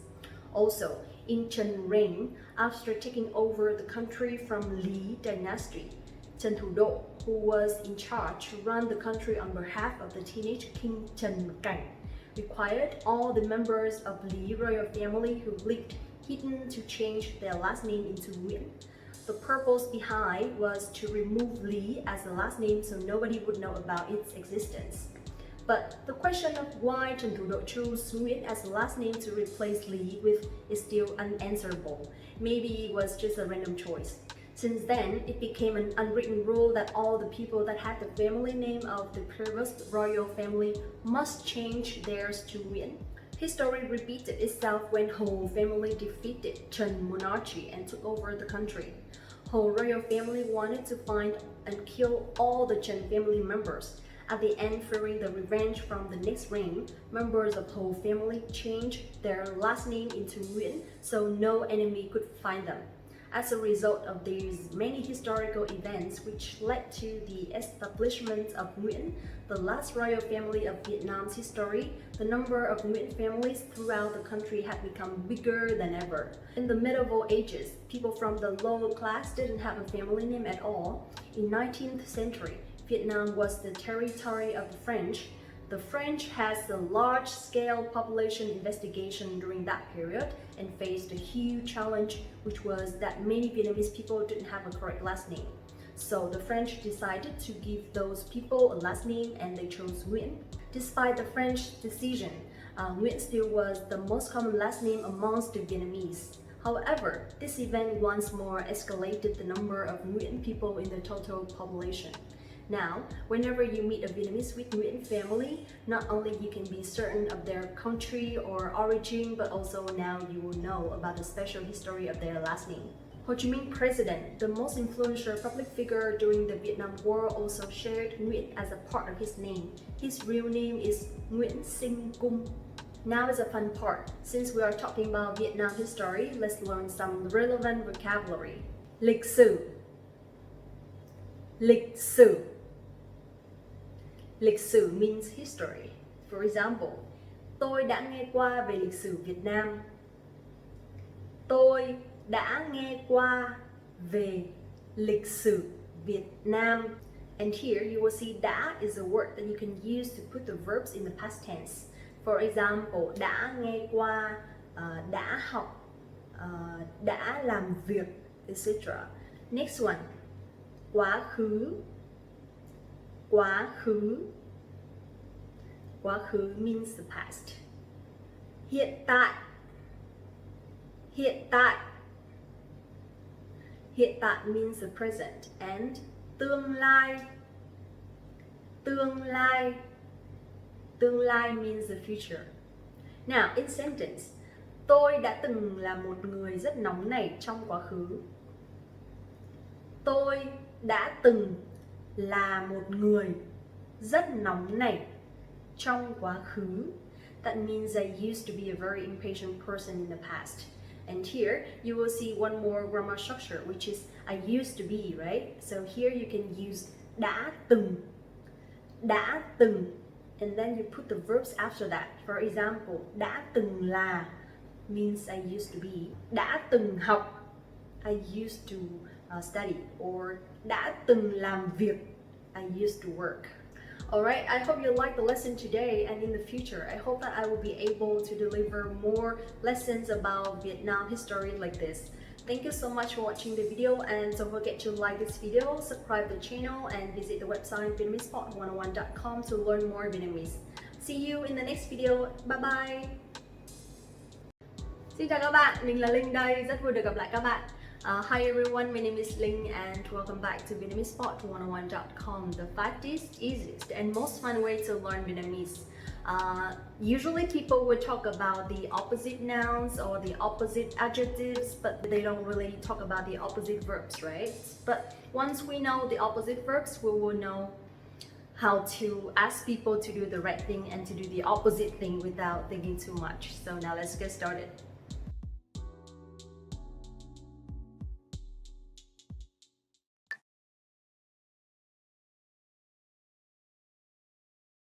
When I talk to people who are learning English, usually I realize that they misunderstand about to go and to come. So I will explain you why by introducing two words. Đi, đi và về, về.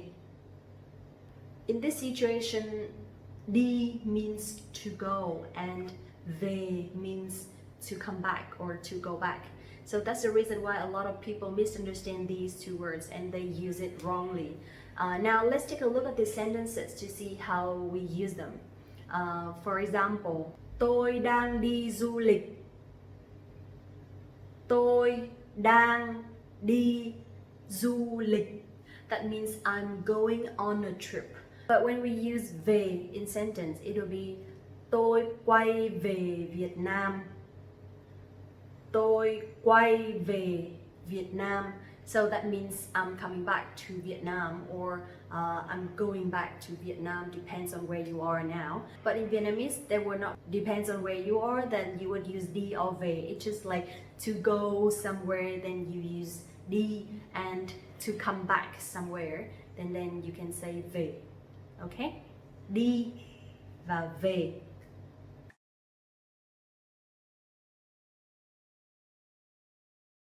Next one is two words, đứng lên và ngồi xuống. That means stand up and sit down. Đứng lên, đứng lên. Ngồi xuống, ngồi xuống. Now in sentence, làm ơn đứng lên khi vị khách VIP tới. Làm ơn đứng lên khi vị khách VIP tới. Làm ơn đứng lên khi vị khách VIP tới. That means please stand up when the VIP guest comes. Cả lớp ngồi xuống. Cả lớp ngồi xuống. Cả lớp ngồi xuống means sit down please, and usually this one the teacher will tell the students. Cả lớp means all the class. Please sit down. So cả lớp ngồi xuống. Sit down please.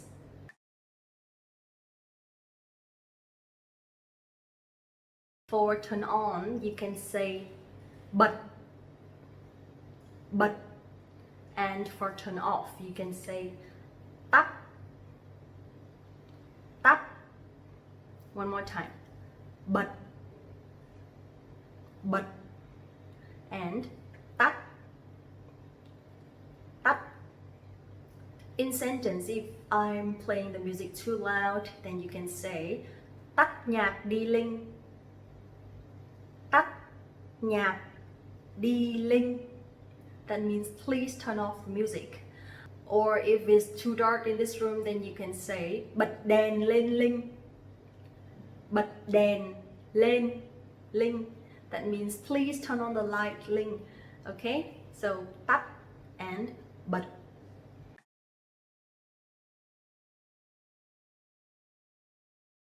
Next one, I think this one is also very common, which is to open and to close. And in Vietnamese, you can say đóng, đóng, and mở, mở.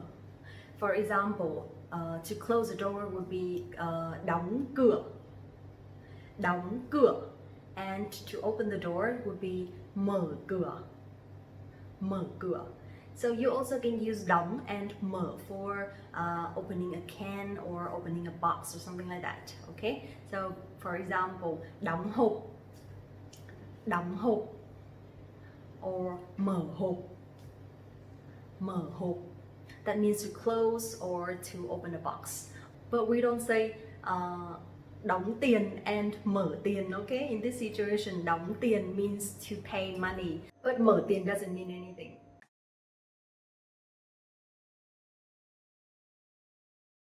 Okay, last one, it'll be to go to sleep and to wake up. And in Vietnamese, it'll be đi ngủ, đi ngủ, đi ngủ for to go to sleep. And thức dậy, thức dậy, thức dậy means to wake up. In sentence, for example, if you want to ask what time do you usually go to sleep, then you can say bình thường mấy giờ bạn đi ngủ. Bình thường mấy giờ bạn đi ngủ. Bình thường mấy giờ bạn đi ngủ. Okay? And to answer, you can say tôi thường đi ngủ lúc 12 giờ.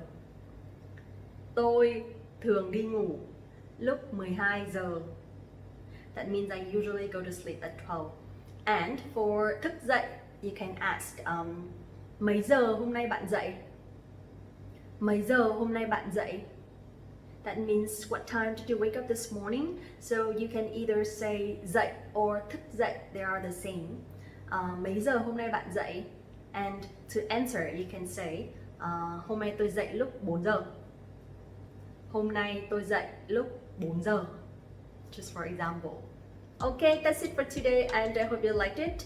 Please don't forget to like this video, subscribe the channel to support Vietnamese 101 team, and visit the website vietnamesepod101.com for more lessons from the real teachers. Thank you so much for watching, and I hope to see you soon. See you. Bye bye. I'm so tired. I'm very sleepy. I feel hurt everywhere. I don't want to work.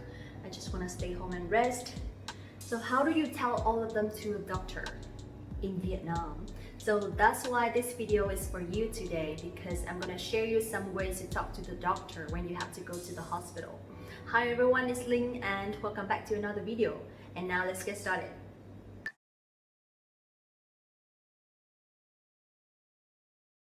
As soon as you see the doctor, you should say hello doctor, right? And in Vietnamese, you can say chào bác sĩ. Chào bác sĩ.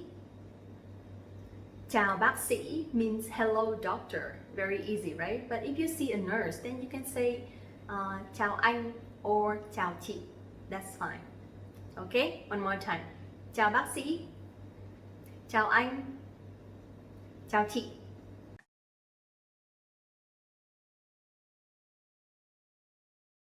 A very easy way to say that I feel something or I have some symptoms or something, then you can say tôi thấy.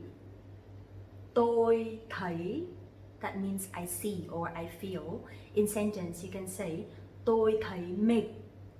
That means I feel tired. Or tôi thấy đau. That means I feel hurt. Now let's learn some vocabulary about symptoms. It'll be some adjectives, okay? First one, mệt. Mệt. Mệt means tired. Or you can say mỏi. Mỏi. Mỏi means sore. That is đau, which means hurt or painful. Also, you can say that you feel sleepy, right? And in Vietnamese, you can say buồn ngủ. Buồn ngủ. Buồn ngủ means sleepy or you want to sleep. You feel like sleeping. Buồn ngủ. But buồn here means sad. So don't think that I'm sad because I cannot sleep, okay? And also if your body feels hot or cold, then you can say nóng. nóng for hot, and lạnh, lạnh for cold.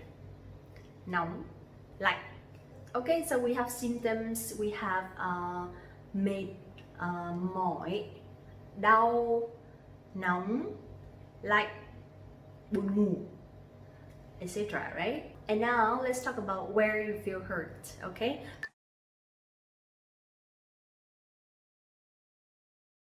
For example, if you want to say that I feel hurt somewhere, then you can say tôi bị đau.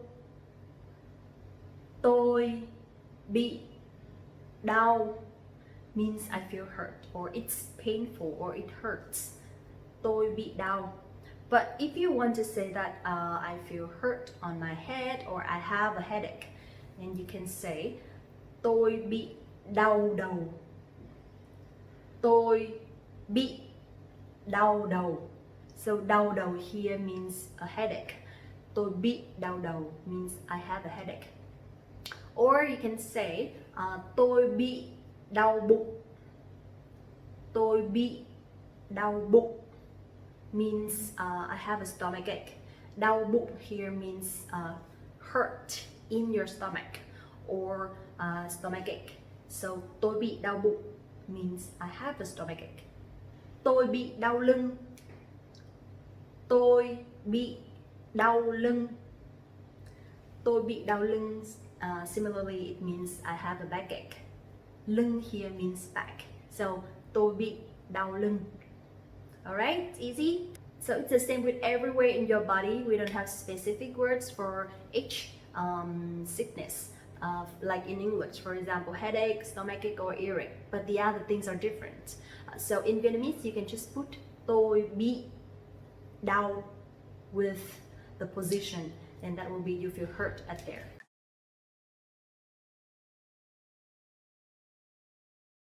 Now, after the doctor explaining everything, then you can ask if you need to abstain from anything, right? In Vietnamese, you can say tôi có cần phải kiêng gì không?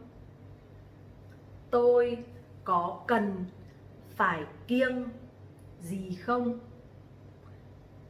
Tôi có cần phải kiêng gì không? That means, do I need to abstain for anything? Alright? The next one, if you are not sure whether you should take a day off or you should rest properly, then you can ask tôi có cần phải nghỉ làm không? Tôi có cần phải nghỉ làm không?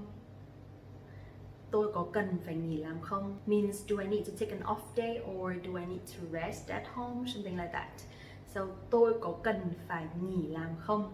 And the last one, if you want to ask if you need to get any tests done, then you can say tôi có cần phải làm xét nghiệm gì không? Tôi có cần phải làm xét nghiệm gì không? Tôi có cần phải làm xét nghiệm gì không? Okay? And then of course, before you leave, you should say thank you doctor, right? And in Vietnamese, that is cảm ơn bác sĩ. Cảm ơn bác sĩ. Cảm ơn bác sĩ. Okay, so here you will also see that do I need to, or do I have to? In Vietnamese, you can say tôi có cần. Tôi có cần, or tôi có cần phải. Tôi có cần phải. Okay? And also, of course, if you want to say you have to do something, then in Vietnamese we say bạn cần phải. Bạn cần phải. Bạn cần phải.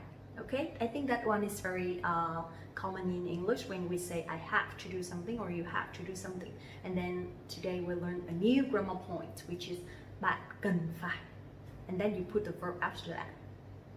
For example, bạn cần phải đi làm đúng giờ. That means you need to go to work on time. Okay, that's all for today. I hope you like it, and I hope that you don't have to use this one, because I also hope that you are very healthy and you take care of yourself. You don't have to go to the hospital. Thank you so much for watching this video. Don't forget to like this video, subscribe the channel, and visit the website Vietnamesepod101.com to get access to your free lifetime account right now. Thank you so much again, and see you in the next one. Bye bye. Want to speak real Vietnamese from your first lesson? Sign up for your free lifetime account at Vietnamesepod101.com. Alo, chị không lưu số em à? Dạ, số khác. Gọi thử xem có nghe được không ấy mà. Thế thôi nhá.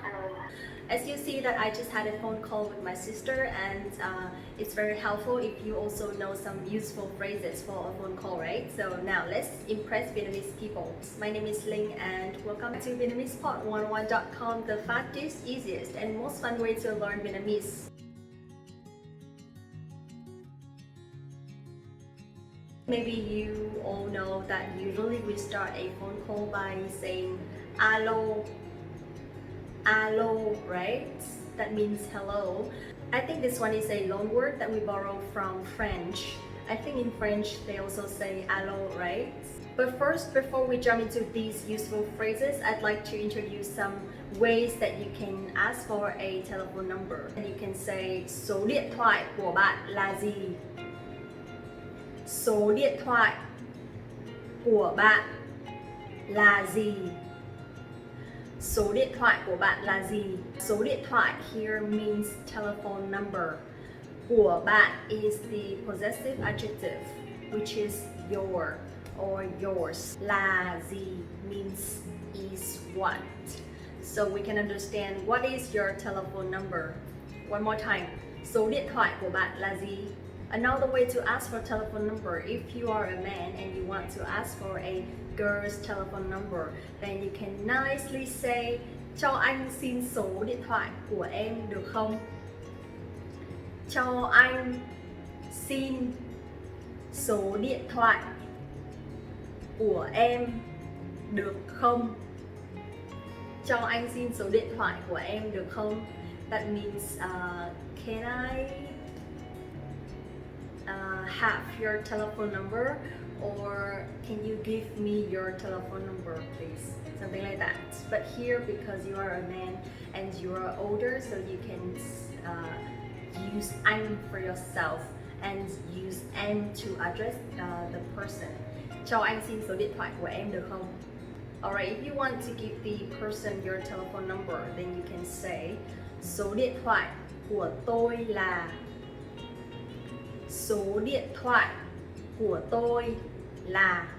Số điện thoại is telephone number. Của tôi is mine, and là is to be verb. Số điện thoại của tôi là. And then you can quickly say your number. So, since we are talking about the telephone numbers, let's review a little bit how to count number from 0 to 10. 0, 1, 2, 3, 4, 5, 6, 7, 8, 9. Okay? On the other hand, if you don't want to give the person your telephone number, but you still want to keep in touch with them, then you can use your email instead, right? So in this situation, you can say, bạn có thể liên lạc với tôi qua email.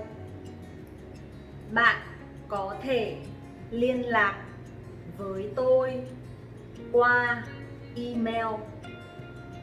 Bạn có thể liên lạc với tôi qua email.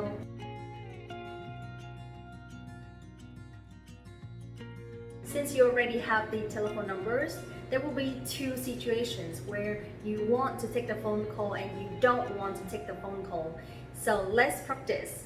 For the first situation, if you want to take the phone call, then you can say, alo, alo, ai đấy ạ?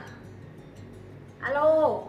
So you can say alo and ai đấy ạ? Ai đấy ạ? Ai đấy ạ means who's that, and at here is the word that you use at the end of the sentence to ask when you talk to a person who is older than you, to show respect. Ai đấy ạ? Ai đấy ạ? Alo. Alo, ai đấy ạ? Chào Linh, anh là Lâm. Chào anh Lâm. Em khỏe không? Em khỏe, cảm ơn anh. Em có rảnh không? Mình nói chuyện một lúc. Em rảnh ạ. Mình nói tiếng Anh nhá. Can you guess what I just said? In this situation, the first sentence I said, alo, ai đấy ạ? Alo, ai đấy ạ? That means, hello, who's that? Alo, ai đấy ạ? And then the other person said, chào Linh, anh là Lâm. Chào Linh, anh là Lâm. That means hello is Lâm or hello my name is Lâm. Chào Linh, anh là Lâm. Chào anh Lâm. Chào anh Lâm. Or chào anh or chào chị. And then you put their names after that. Em khỏe không? Em khỏe không? Em khỏe không means how are you? So in this situation, I'm em and the other person is anh, okay? Em khỏe không? Next one I said, em khỏe, cảm ơn anh. So I say, em khỏe, cảm ơn anh to respond to the sentence that he asked, how are you, right? Em khỏe, cảm ơn anh. Em có rảnh không? Mình nói chuyện một lúc. Em có rảnh không? Mình nói chuyện một lúc. Em có rảnh không? Mình nói chuyện một lúc means are you free? Can we talk for a few minutes? Or can we talk for a moment? So em rảnh không? Mình nói chuyện một lúc. And then I said, em rảnh ạ. Em rảnh ạ. Em rảnh ạ. That means I'm free now or I'm available now. The last sentence is mình nói tiếng Anh nhé. Mình nói tiếng Anh nhé. Mình nói tiếng Anh nhé. That means, can we speak English? Mình nói tiếng Anh nhé. These are just some small examples how to start our conversations, and I hope that you can use them quickly.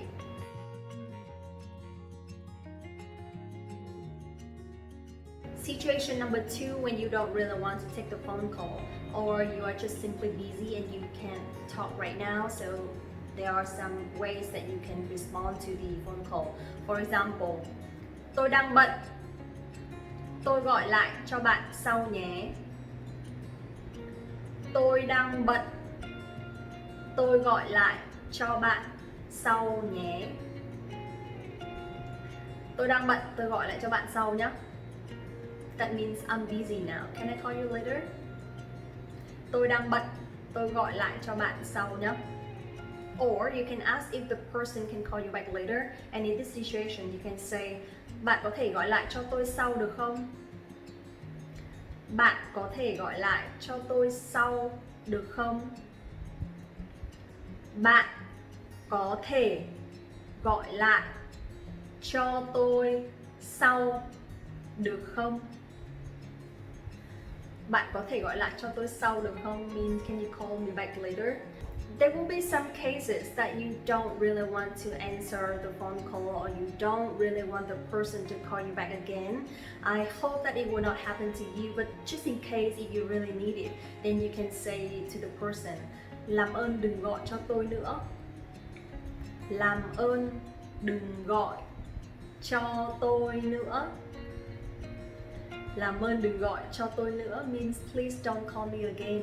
There will be another case when the person calls the wrong number. So in this situation you can say, xin lỗi, bạn nhầm số rồi.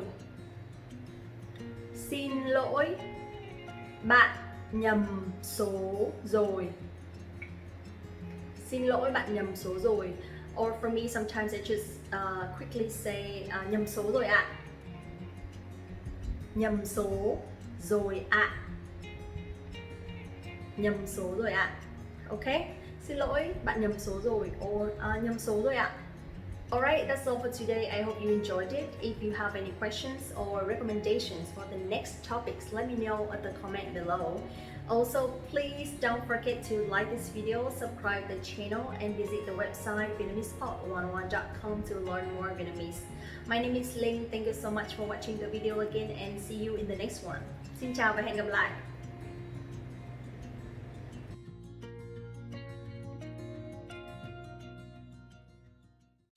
Xin chào các bạn, mình là Linh, rất vui được gặp lại các bạn hôm nay. Hi everyone, my name is Linh and welcome back to VietnamesePod101.com, the fastest, easiest and most fun way to learn Vietnamese.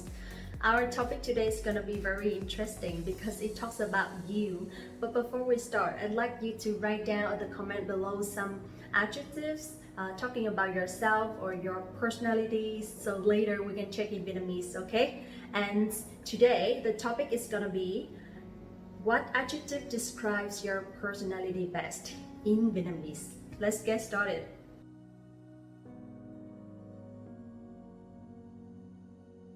Before we start, the word personality in Vietnamese, we say tính cách. Tính cách. Or there is another word which is cá tính. Cá tính. Similarly, if you want to talk about a person who has very strong personalities, you can say người có cá tính mạnh. Người có cá tính mạnh. Người có cá tính mạnh means the person who has very strong personality. For example, if you want to talk about yourself like I am a kind of person or I am a person, then you can say tôi là một người. Tôi là một người.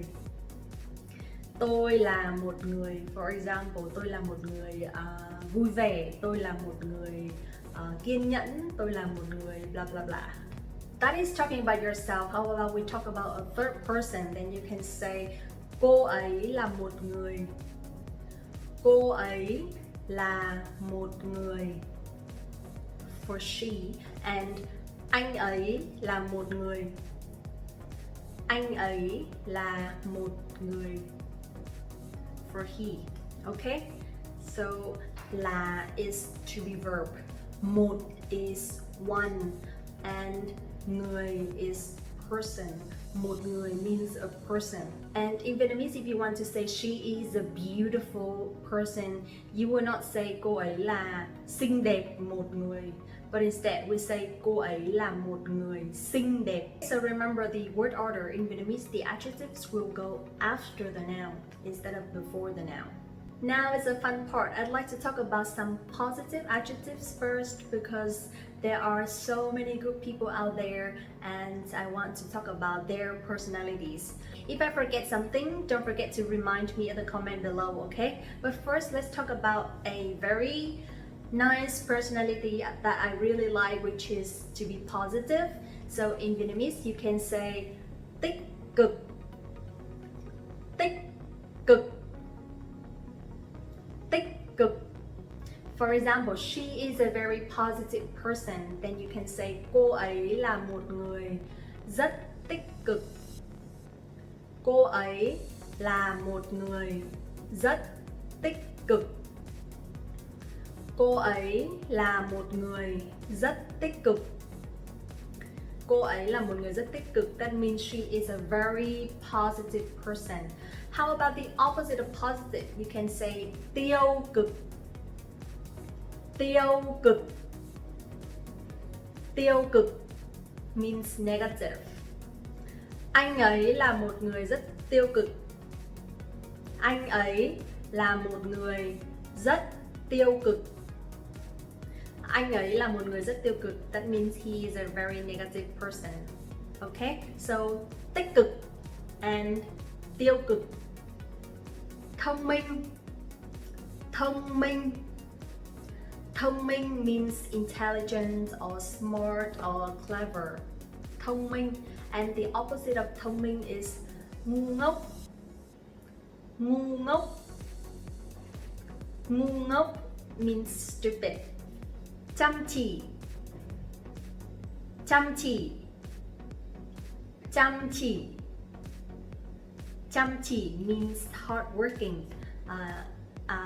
Cô ấy làm việc rất chăm chỉ. Cô ấy làm việc rất chăm chỉ means she is a hardworking person or she works really hard. Cô ấy làm việc rất chăm chỉ. And the opposite of chăm chỉ is lười biếng. Lười biếng. Lười biếng. Okay? Chăm chỉ, lười biếng. Trung thực. Trung thực. Trung thực means honest.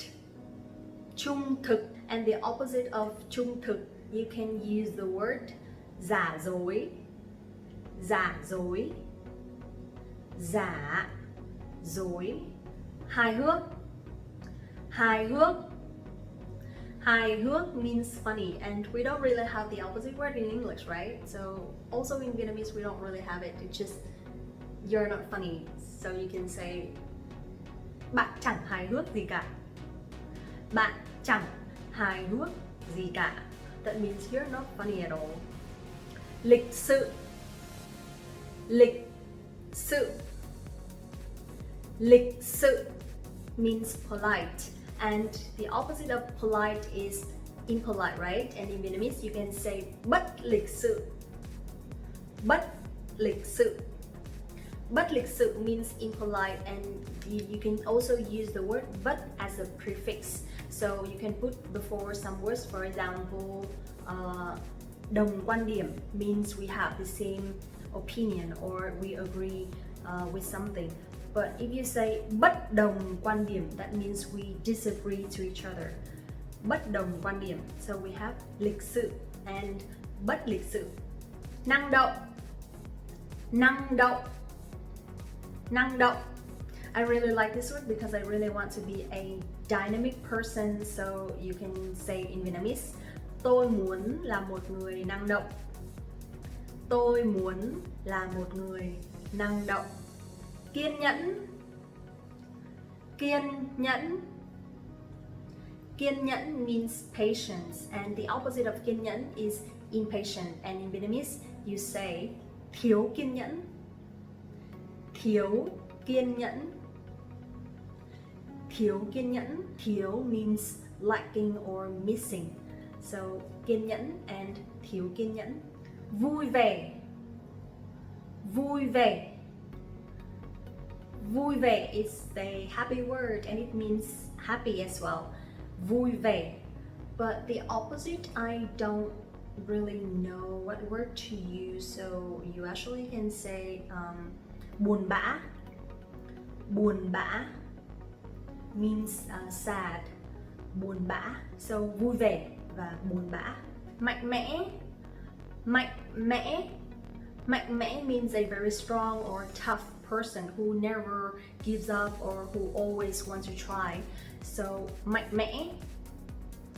Mạnh mẽ. The opposite of mạnh mẽ is yếu đuối. Yếu đuối. Yếu đuối. Tử tế. Tử tế. Tử tế means kind, a kind person. And if you want to say kindness, you want to change an adjective to a noun, then you can just put one word, sự.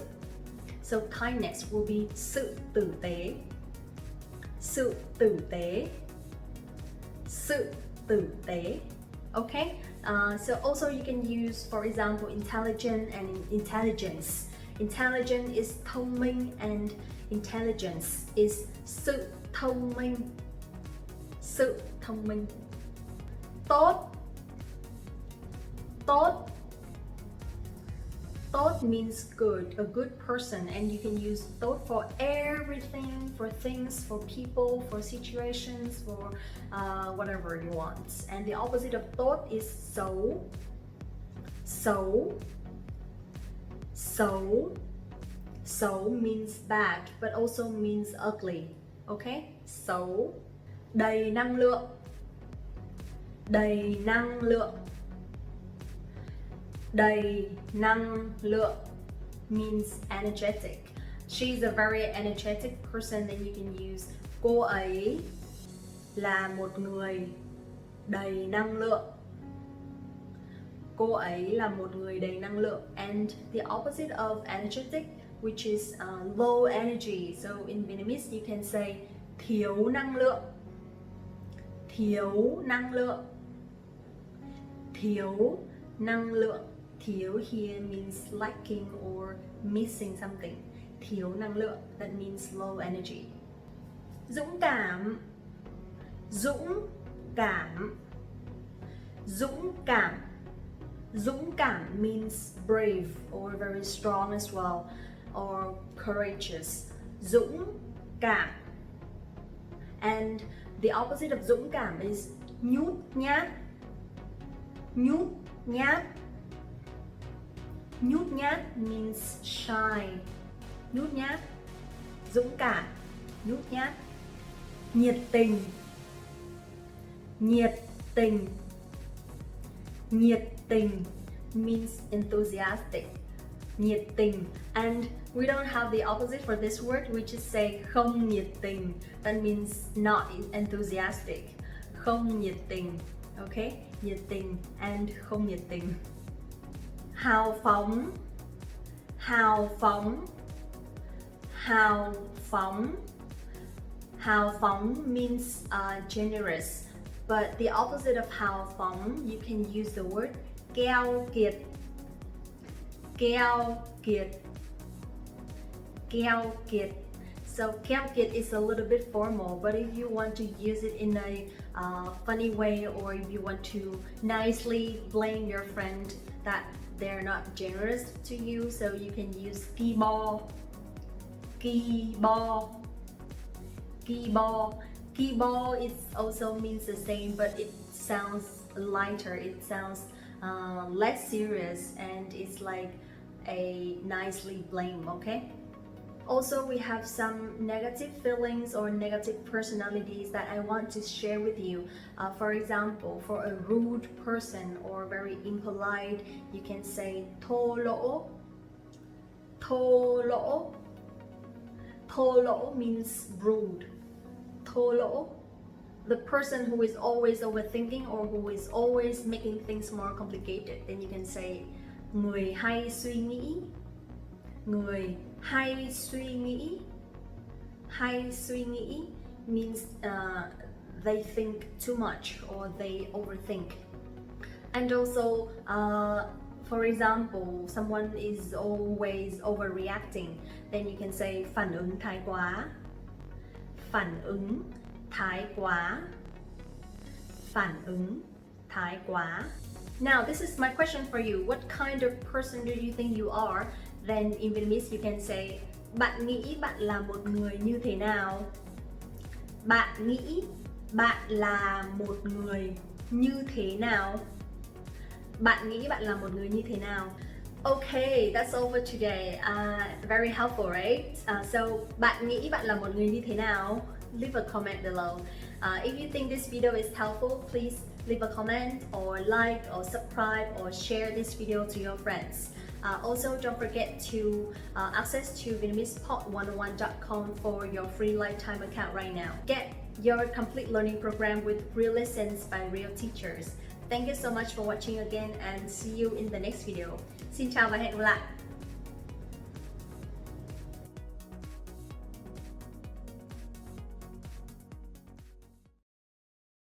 Chào các bạn, mình là Linh, rất vui được gặp lại các bạn. Hello everyone, my name is Linh. Welcome back to VietnamesePod101.com, the fastest, easiest and most fun way to learn Vietnamese. Today we're going to talk about positions and directions. Let's get started.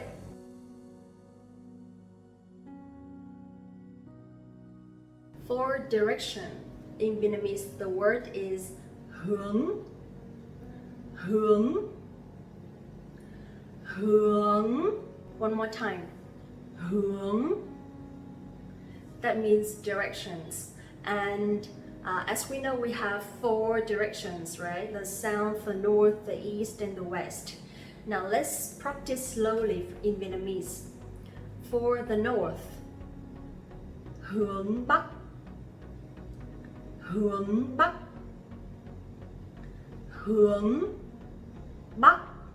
Both have dấu sắc, but the tones are a little bit different.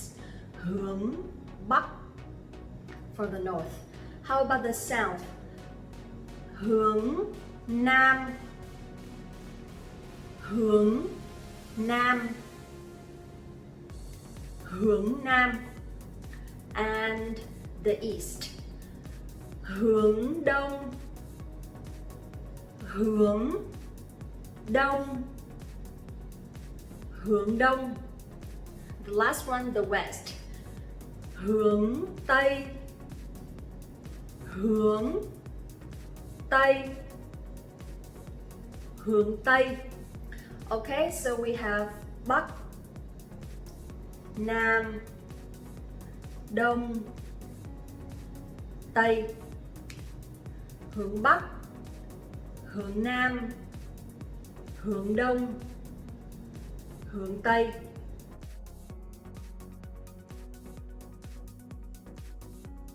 Now let's talk about the positions. There are plenty of words for sure, but I will link them together and we'll talk about opposite words so you guys can easily remember. In English, when we talk about a specific place, you will use the preposition at, right? And sometimes you have to use in, sometimes you have to use on for different positions. But for Vietnamese, we only use one word, ở.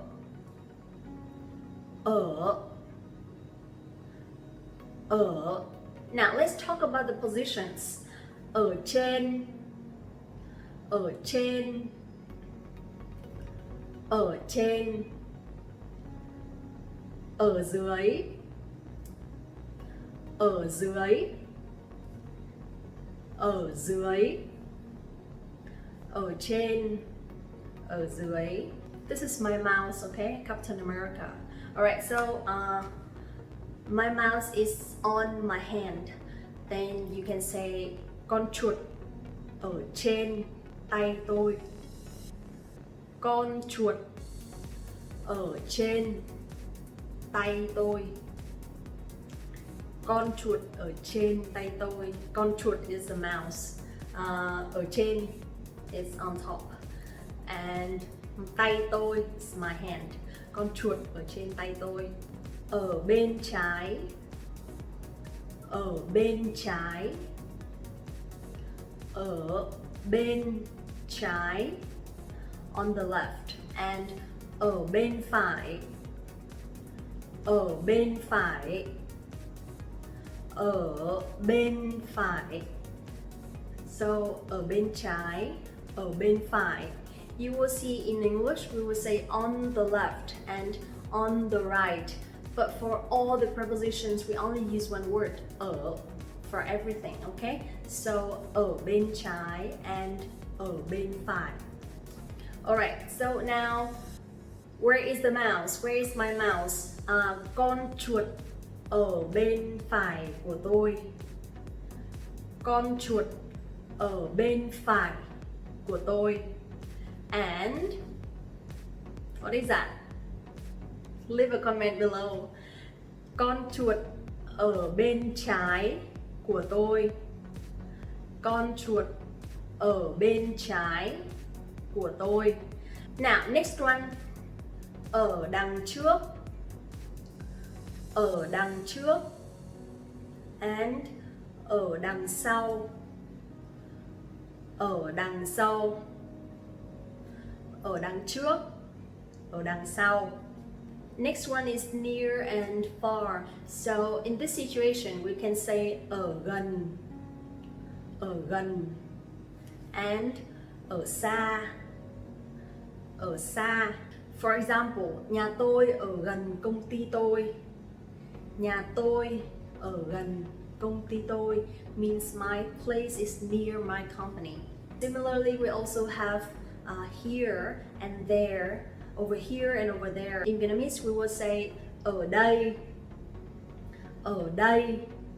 and ở kia, ở kia. That means here and there. For example, ở đây là ở đâu?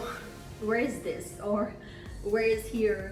Ở đây là ở đâu? Ở đây là ở đâu. And then you will see that in Vietnamese, usually the question word here is where. We will not put at the beginning of the sentence, but instead we put at the end of the sentence. Ở trong, ở trong, ở trong, ở trong, ở ngoài, ở ngoài, ở trong và ở ngoài. That means inside and outside. Ở trong, ở ngoài. For example, I'm inside my room. In Vietnamese, you can say tôi đang ở trong phòng. Tôi đang ở trong phòng. Tôi đang ở trong phòng. I'm not outside. Then you can just say tôi không ở ngoài. Tôi không ở ngoài. Ở trong, ở ngoài. Alright, good job. We also have some other words that I'd like to introduce to you guys. For example, bên cạnh. Bên cạnh. Bên cạnh. Bên cạnh means next to, or it also means beside. Bên cạnh. So my laptop is next to me. That means máy tính của tôi đang ở bên cạnh. Máy tính của tôi đang ở bên cạnh. Ở giữa. Ở giữa. Ở giữa means in the middle. Ở giữa. So for example, đèn vàng ở giữa đèn xanh và đèn đỏ. Đèn vàng ở giữa đèn xanh và đèn đỏ. Đèn vàng ở giữa đèn xanh và đèn đỏ. That means the yellow light is in the middle, or is between the green light and the red light. Đối diện. Đối diện. Đối diện means facing, or the opposite side. In the opposite. Đối diện. Đối diện. TV. Ở đối diện tôi. TV. Ở đối diện tôi. TV ở đối diện tôi. Okay, last one I want to share is at the corner. And in Vietnamese you can say ở trong góc. Ở trong góc. Trong means in. So you can say ở trong góc or ở góc. Ở góc, at the corner of something. For example, the fan is at the corner of the room. You can say cái quạt ở trong góc của căn phòng. Cái quạt ở trong góc của căn phòng. Cái quạt ở trong góc của căn phòng. That's pretty much for today. A lot of vocabulary, right? But it's very helpful if you can take note in the notebook to review and practice sometimes. But if you want to rewatch this video, I don't mind, so just keep watching. So if you really like this video and if you find it helpful, give me a thumbs up and maybe you can share it with your friends. Also, don't forget to subscribe the channel and visit the website VietnamesePod101.com to learn more Vietnamese. Thank you so much for watching today. See you in the next one. Bye bye. Xin chào và hẹn gặp lại.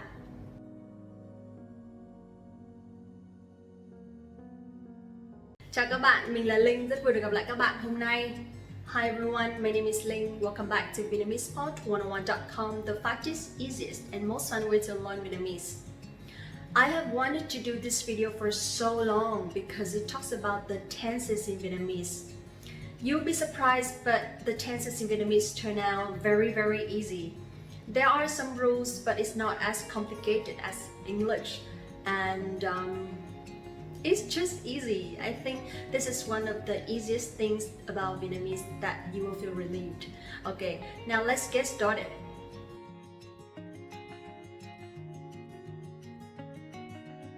For the past, we have quá khứ. Quá khứ. Quá khứ. For the present, we have hiện tại. Hiện tại. Hiện tại.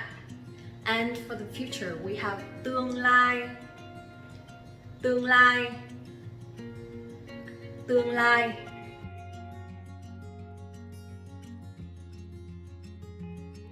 This one is super easy because you don't have to remember so many forms of verbs to talk about the past like in English. Is that you only need to remember one word. Đã, đã, đã, dấu ngã. Đã actually means awesome as well. So every time you talk about the past tense, just think about awesome because it's too easy. Now let's take a look at some examples to talk about the time first, okay? For yesterday we have hôm qua, hôm qua, hôm qua. For last week we have tuần trước, tuần trước, tuần trước. For last year we have năm ngoái, năm ngoái, năm ngoái. Okay, so hôm qua, tuần trước, or năm ngoái, for example. So those are three typical words to talk about the time in the past, right? Now, let's take a look at some examples using the word đã. Tôi đã học tiếng Việt năm ngoái.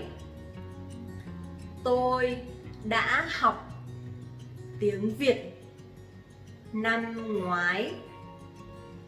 Tôi đã học tiếng Việt năm ngoái. That means I learned or I studied Vietnamese last year. But in case you don't remember or you forgot the word đã, then actually you don't have to put it in. Instead, if you want to say tôi học tiếng Việt năm ngoái, it's completely fine.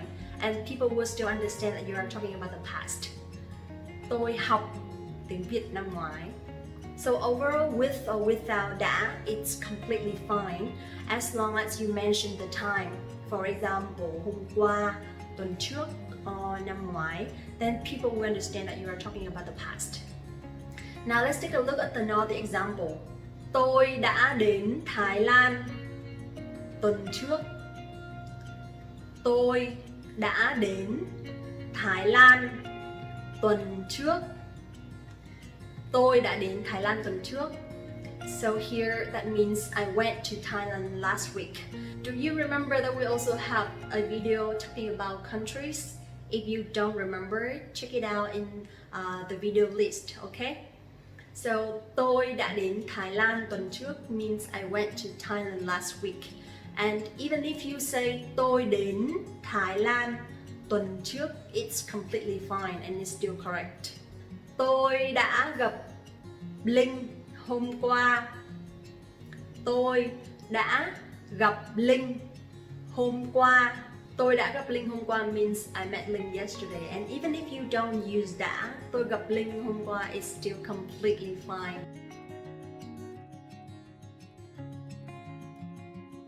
We just talked about the past and you know that đã is optional. You can use it or you don't have to use it, that's fine. But when we talk about the present and the future, it's the must. For the present, we use đang, đang, đang means you are doing something or you are doing something at the moment or you are doing something now. I'm giving you some examples so you will see more clearly. Tôi đang dạy tiếng Việt. Tôi đang dạy tiếng Việt.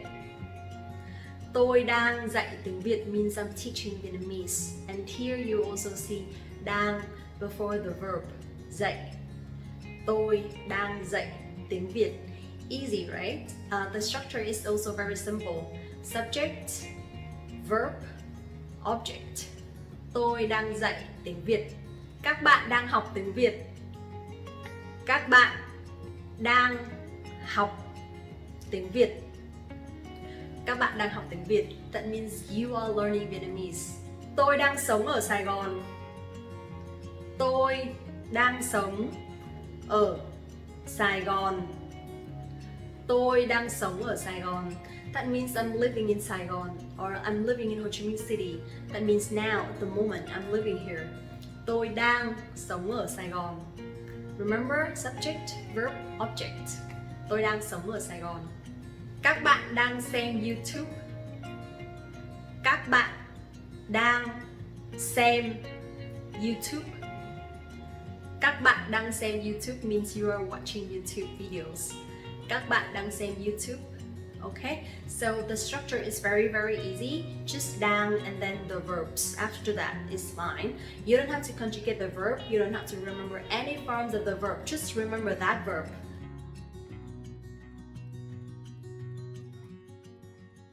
Tương lai. Tương lai. Tương lai means the future, and for tương lai, for the time, we have a few words like ngày mai. Ngày mai. Ngày mai means tomorrow. Tuần sau. Tuần sau. Tuần sau. Tuần sau means next week. Tháng sau. Tháng sau. Tháng sau means next month. And sang năm. Sang năm. Sang năm means next year. Actually, you can use năm sau, but it'll be more natural if you say sang năm. For the future, we will have to remember one word, which is sẽ. Sẽ. Dấu ngã. Sẽ. Sẽ means like will or I'm going to, okay? Sẽ. And the structure is also the same. Subject, verb, object. Các bạn sẽ nói tiếng Việt lưu loát sang năm. Các bạn sẽ nói tiếng Việt lưu loát sang năm. Các bạn sẽ nói tiếng Việt lưu loát sang năm. Các bạn sẽ nói tiếng Việt lưu loát sang năm. That means you will speak Vietnamese fluently next year, literally. And you will see lưu loát is the new word, right? Which means fluently. And then nói tiếng Việt lưu loát, speak Vietnamese fluently. The structure is very similar to English. Các bạn sẽ nói tiếng Việt lưu loát sang năm. Học sinh sẽ đi học lại vào tháng 5. Học sinh sẽ đi học lại vào tháng 5. Học sinh sẽ đi học lại vào tháng 5 means students will go back to school in May. Khi nào hết dịch, tôi sẽ đi du lịch. Khi nào hết dịch, tôi sẽ đi du lịch. That means when the pandemic is over, I will travel. Khi nào hết dịch, tôi sẽ đi du lịch. Tôi is I, sẽ đi du lịch. That means will travel. And here you will see khi nào hết dịch means when the pandemic is over. And by the time that you watch this video, I believe that the pandemic would have been over. And I really hope that at the point, at this moment, you guys everywhere in the world are completely safe.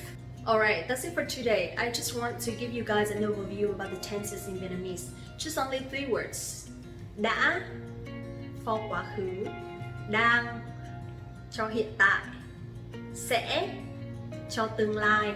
Thank you so much for watching this video. If you like it, please give me a thumbs up. Don't forget to share this video to your friends, subscribe the channel if you haven't, and go to VietnamesePod101.com for your free lifetime account right now. Thank you so much for watching again and see you in the next one. Xin chào và hẹn gặp lại!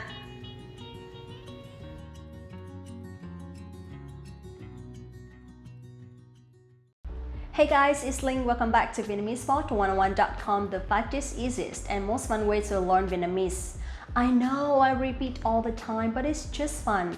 So I'm not wasting your time anymore. Today we're gonna be talking about the culture of Vietnamese language.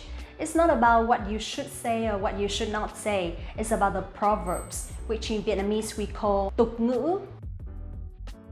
So basically there are some short sentences or expressions that our parents or our grandparents use them to teach us some lessons or something in life. They are not really from modern life, they're from the old time where our grandparents or even older used to learn language, used to learn Vietnamese. And it would be very nice if you can use them in the suitable situations. So that means you really understand the language and to really understand the culture of Vietnam. So let's get right into it.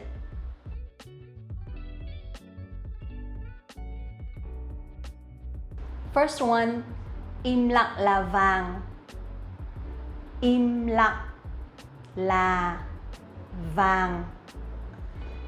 Im lặng là vàng.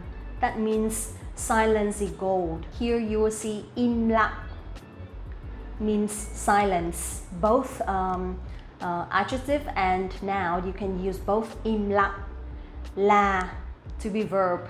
Don't tell me that you forgot. Vàng means gold.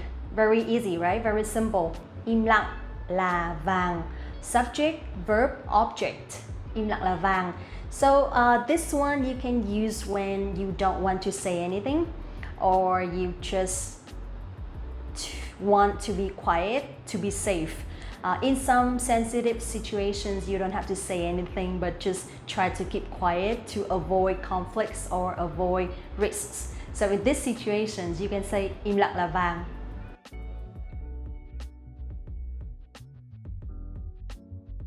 Next one, mưa như chút nước. Mưa như chút nước. Mưa như chút nước. Mưa means raining. Như means like. And here you will say that we don't use to be verb, but instead we can use directly như. Instead of saying raining is like, you can say raining like. Mưa như chút nước means like pouring water. So mưa như chút nước, I think it's similar to raining cats and dogs. That means raining heavily or raining for so long and mưa như chút nước, tôi không thể ra ngoài. Mưa như chút nước, tôi không thể ra ngoài means it's raining cats and dogs, I can't go out.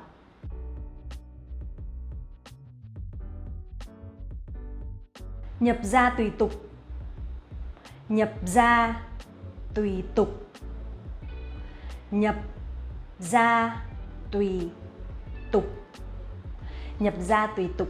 Nhập ra means to enter in a house or to enter in a home, and tùy tục means depends on the rules or depends on the traditions of somewhere or something.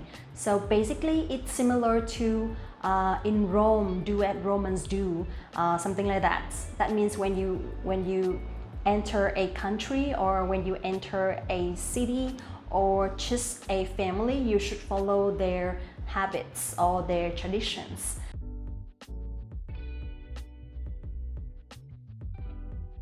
Thời gian là tiền bạc. Thời gian là tiền bạc. Thời gian là tiền bạc. Thời gian là tiền bạc. Thời gian is time. La is to be verb, and tiền bạc is money. Subject, verb, object. Okay? Thời gian là tiền bạc. And it's so clear, right? Time is money, and we should respect time, we should value time, we should save time. This one you can use anytime, anywhere, with anyone, and it's very common. It's not really hard to use. If you, for example, you feel like you're spending too much time on something, or your friend is wasting a lot of time of yours, then you can say thời gian là tiền bạc.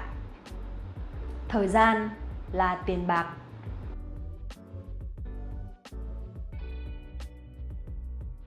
Xa mặt cách lòng.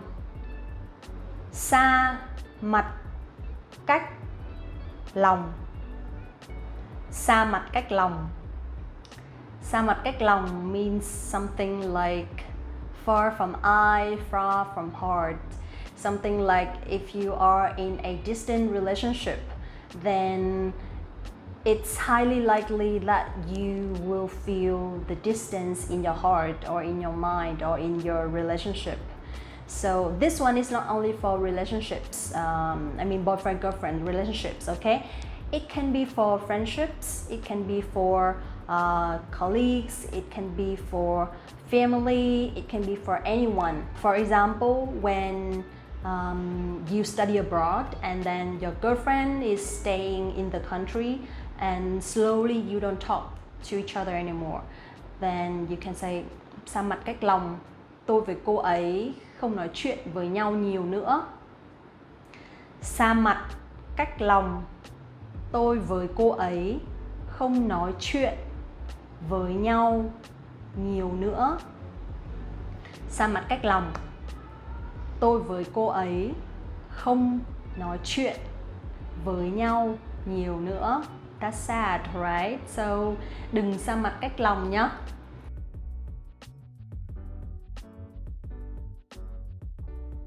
Bán anh em xa, mua láng giềng gần. Bán anh em xa, mua láng giềng gần. Bán anh em xa, mua láng giềng gần.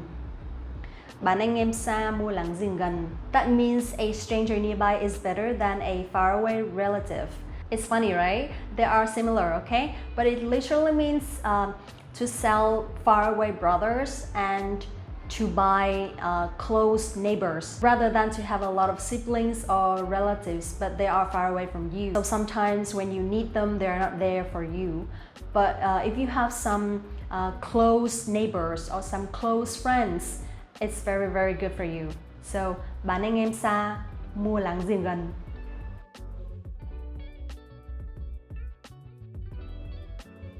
Càng đông càng vui. Càng đông càng vui. Càng đông càng vui. Càng đông càng vui, and it literally means the more the merrier. So you will see this structure, càng and càng. In English, we use something like the more something and the more something. In Vietnamese, we say càng, càng. And after càng, you use adjectives, okay? Càng đông, càng vui.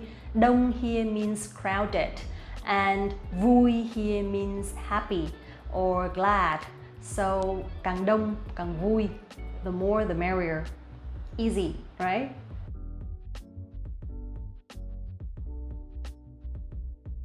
Next one, có chí thì nên. Có chí thì nên.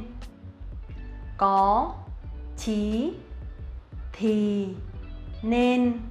Có chí thì nên means something like no pain, no gain. So có here means to have. Chí here means spirit or grit or will. If you have spirit, thì means to be verb.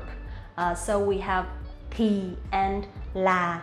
That is Vietnamese of to be. And nên means to become or to be something, okay? So có chí thì nên, no pain, no gain. If you don't try, then you will never become or you will never get what you want. Có chí thì nên. So this one is very common when you have to encourage or when you want to motivate someone or some children to try to get what they want. So you can just say, có chí thì nên, cố lên con.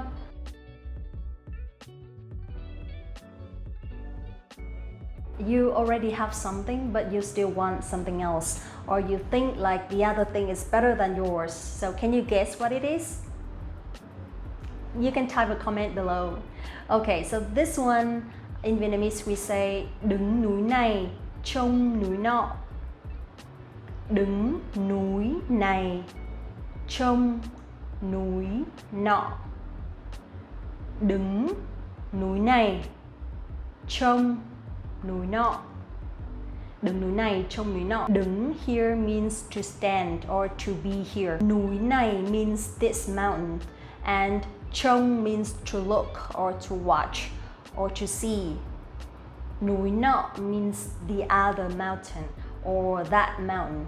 And this one I find it very similar to the grass are always green on the other side of the fence. You think so? Okay, so those are something that are very common in Vietnamese and you can actually use them when it comes to the suitable time. Don't worry if some idioms in English are not very practical or not very natural to use, but these ones that I introduced to you, they are very practical. Be confident, be natural, and when it comes to the right time, just say it and show how good you are in Vietnamese. So that's all for today. I hope you enjoy it and I hope they are helpful for you. Don't forget to like this video, subscribe the channel, and visit the website VietnamesePod101.com for more Vietnamese with Linh and other hosts. Thank you so much again. See you in the next one. Bye bye.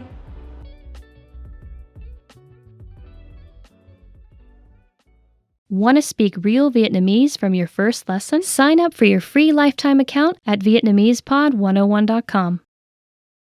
Hey guys, it's Linh. Welcome back to VietnamesPod101.com, the fastest, easiest, and most fun way to learn Vietnamese.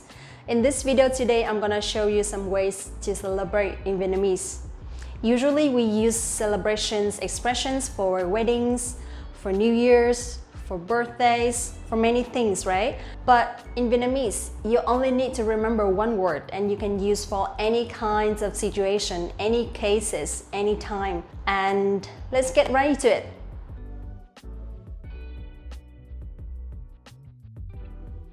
The word that I mentioned is chúc mừng. Chúc mừng. One more time. Chúc mừng. Chúc mừng, okay? So chúc mừng means congratulations and you can use for weddings, for birthdays, for New Year's in a short way. Okay, and now let's get right into the full sentence that we can use for each situations, okay?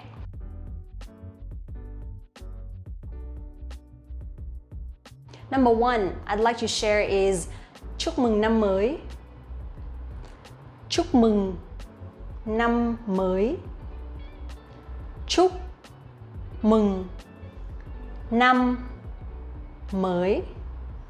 Chúc mừng năm mới means Happy New Year. In New Year, we use this one a lot. Every time we meet someone or everywhere we go, we would say chúc mừng năm mới. Chúc mừng năm mới. And then we shake hands. Chúc mừng năm mới. Or you can say chúc mừng năm mới anh or chúc mừng năm mới chị. Also, there are two more sentences that you can use for New Year. First one is an khang thịnh vượng. An khang thịnh vượng. An khang thịnh vượng. And vạn sự như ý. Vạn sự như ý. Vạn sự như ý. So those are two very common sentences, wishes that you can use for New Year's and you can use with chúc mừng năm mới. For example, chúc mừng năm mới, vạn sự như ý, or chúc mừng năm mới, an khang thịnh vượng.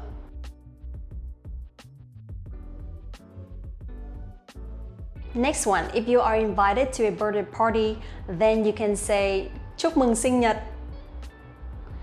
Chúc mừng sinh nhật. Chúc mừng sinh nhật. So chúc mừng sinh nhật means happy birthday. You can use both chúc mừng sinh nhật or happy birthday. Nowadays we use English a lot and you can say happy birthday, but in a Vietnamese way. Of course, for Vietnamese people, not everybody can pronounce happy birthday correctly. So they would say happy birthday, happy birthday, happy birthday. Okay, so happy birthday and chúc mừng sinh nhật.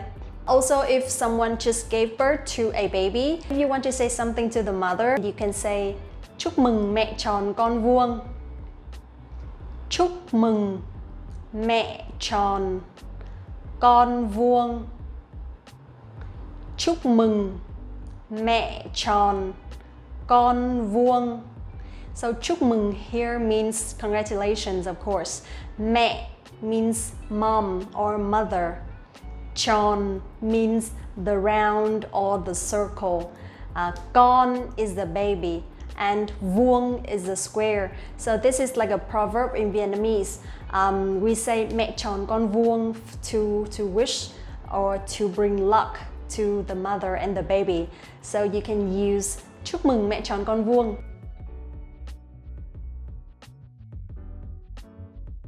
Next one, if you are invited to a wedding, what should you say? Alright, I'll tell you now. So you can say chúc mừng hạnh phúc. Chúc mừng hạnh phúc. Chúc mừng hạnh phúc. Okay? Chúc mừng hạnh phúc.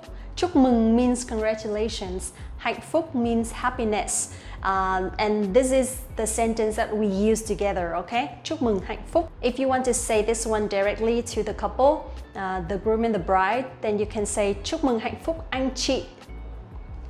Chúc mừng hạnh phúc anh chị. Chúc mừng hạnh phúc anh chị. Anh chị here means brother and sister. That means they are older than you a little bit, like your brothers or sisters. And if they are your friends, then you can say chúc mừng hạnh phúc hai bạn. Chúc mừng hạnh phúc hai bạn. So chúc mừng hạnh phúc hai bạn means congratulations to you. If the couple is younger than you, like your little sisters or brothers, then you can say chúc mừng hạnh phúc hai em. Chúc mừng hạnh phúc hai em.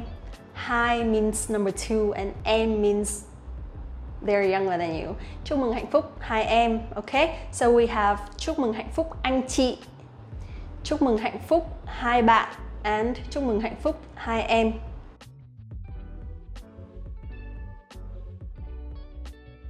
Alright, last one, if you are invited to a housewarming, what should you say? Okay, I'm telling you now. In this situation, you can say chúc mừng tân gia. Chúc mừng tân gia.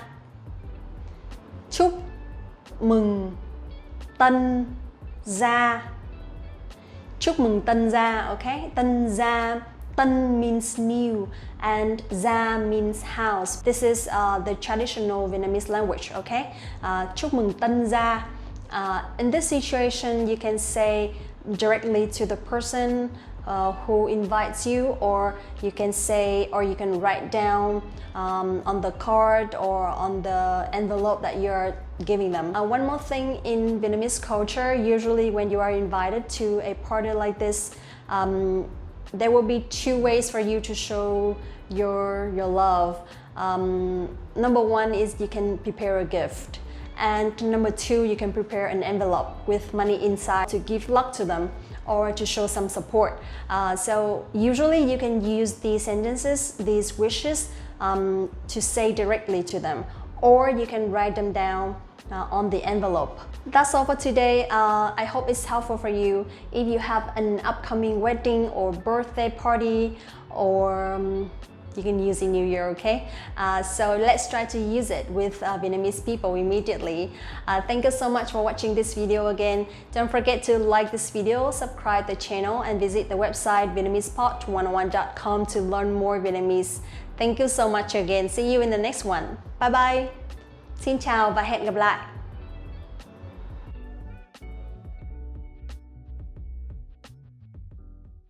Hello everyone, it's Linh. Welcome back to VietnamesePod101.com, the fastest, easiest, and most fun way to learn Vietnamese. In this video today, I'm gonna show you something that I'm not good at.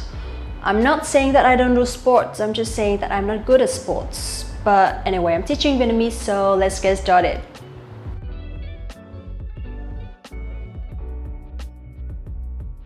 What is the number one sport of the world? Football, isn't it? So in Vietnamese we have bóng đá, bóng đá, bóng đá. Bóng means ball and đá means to kick. Bóng đá is football. And we have bóng đá nam.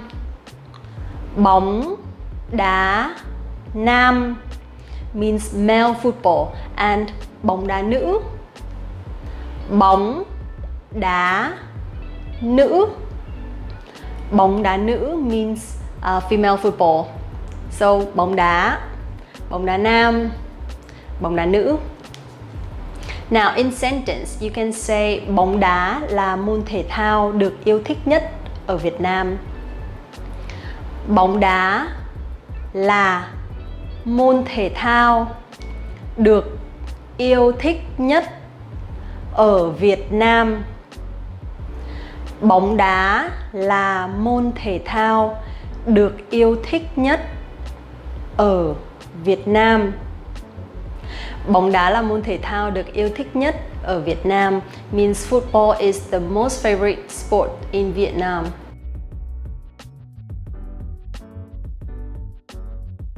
The next one I want to share with you guys is the one that recently has been very popular everywhere in Vietnam, which is tập gym. Tập gym. Tập gym means to exercise. So gym in English is the room, the place that you go to exercise, right? We say phòng tập. Phòng tập. Phòng tập. Okay? Phòng tập is the gym. Đi đến phòng tập means to go to the gym. Đi đến phòng tập. Đi đến phòng tập. At the gym you will see a lot of personal trainers, right? And in Vietnamese we say huấn luyện viên cá nhân. Huấn luyện viên cá nhân. Huấn luyện viên cá nhân means personal trainer or personal coach. Huấn luyện viên here is a coach. Cá nhân is personal. Huấn luyện viên cá nhân. So in sentence you can say tôi tập gym hàng ngày với huấn luyện viên cá nhân.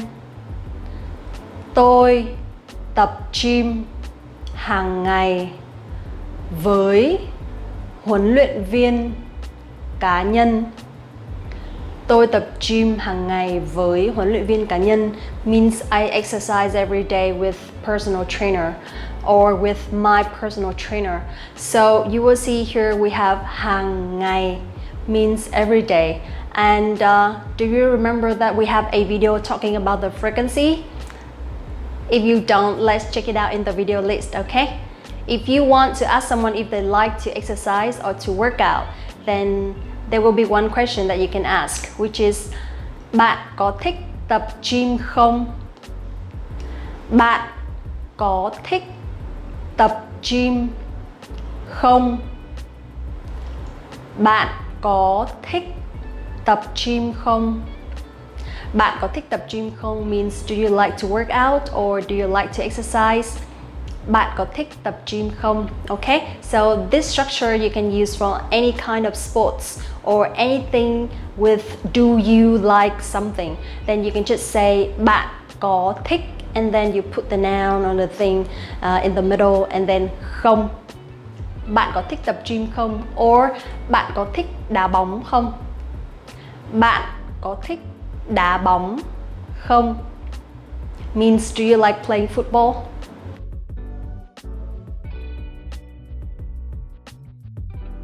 Alright, next one I want to talk about one of the sports. Nowadays it's been very popular in Vietnam too, and we have a lot of Indian masters coming to support and to teach Vietnamese people how to do yoga.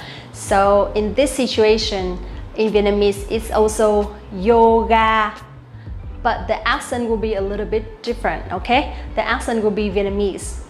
Instead of saying yoga, then we say yoga. Yoga. Yoga. So you can say tập yoga means to do yoga. Tập yoga. Tập here is to practice or to exercise. Tập yoga. If you want to tập yoga, you need a yoga mat, right? So in Vietnamese is thảm tập yoga. Thảm tập yoga.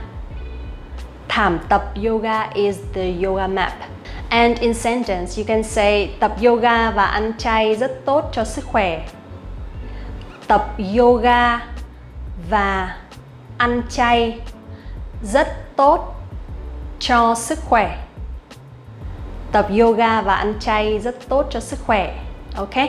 Tập yoga here means doing yoga. Rất tốt means is very good or it's very beneficial. Cho sức khỏe means for health. Tập yoga và ăn chay rất tốt cho sức khỏe.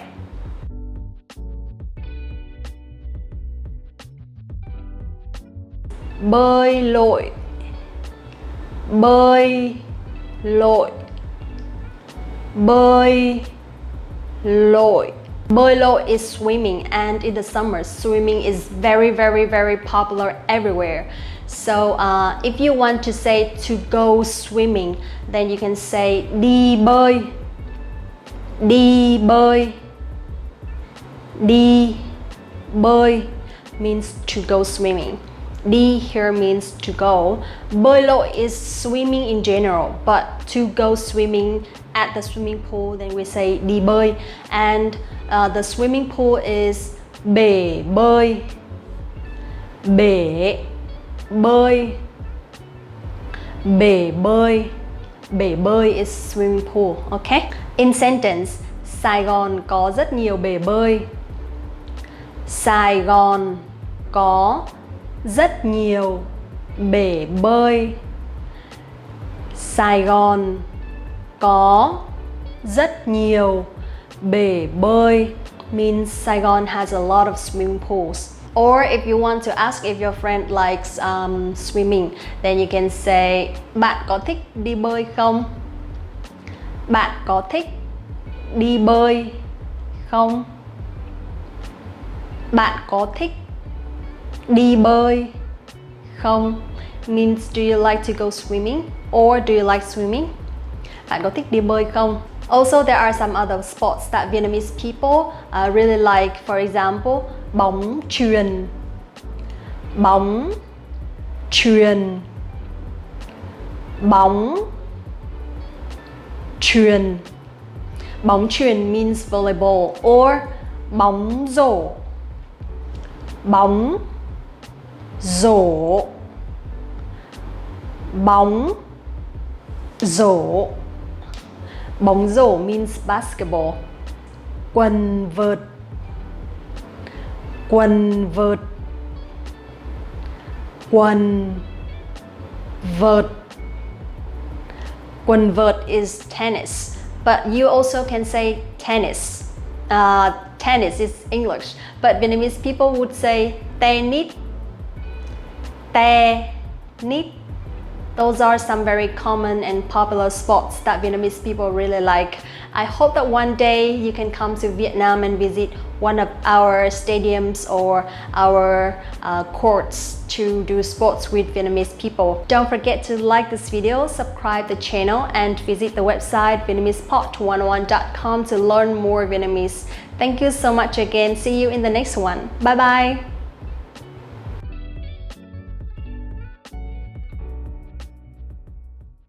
Hey guys, it's Linh. Welcome back to VietnamesePot101.com, the fastest, easiest, and most fun way to learn Vietnamese.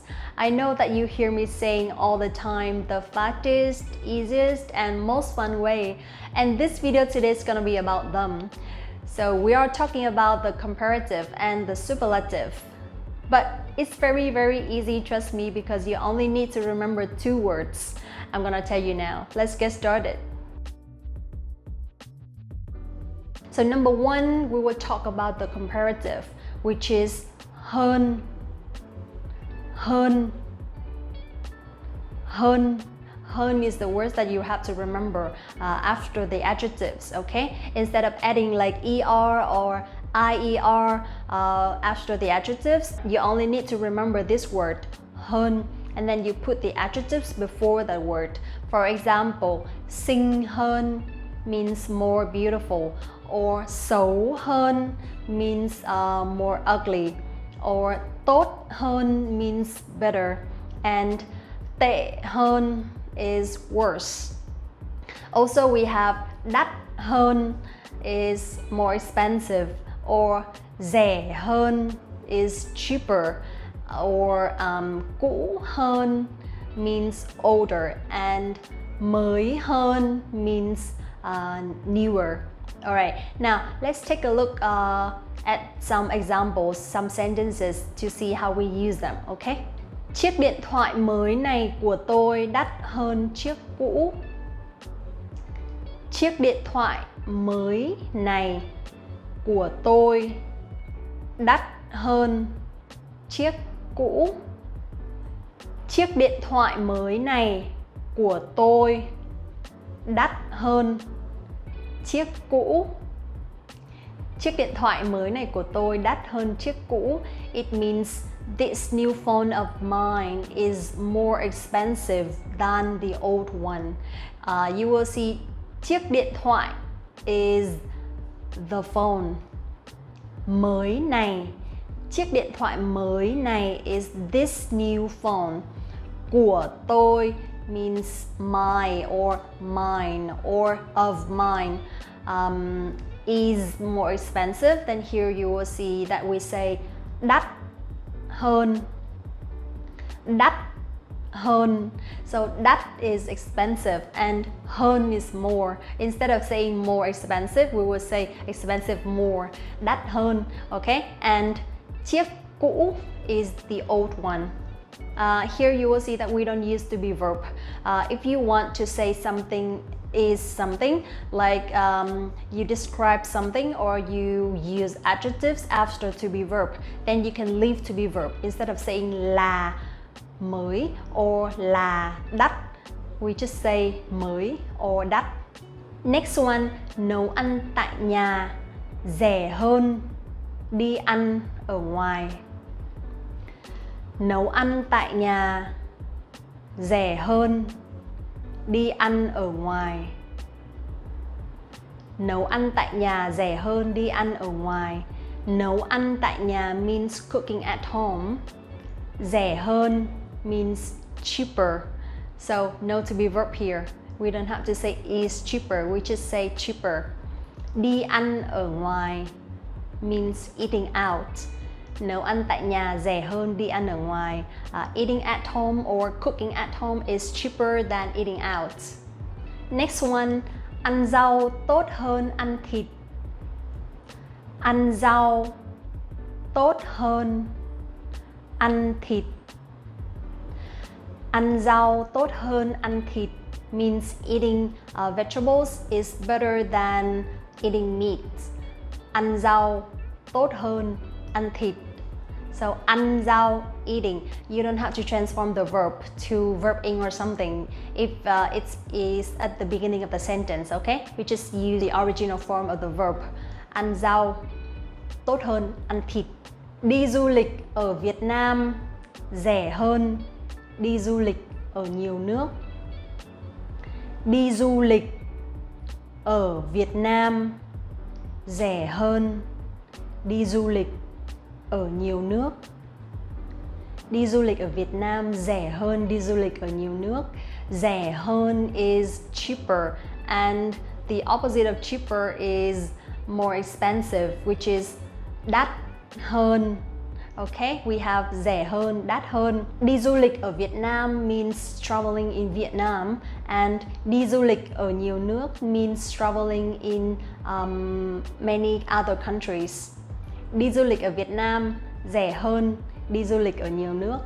And it's true, traveling in Vietnam is very, very affordable compared with some Asian countries. So if you have a plan to travel this year, just come to Vietnam. Laptop của tôi cũ hơn của bạn. Laptop của tôi cũ hơn của bạn.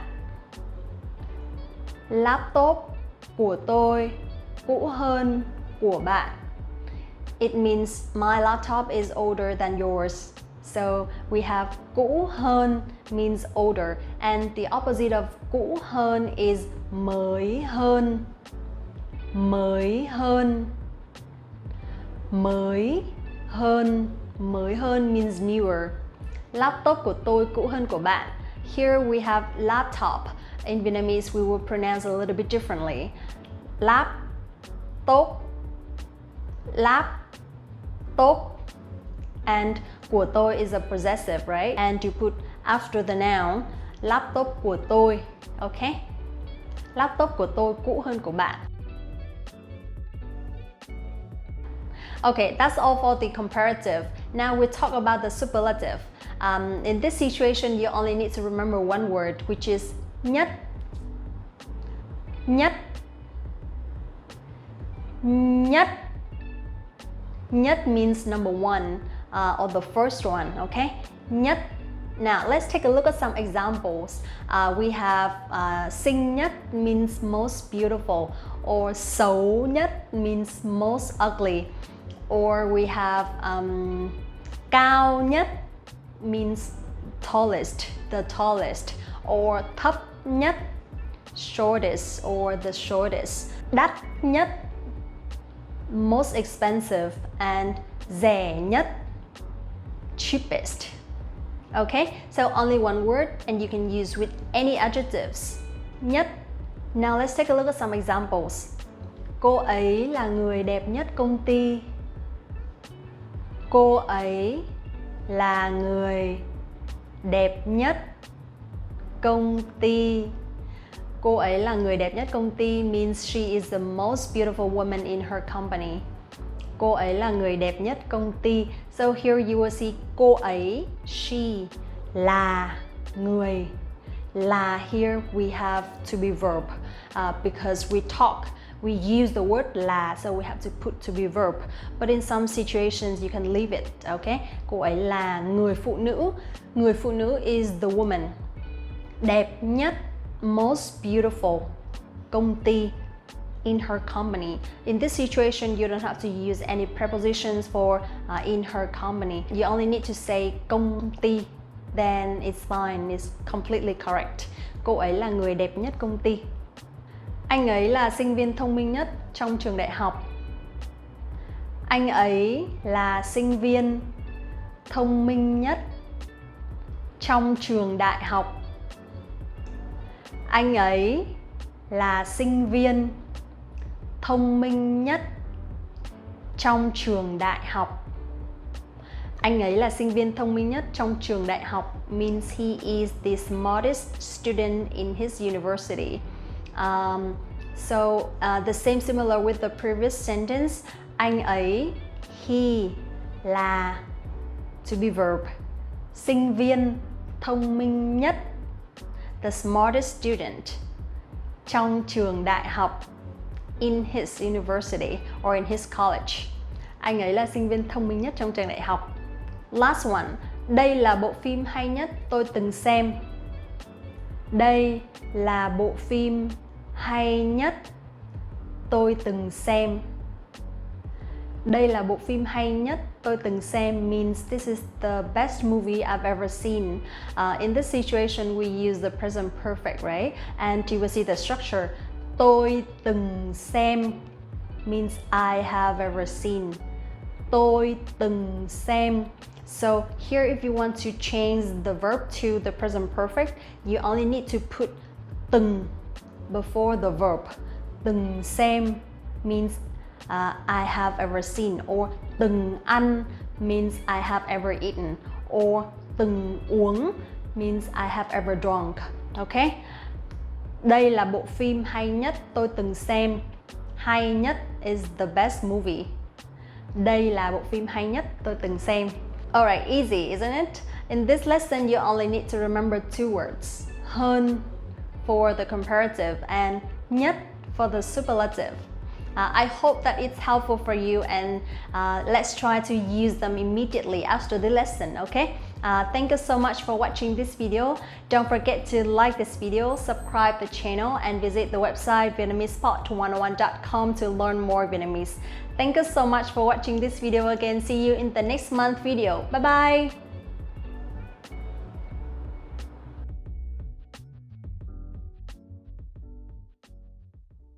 Hey guys, it's Linh. Welcome back to VietnamesePod101.com, the fastest, easiest, and most fun way to learn Vietnamese.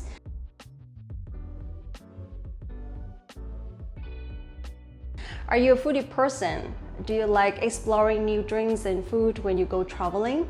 If yes, maybe this video is for you, because today we're going to talk about some famous drinks in Vietnam. Now let's get started.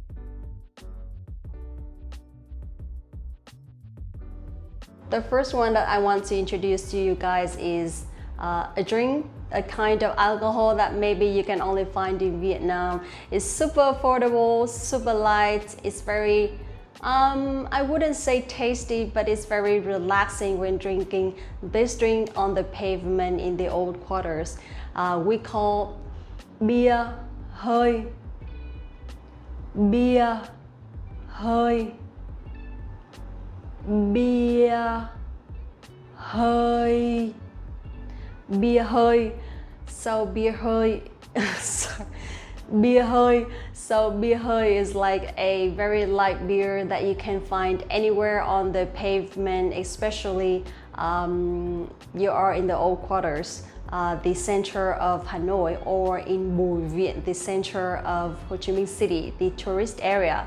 So basically this is a kind of beer that is very light, is very affordable, and they will have a very big tank. They store the beer inside, and when you order, they will just pull it out. The most interesting thing about this bia hơi is because the environment. Mostly it will not be served in fancy restaurants or something like that, but usually we drink bia hơi on the pavements, on some street food shops or restaurants that you can easily find in tourist areas.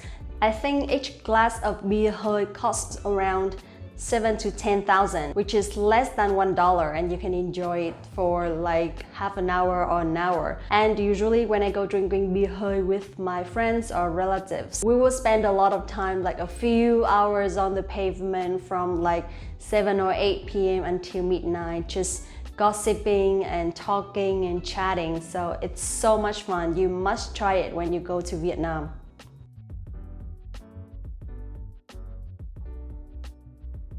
The next one I want to introduce is something very healthy and is everywhere from the center to the south of Vietnam, which is nước dừa. Nước dừa.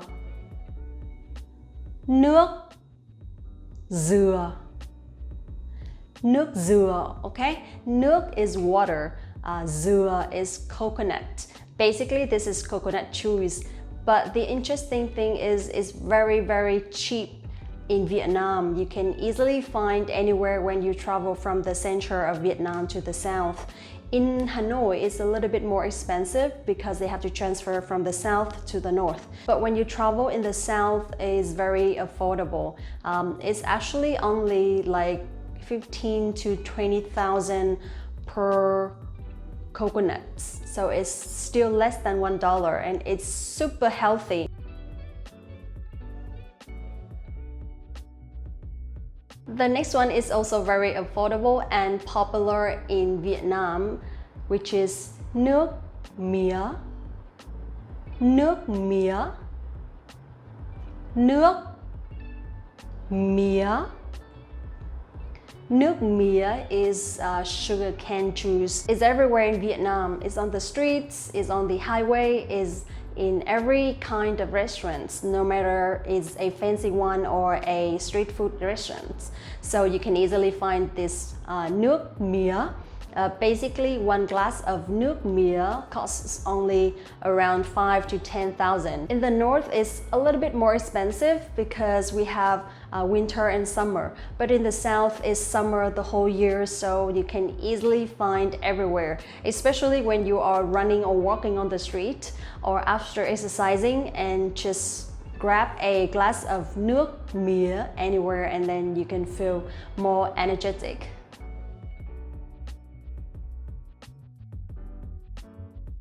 The next one I want to introduce to you guys is something very popular. Talking about Vietnam, we will talk about cà phê.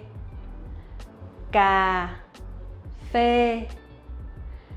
Cà phê.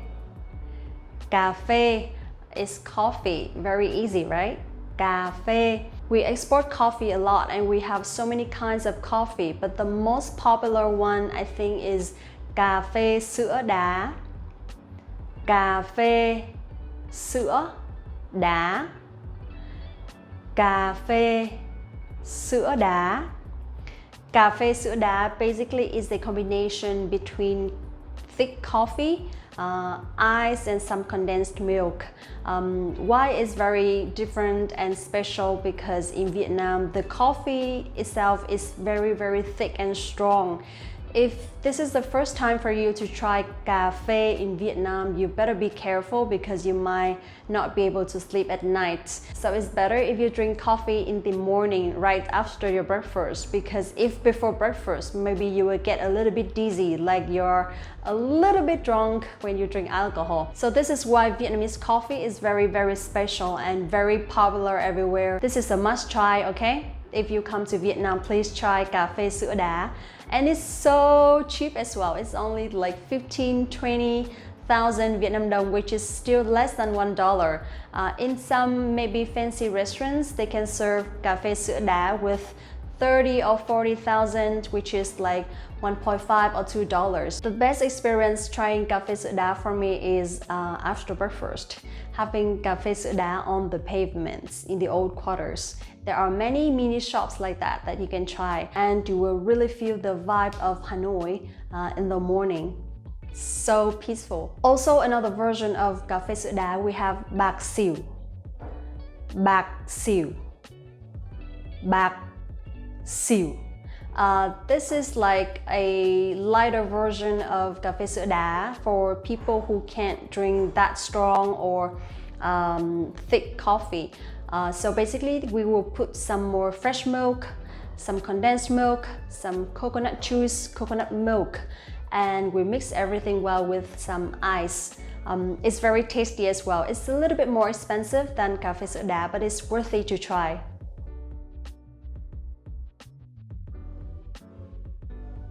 There is one kind of drink that is very popular in Vietnam too, super cheap, and there are many versions of this drink, which is trà. Trà. Trà. Trà means tea, and we have so many different kinds of tea, which is trà sữa, trà sữa, trà sữa, milk tea, trà sữa, trà đào, trà đào, trà đào, peach tea with the real peach, trà chanh, trà chanh, trà chanh. So as you will see, trà we have TR, and chanh we have CH. They are a little bit different, slightly different. Trà TR is a little bit stronger, and the CH one, it's softer and it's lighter. Trà chanh. So it's like ch for TR and ch for TH. This is how we pronounce these two sounds correctly, but in spoken Vietnamese, we will make it like almost similar. Trà chanh, trà chanh, something like that. But if you really want to pronounce like exactly like Vietnamese speaker, then trà chanh, trà chanh. Trà chanh is a version of this drink in the north, in Hanoi, and trà tắc is the version of this drink in the south, in Ho Chi Minh City. Trà tắc, trà tắc.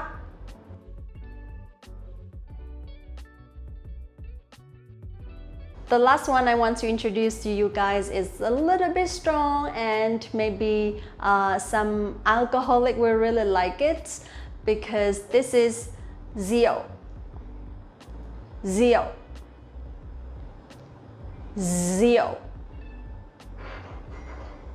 Rượu. Okay, if you really want to pronounce this one correctly, it'll be rượu. Rượu. But for Vietnamese people, when we pronounce the R sound, we will not pronounce like R in English, but we pronounce like Z sound in Vietnamese, or in English, rượu. Or for example, like rau, we also pronounce like z, rau, vegetables. So rượu. The reason why rượu is very popular in Vietnam, because it's also very strong. I think it's as strong as vodka or tequila. And the most interesting thing is it's so much more delicious. It's so much tastier. The thing is, you will keep drinking until you really get drunk without knowing or without even noticing. So we have a lot of kinds of rượu. For example, rượu nếp, they made from rice. Rượu nếp. Also, we have rượu táo mèo. Rượu táo mèo. Rượu táo mèo. Táo mèo is a kind of apple that you can only find in the wood. Rượu táo mèo, and this one is also very tasty. I have to say that. I've tried so many times. My dad even has like a big jar of rượu táo mèo that he made it, and we drink every once in a while. It's so tasty. Once I bought a bottle of táo mèo from Hanoi to Ho Chi Minh City, and my friend and I all got drunk because of that wine. But it's fun. Okay, so that's all for today. An interesting topic. I really enjoy it. How about you? If you have any recommendations or any comments, please let me know at the comments below. Also, don't forget to like this video, subscribe the channel, and visit the website VietnamesePod101.com to learn more Vietnamese with Linh and other hosts. Thank you so much again. See you in the next one. Bye bye. Hey there, it's Linh again. Welcome back to VietnamesePod101.com, the fastest, easiest, and most fun way to learn Vietnamese. In this video today, we're going to talk about something like something like this. I mean, it's like this, like what, like this, like filler words. So in Vietnamese, we also have some words like that for some situations where you don't know what to say next, or you're trying to find some ideas, or when you're buying time just to have some more time to think about what happens next. And let's see what they are.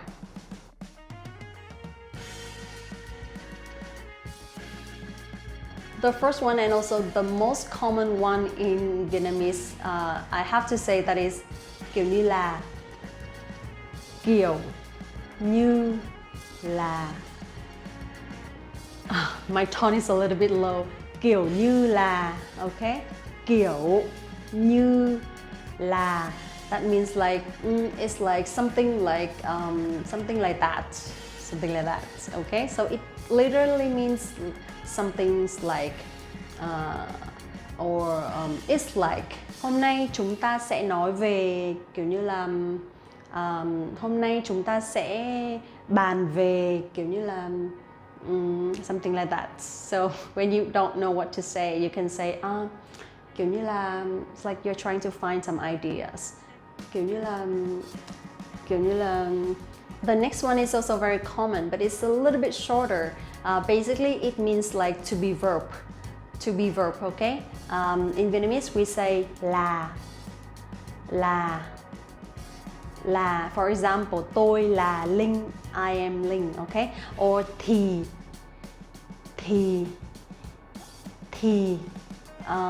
Something like cô ấy thì cũng được, cô ấy thì cũng tốt.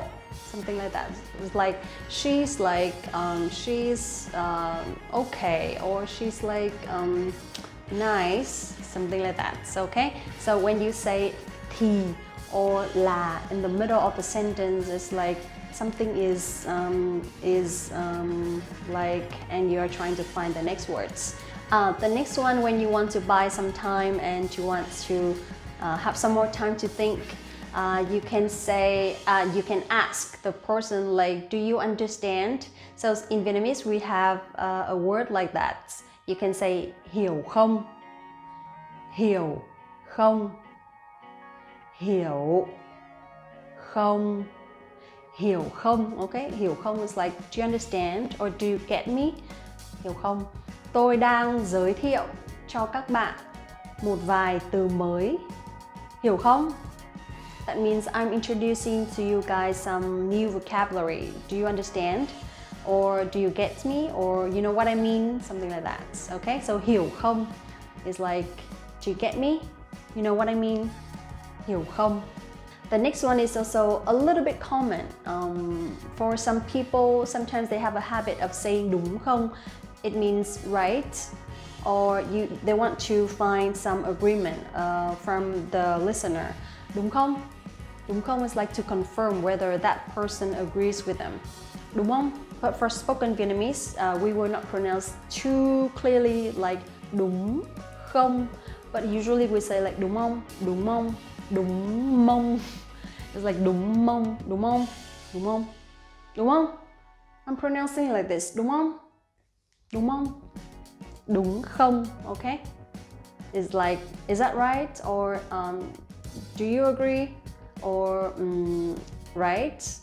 Or in sentence, you can say Vietnamese spot 101.com rất thú vị. Đúng không? Vietnamese spot 101.com rất thú vị. Đúng không?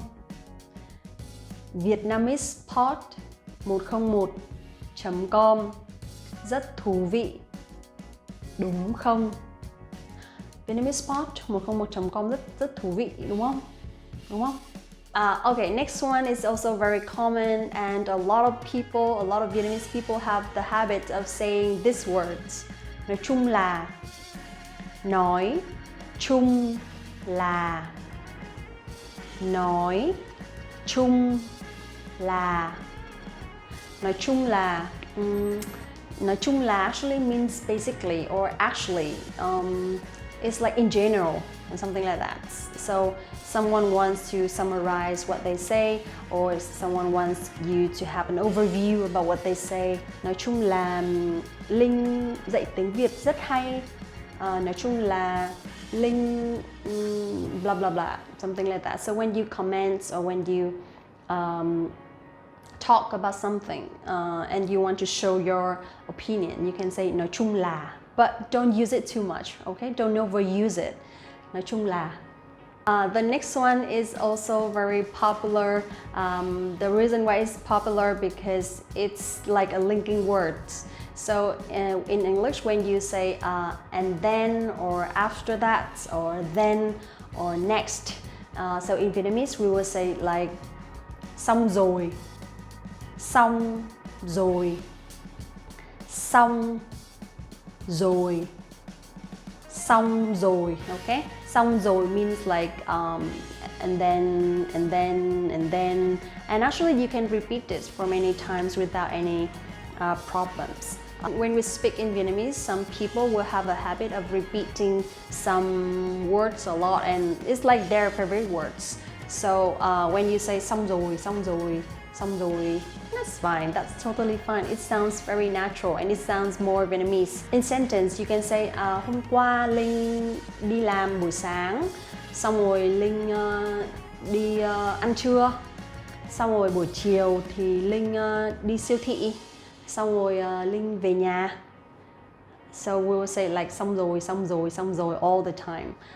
But when we speak fast, we will not say xong rồi that clearly, but we say like xong rồi, xong rồi, something like xong rồi, xong rồi, xong rồi, xong rồi, something like that. Okay, so I hope it helps. Alright, so those are basically almost everything that I could find. I was trying really hard to find some other filler words, but I think it's better to reduce filler words because it's really good if you can speak Vietnamese fluently, like a native speaker, like a Vietnamese speaker, right? But also, sometimes when you really know how to use these kind of words, you will sound more natural. I think so. And it will just prove that you really learn the language, you really learn the culture, and you really learn the speaking habits of Vietnamese people. And that's it for today. I hope that you enjoyed this video. Don't forget to like this video, subscribe the channel, and visit the website VietnamesePod101.com to learn more Vietnamese. Thank you so much again. Don't forget to tell me some suggestions and recommendations for the next video. Thank you so much. Bye bye. See you in the next one. Xin chào và hẹn gặp lại. Want to speak real Vietnamese from your first lesson? Sign up for your free lifetime account at VietnamesPod101.com.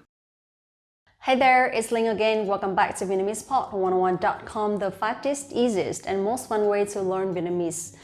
As you can see, usually I will share with you guys some differences and common things between English and Vietnamese, so you guys can have some effective ways to remember. And today we're going to talk about something similar to that. If in English we have some articles like a and the to classify some different nouns, different kinds of noun. And in Vietnamese we also have that. But it's a little bit more complicated because you have to remember more vocabulary. So today you will learn not only Vietnamese classifiers, but also some vocabulary that go with them. Okay, now let's get started.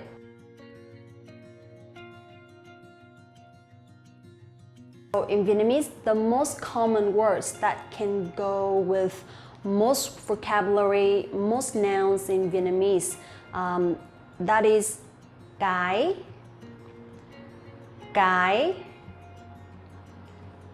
cái. Cái usually we'll use with most nouns, most objects, most things that cannot move. For example, cái bàn, the table, cái ghế, the chair, cái quạt, the fan, or cái điều hòa, the air conditioner. Basically, we can use cái for so many words, so many things that are everywhere around you. Cái điện thoại, cái bút, cái đèn, cái tủ lạnh. Another word which is also similar to cái, we can use chiếc.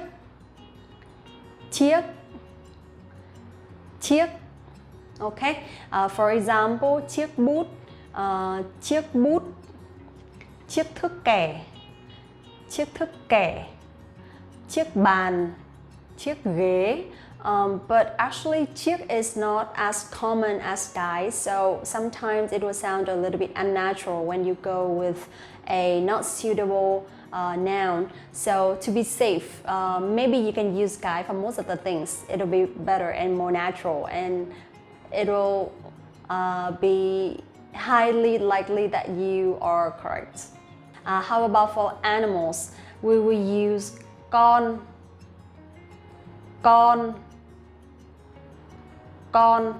Okay, for example, con mèo, con chó, con gà, con cá, con chim, con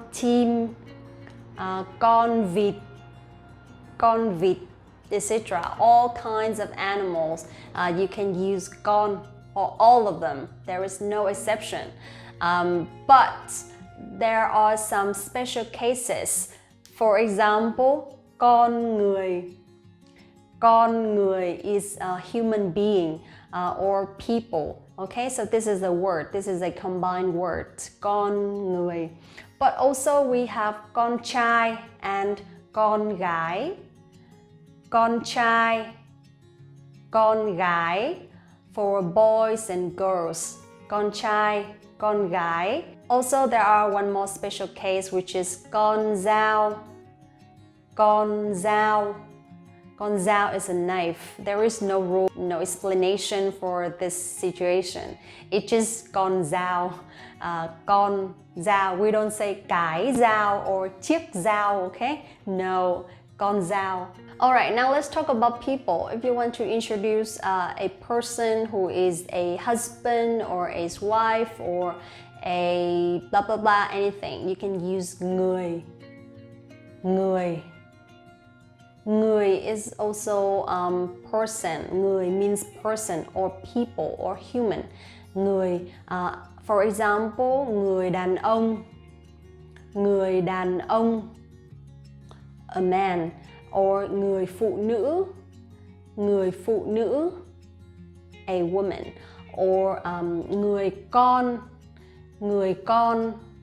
Người con means the kid or the child. Người cha. Người cha. Người cha means the father. Or người mẹ. Người mẹ. Người mẹ. Người mẹ means the mother or a mother. We don't have any difference between a or the, like in English. We use the same word. Người cha, người mẹ. Or người ông, người bà means the grandparents, the grandfather and the grandmother. Người nông dân.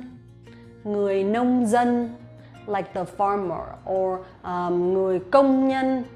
Người công nhân, the worker. So basically we can use người for most words or most nouns talking about people, like people in your family or people in your office, or we can use it for jobs as well. So those are some very common and popular classifiers that you can use with most nouns in Vietnamese. But also there are some special cases that we don't use, like the common words that I mentioned above. So we use, for example, for buildings and some special places, we will use like ngôi, ngôi, ngôi, ngôi, okay? Ngôi. For example, ngôi nhà, ngôi nhà, ngôi nhà. Ngôi nhà is a house. Or ngôi đền, ngôi đền, ngôi đền. Ngôi đền is the temple. Or ngôi chùa, ngôi chùa, ngôi chùa. Ngôi chùa is a pagoda. Okay, so those are three special places that we use ngôi instead of using chiếc or cái. Okay, ngôi. One more word that sounds more formal, we can actually use for some maybe office environment, or you can use it at work, or we can use it when you want to show respect for some important people.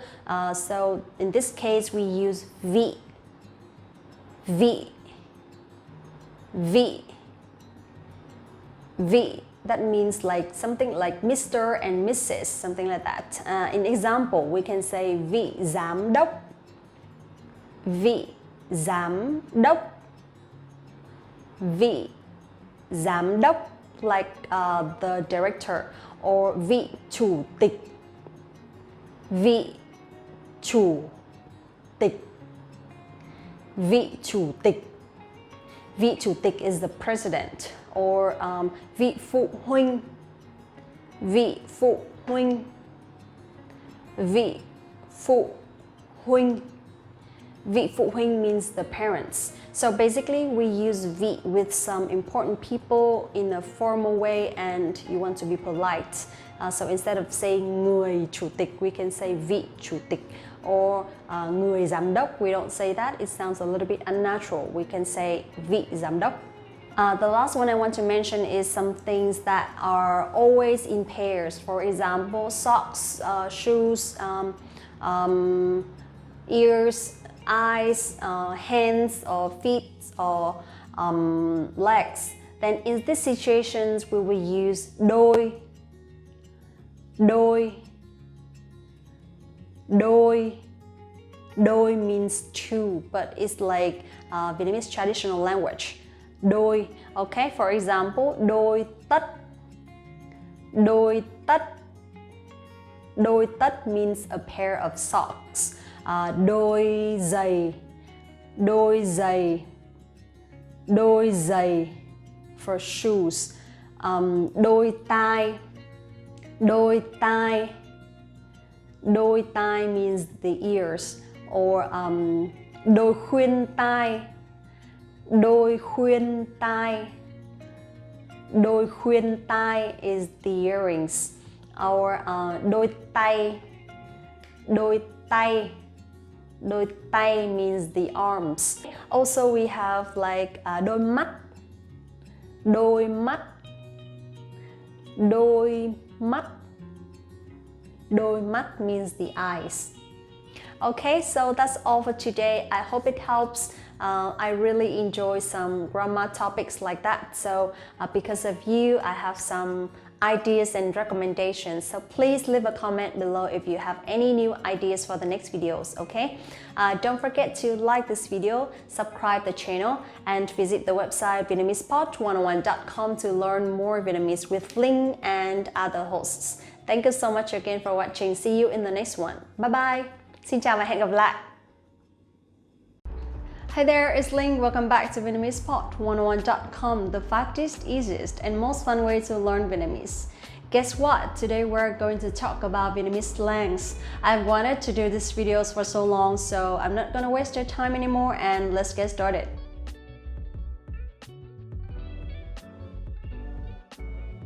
I can't be serious today because it's about slangs. Come on, it's about the words that we are not usually using, but it's so cool and I think most young people would like it. And let's start with a very common thing that nowadays we have to wear every time we go out, not go out, but every time we ride a motorbike, which is the helmets. And in Vietnamese, a fun way to say this is nồi cơm điện. Nồi cơm điện. Nồi cơm điện. Do you know what nồi cơm điện is? Nồi cơm điện actually is a rice cooker. How can we wear a rice cooker on our heads? But it's possible because before, when we started having the rule that all people who ride motorbikes, they had to wear the helmets. So because we didn't like it, so we said, it looks like the rice cooker. So from there, nồi cơm điện is like a very common word to talk about the helmets. Nồi cơm điện. The next one is ngon. Ngon. Ngon. Ngon. You will see, if you notice, we will not pronounce like the ending sound like in English. For example, in English we have like time. But for Vietnamese, if the words that end with N or M like that, we will just close the sound. We don't say ngon. No, we say ngon. Ngon. Okay, so ngon means delicious, but this is a slang, so it doesn't really mean delicious. Yes or no, okay? It means like a beautiful or a pretty girl.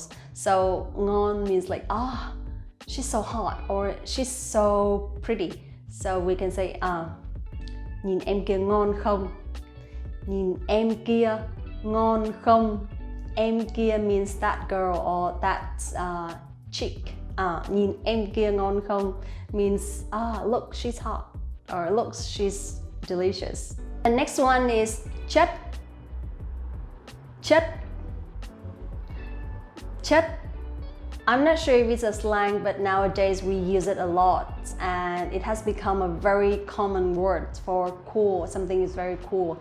So chất is like, for example, if you see a boy or a young man that is riding a motorcycle and he dresses very cool, he dresses like so nicely and you just want to hang out with him. So anh kia chất không? Anh kia chất không. So that means look, he's so cool. Anh kia chất không. So for girls, for beautiful girls, we can say em kia ngon không. But for men, we use like anh kia chất không or bạn kia chất không. So look how cool he is. The next one is xịn sò. Xịn sò. Xịn sò. Xịn sò means something very expensive or something very fancy. Like suddenly you buy like a $1,000 phone or you buy something very expensive. So maybe your friend can say like, xịn sò. Xịn sò. It's like, so fancy. You spend a lot of money. Xịn sò, okay? So this one you can use separately. Or you can use in the full sentence like em mới mua một cái điện thoại xịn sò lắm. Em mới mua một cái điện thoại xịn sò lắm. Em mới mua một cái điện thoại xịn sò lắm. That means I have just bought a very fancy phone. Xịn sò. Thả thính. Thả thính. This one is a little bit hard to pronounce, okay? Because it has like dấu hỏi and dấu sắc. Thả thính. Thả thính. Thả thính means to flirt around.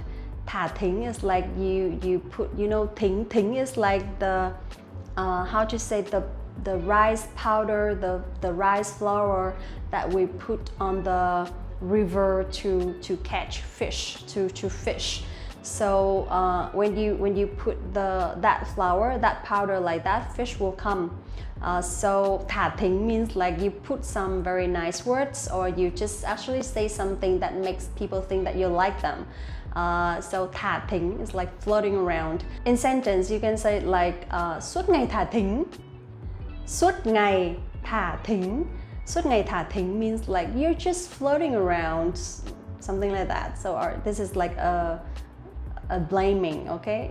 Suốt ngày thả thính. Chém gió. Chém gió. Chém gió. Chém gió. Chém gió means like when you're lying, when you say something not really true about the person or the actual situation. So chém gió. In sentence, you can say like chém gió ít thôi. Chém gió ít thôi. Chém gió ít thôi. Chém gió ít thôi means like stop lying, come on. Chém gió ít thôi. Linh, chém gió ít thôi. Okay. The next one, bó tay. Bó tay.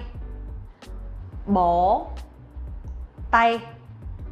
Bó tay is like someone tied your hands like this when you can't move.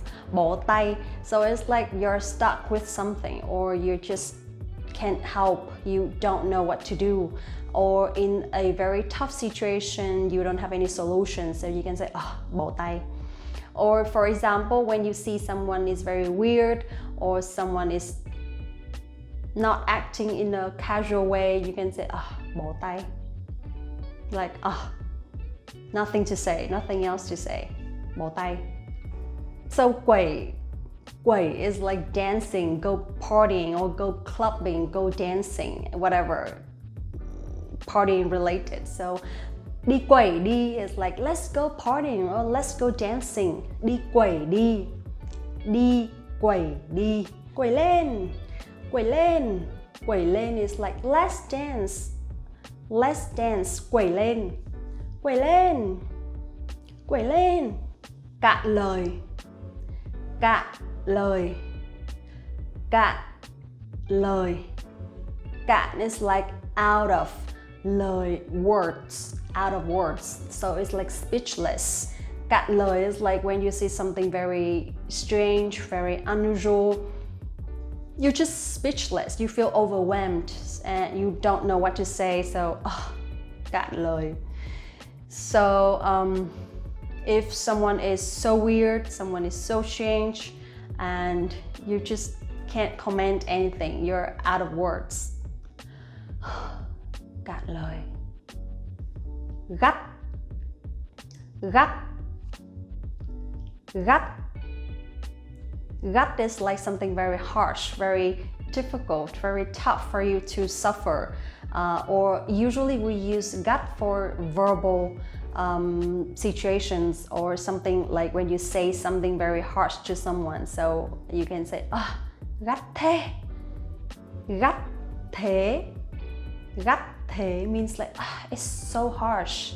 It's so hard to hear, something like that. So gắt thế. Something like, why so serious? Why do you have to be so harsh? Gắt thế, okay? Gắt thế. Căng. Căng. Căng. Okay? Căng. Căng means like so intense, so serious. For example, your friends suddenly become very intense to you when you are arguing or when you have different opinions. So you can say, làm gì mà căng thế? Làm gì mà căng thế? Làm gì mà căng thế? Làm gì mà căng thế? Làm gì mà căng thế? It's like, why so serious? Why so intense? Relax, something like that. Biến. Biến. Biến. So biến is like some sudden accidents or some unexpected scandals, and it just happens. So you can say, có biến, có biến. Có biến is like, there is a scandal or there is an accident, something like that. Có biến. Có biến. Có is half. Biến is like a scandal. Có biến. Có biến, có biến, có biến. Phốt. Phốt. Phốt. Phốt. Dấu sắc, okay? And very strong. Phốt. Phốt is like fault, or mistakes, or also scandal. So if you want to gossip about someone's mistakes or someone's faults or someone's scandal, then you can say, lại dính phốt nữa à? Lại dính phốt nữa à? Lại dính phốt nữa à? So it's like again, or scandal again, something like that. Lại dính phốt nữa à? Lại dính phốt nữa à? Có biến. Ngất. Ngất. Ngất, dấu sắc, okay? Ngất is like to go to sleep or to go to bed, to fall asleep. So when you are chatting with your friends and you want to stop the conversation and you say, I'm going to bed now, or I'm going to sleep now, you can say, thôi, ngất đây. Ngất đây. Ngất đây. It's like, I'm sleeping now. I'm off to bed now, something like that. But actually, ngất means to pass out, okay? To pass out. Ngất, I'm passing out, something like that. Ngất. Ngất đây. Yeah, that's it for today. I really enjoyed it. I don't know how about you, but I like this kind of topics because it's more common, it's more natural, and it's more Vietnamese. Slangs in Vietnamese, we say từ lóng, or tiếng lóng, okay? Từ lóng, tiếng lóng. And that's it for today. Thank you so much for watching again. See you in the next video, and don't forget to like this video, subscribe the channel, and visit the website vietnamesepod101.com to learn more Vietnamese. Thank you. See you in the next one. Xin chào và hẹn gặp lại. Hi guys, it's Linh. Welcome back to Vietnamesepod101.com, the fastest, easiest, and most fun way to learn Vietnamese. This morning I woke up, I went to work, I had breakfast, I went out for coffee. So how do you describe all of them in Vietnamese? So this video today is going to be some phrases that you can use to describe your daily routine, and let's get started.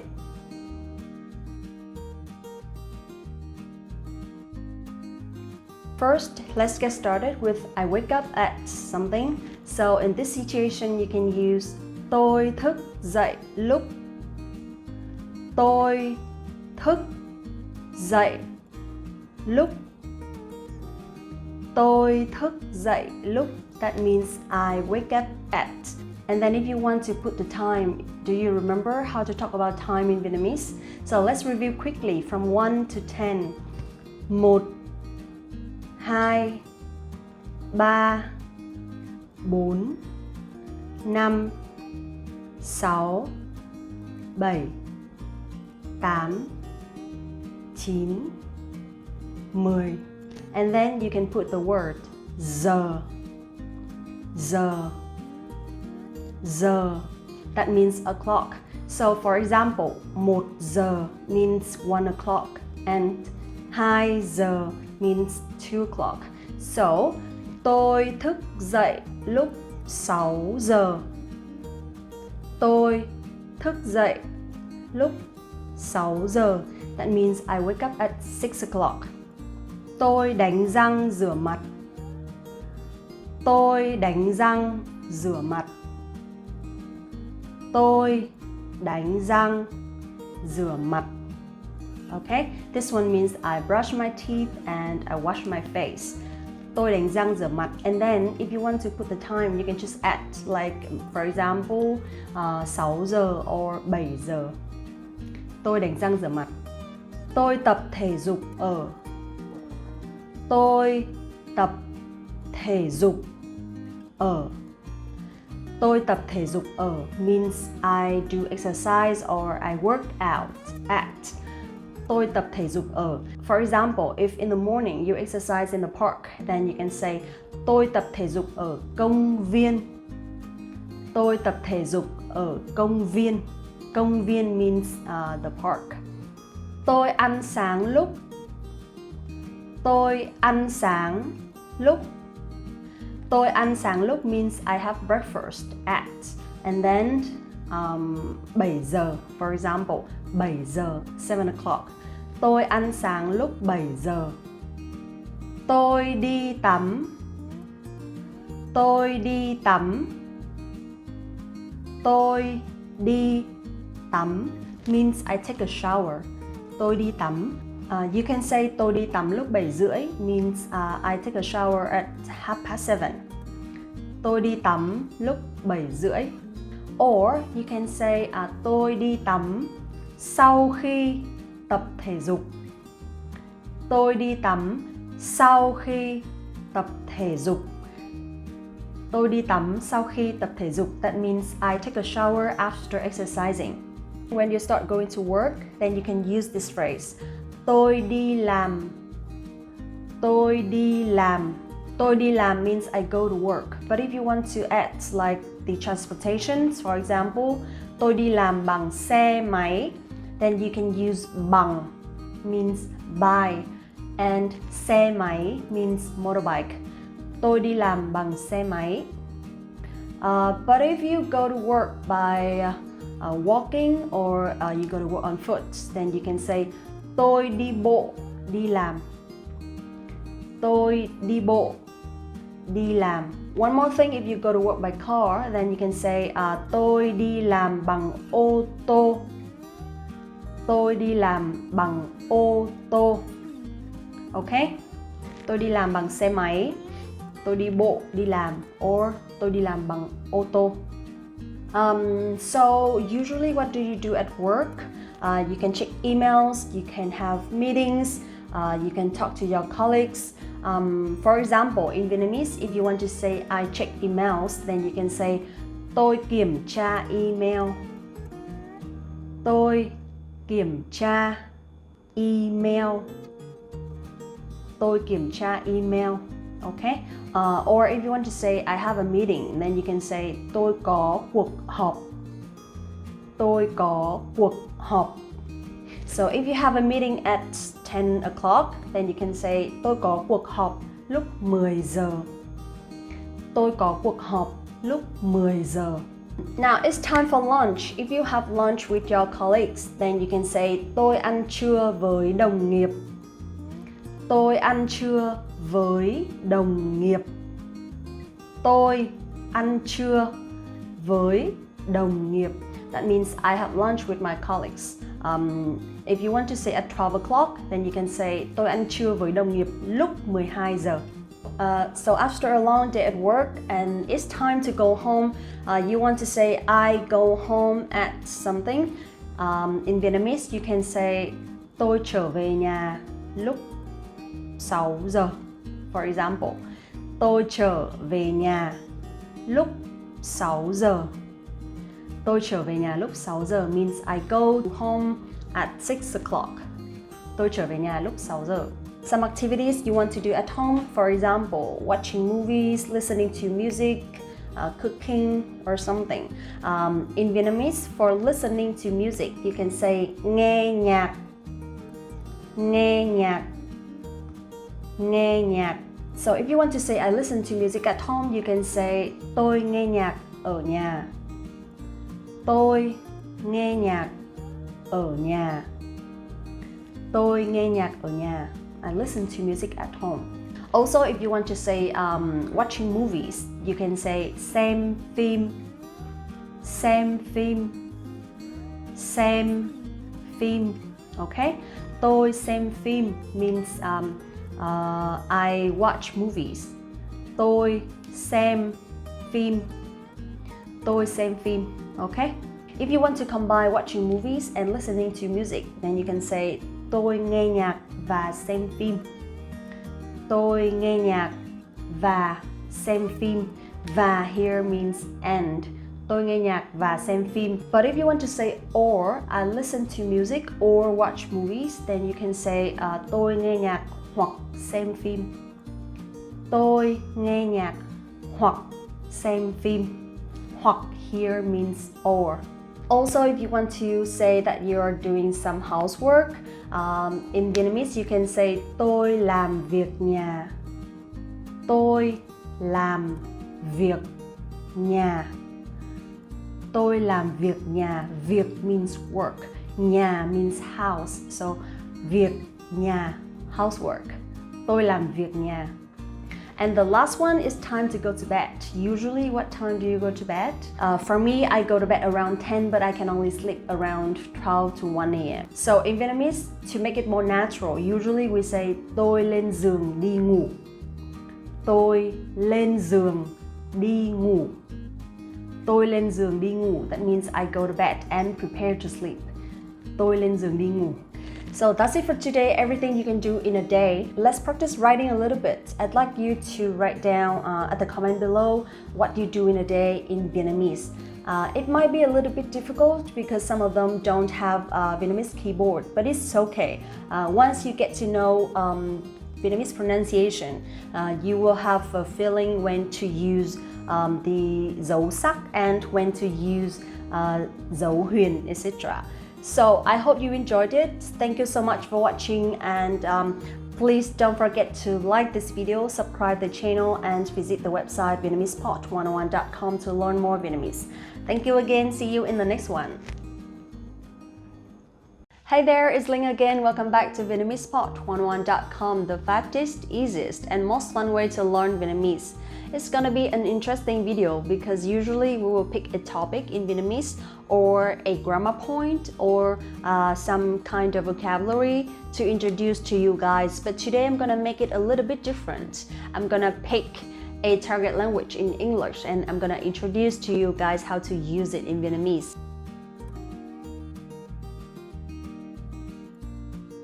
The one that I chose today is how to use let's and let in Vietnamese, and let's see how different they are, okay?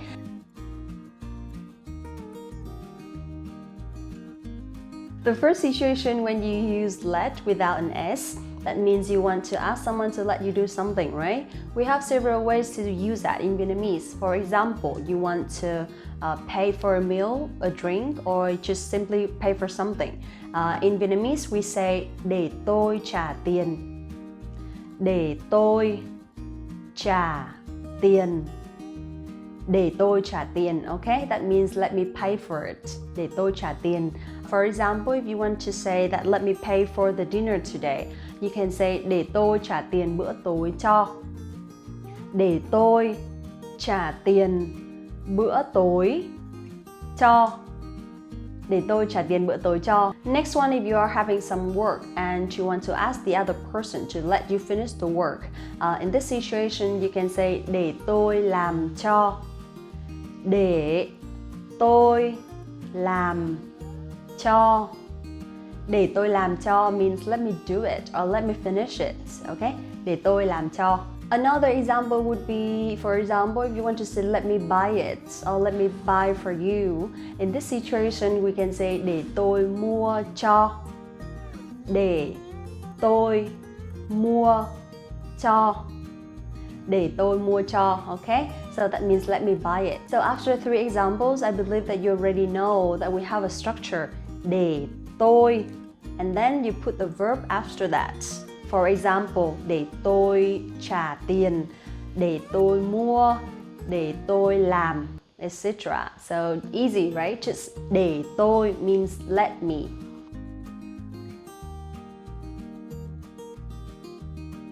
Situation number 2, where you use let's with an S. So of course it's gonna be different in meaning, and I'll show you some examples so you can see clearly. For example, if you want to say let's go, that means đi thôi. Đi thôi. Đi thôi. Something like that. So here actually we will swap the positions of the word a little bit. Let's, here you actually put the word thôi at the end of the sentence to say that hey, let's do something. So đi means go, and thôi means something like let's and verb. Okay, I'll give you another example. Let's say I don't know how to translate, it's not going to be very natural. For example, if you want to say let's sleep, in this situation we'll say đi ngủ thôi. Đi ngủ thôi. Đi means go, ngủ means to sleep, and thôi means like let's. So đi ngủ thôi.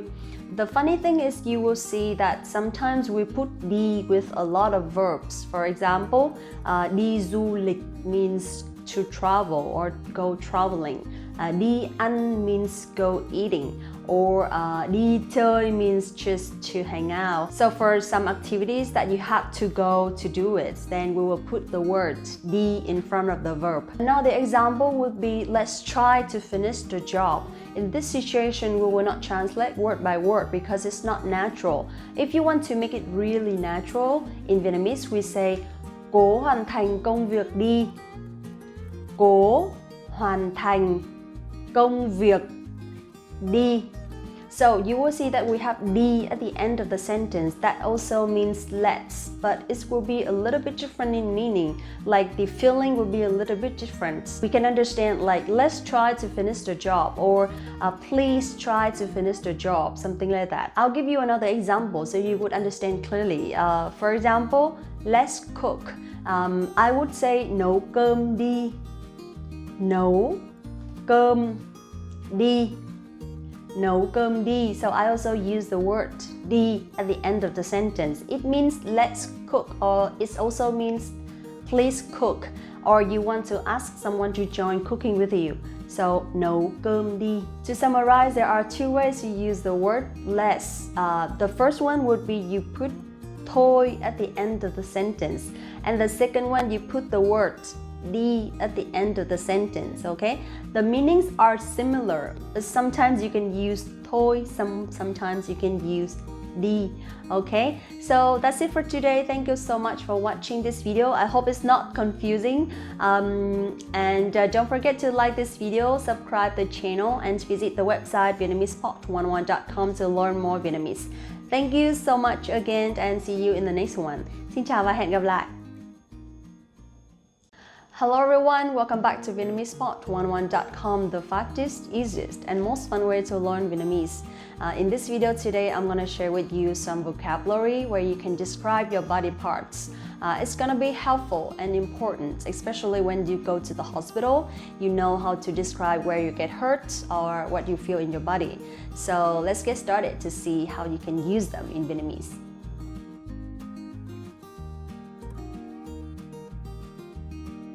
Okay, the first one, do you remember? We already had a video talking about symptoms and sicknesses. Some language you can use at the hospital, and one word that is very, very common and also a sickness, which is headache. In Vietnamese, head is đầu. Đầu. Đầu. So đầu is a head, and if you want to say I have a headache, you can say tôi bị đau đầu. Okay, tôi bị đau đầu. So đầu is the head. Next one, hair. You can say tóc. Tóc. Tóc. For example, if you want to say my hair is short, in Vietnamese we say tóc tôi ngắn. Tóc tôi ngắn.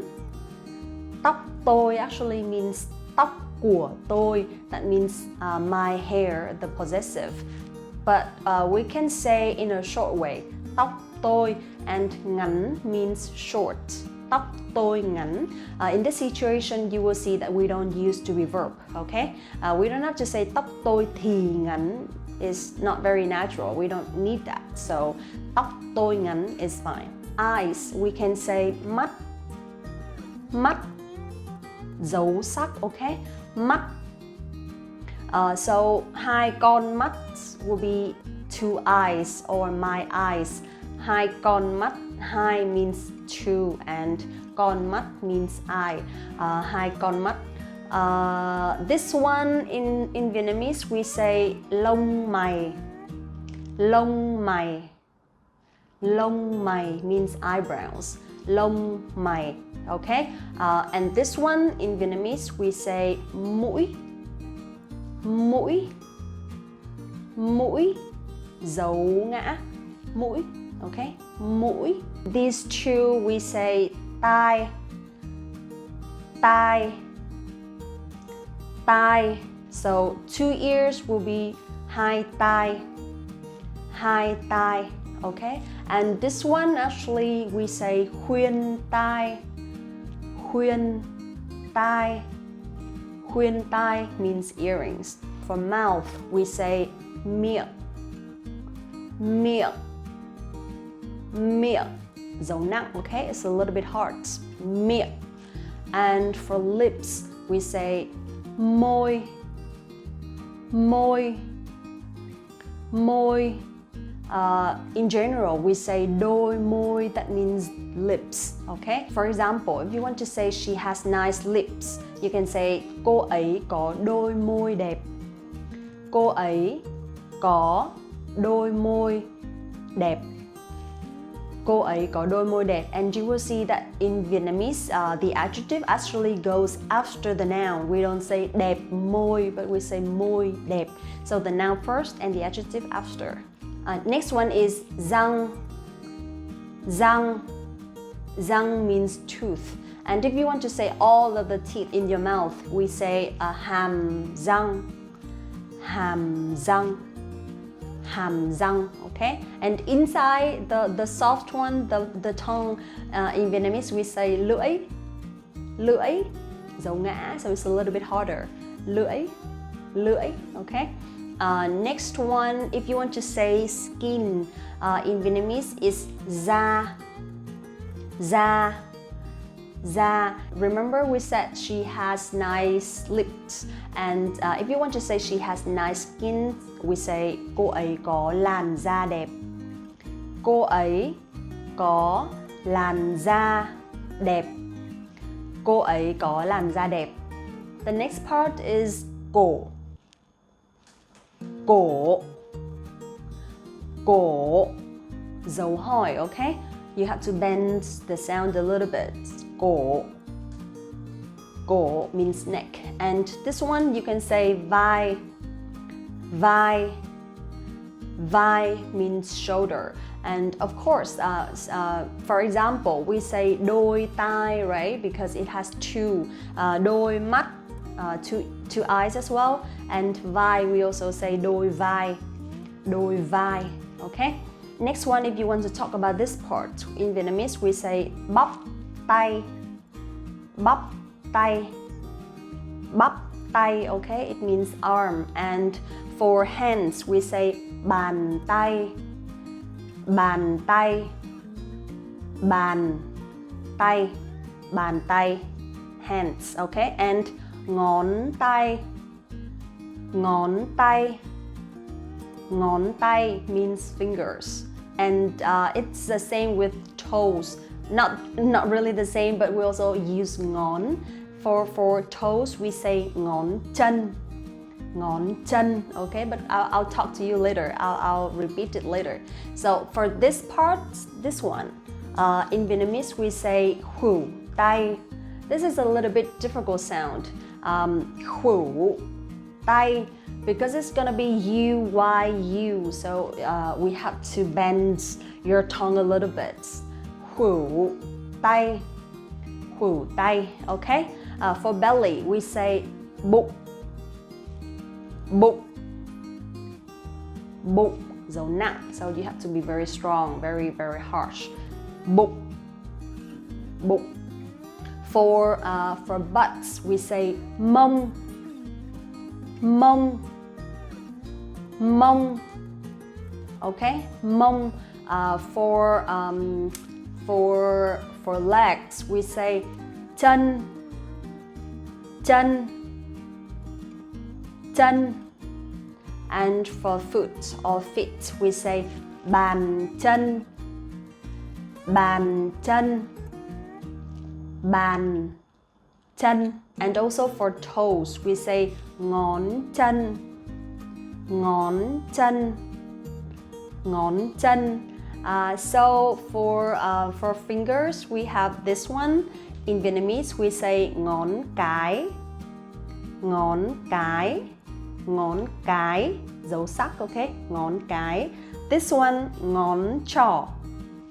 Ngón trỏ. Ngón trỏ. This one is the middle one. We say ngón giữa. Ngón giữa. Giữa means middle. Ngón giữa. And this one we say ngón nhẫn. Ngón nhẫn. Ngón nhẫn. Ngón nhẫn. Nhẫn means ring. Usually when we get married, we will wear rings here, right? So ngón nhẫn.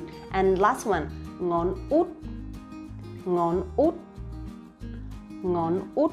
So for toes, actually I don't really know all the words. I think we don't have it. But for the biggest one, we say ngón cái. The big toe, we say ngón cái.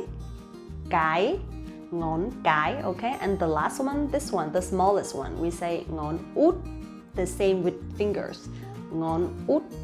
Yeah, I think it's over, everything that we can see. So that's it for today. Thank you so much for watching. I hope that you enjoyed it. And we're gonna have another video talking about body organs. So I hope that you're gonna watch it. Thank you very much again. Don't forget to like this video, subscribe the channel, and visit the website VietnamesePod101.com to learn more Vietnamese. See you in the next video. Xin chào và hẹn gặp lại. Want to speed up your language learning? Take your very first lesson with us. You'll start speaking in minutes and master real conversations. Sign up for your free lifetime account. Just click the link in the description.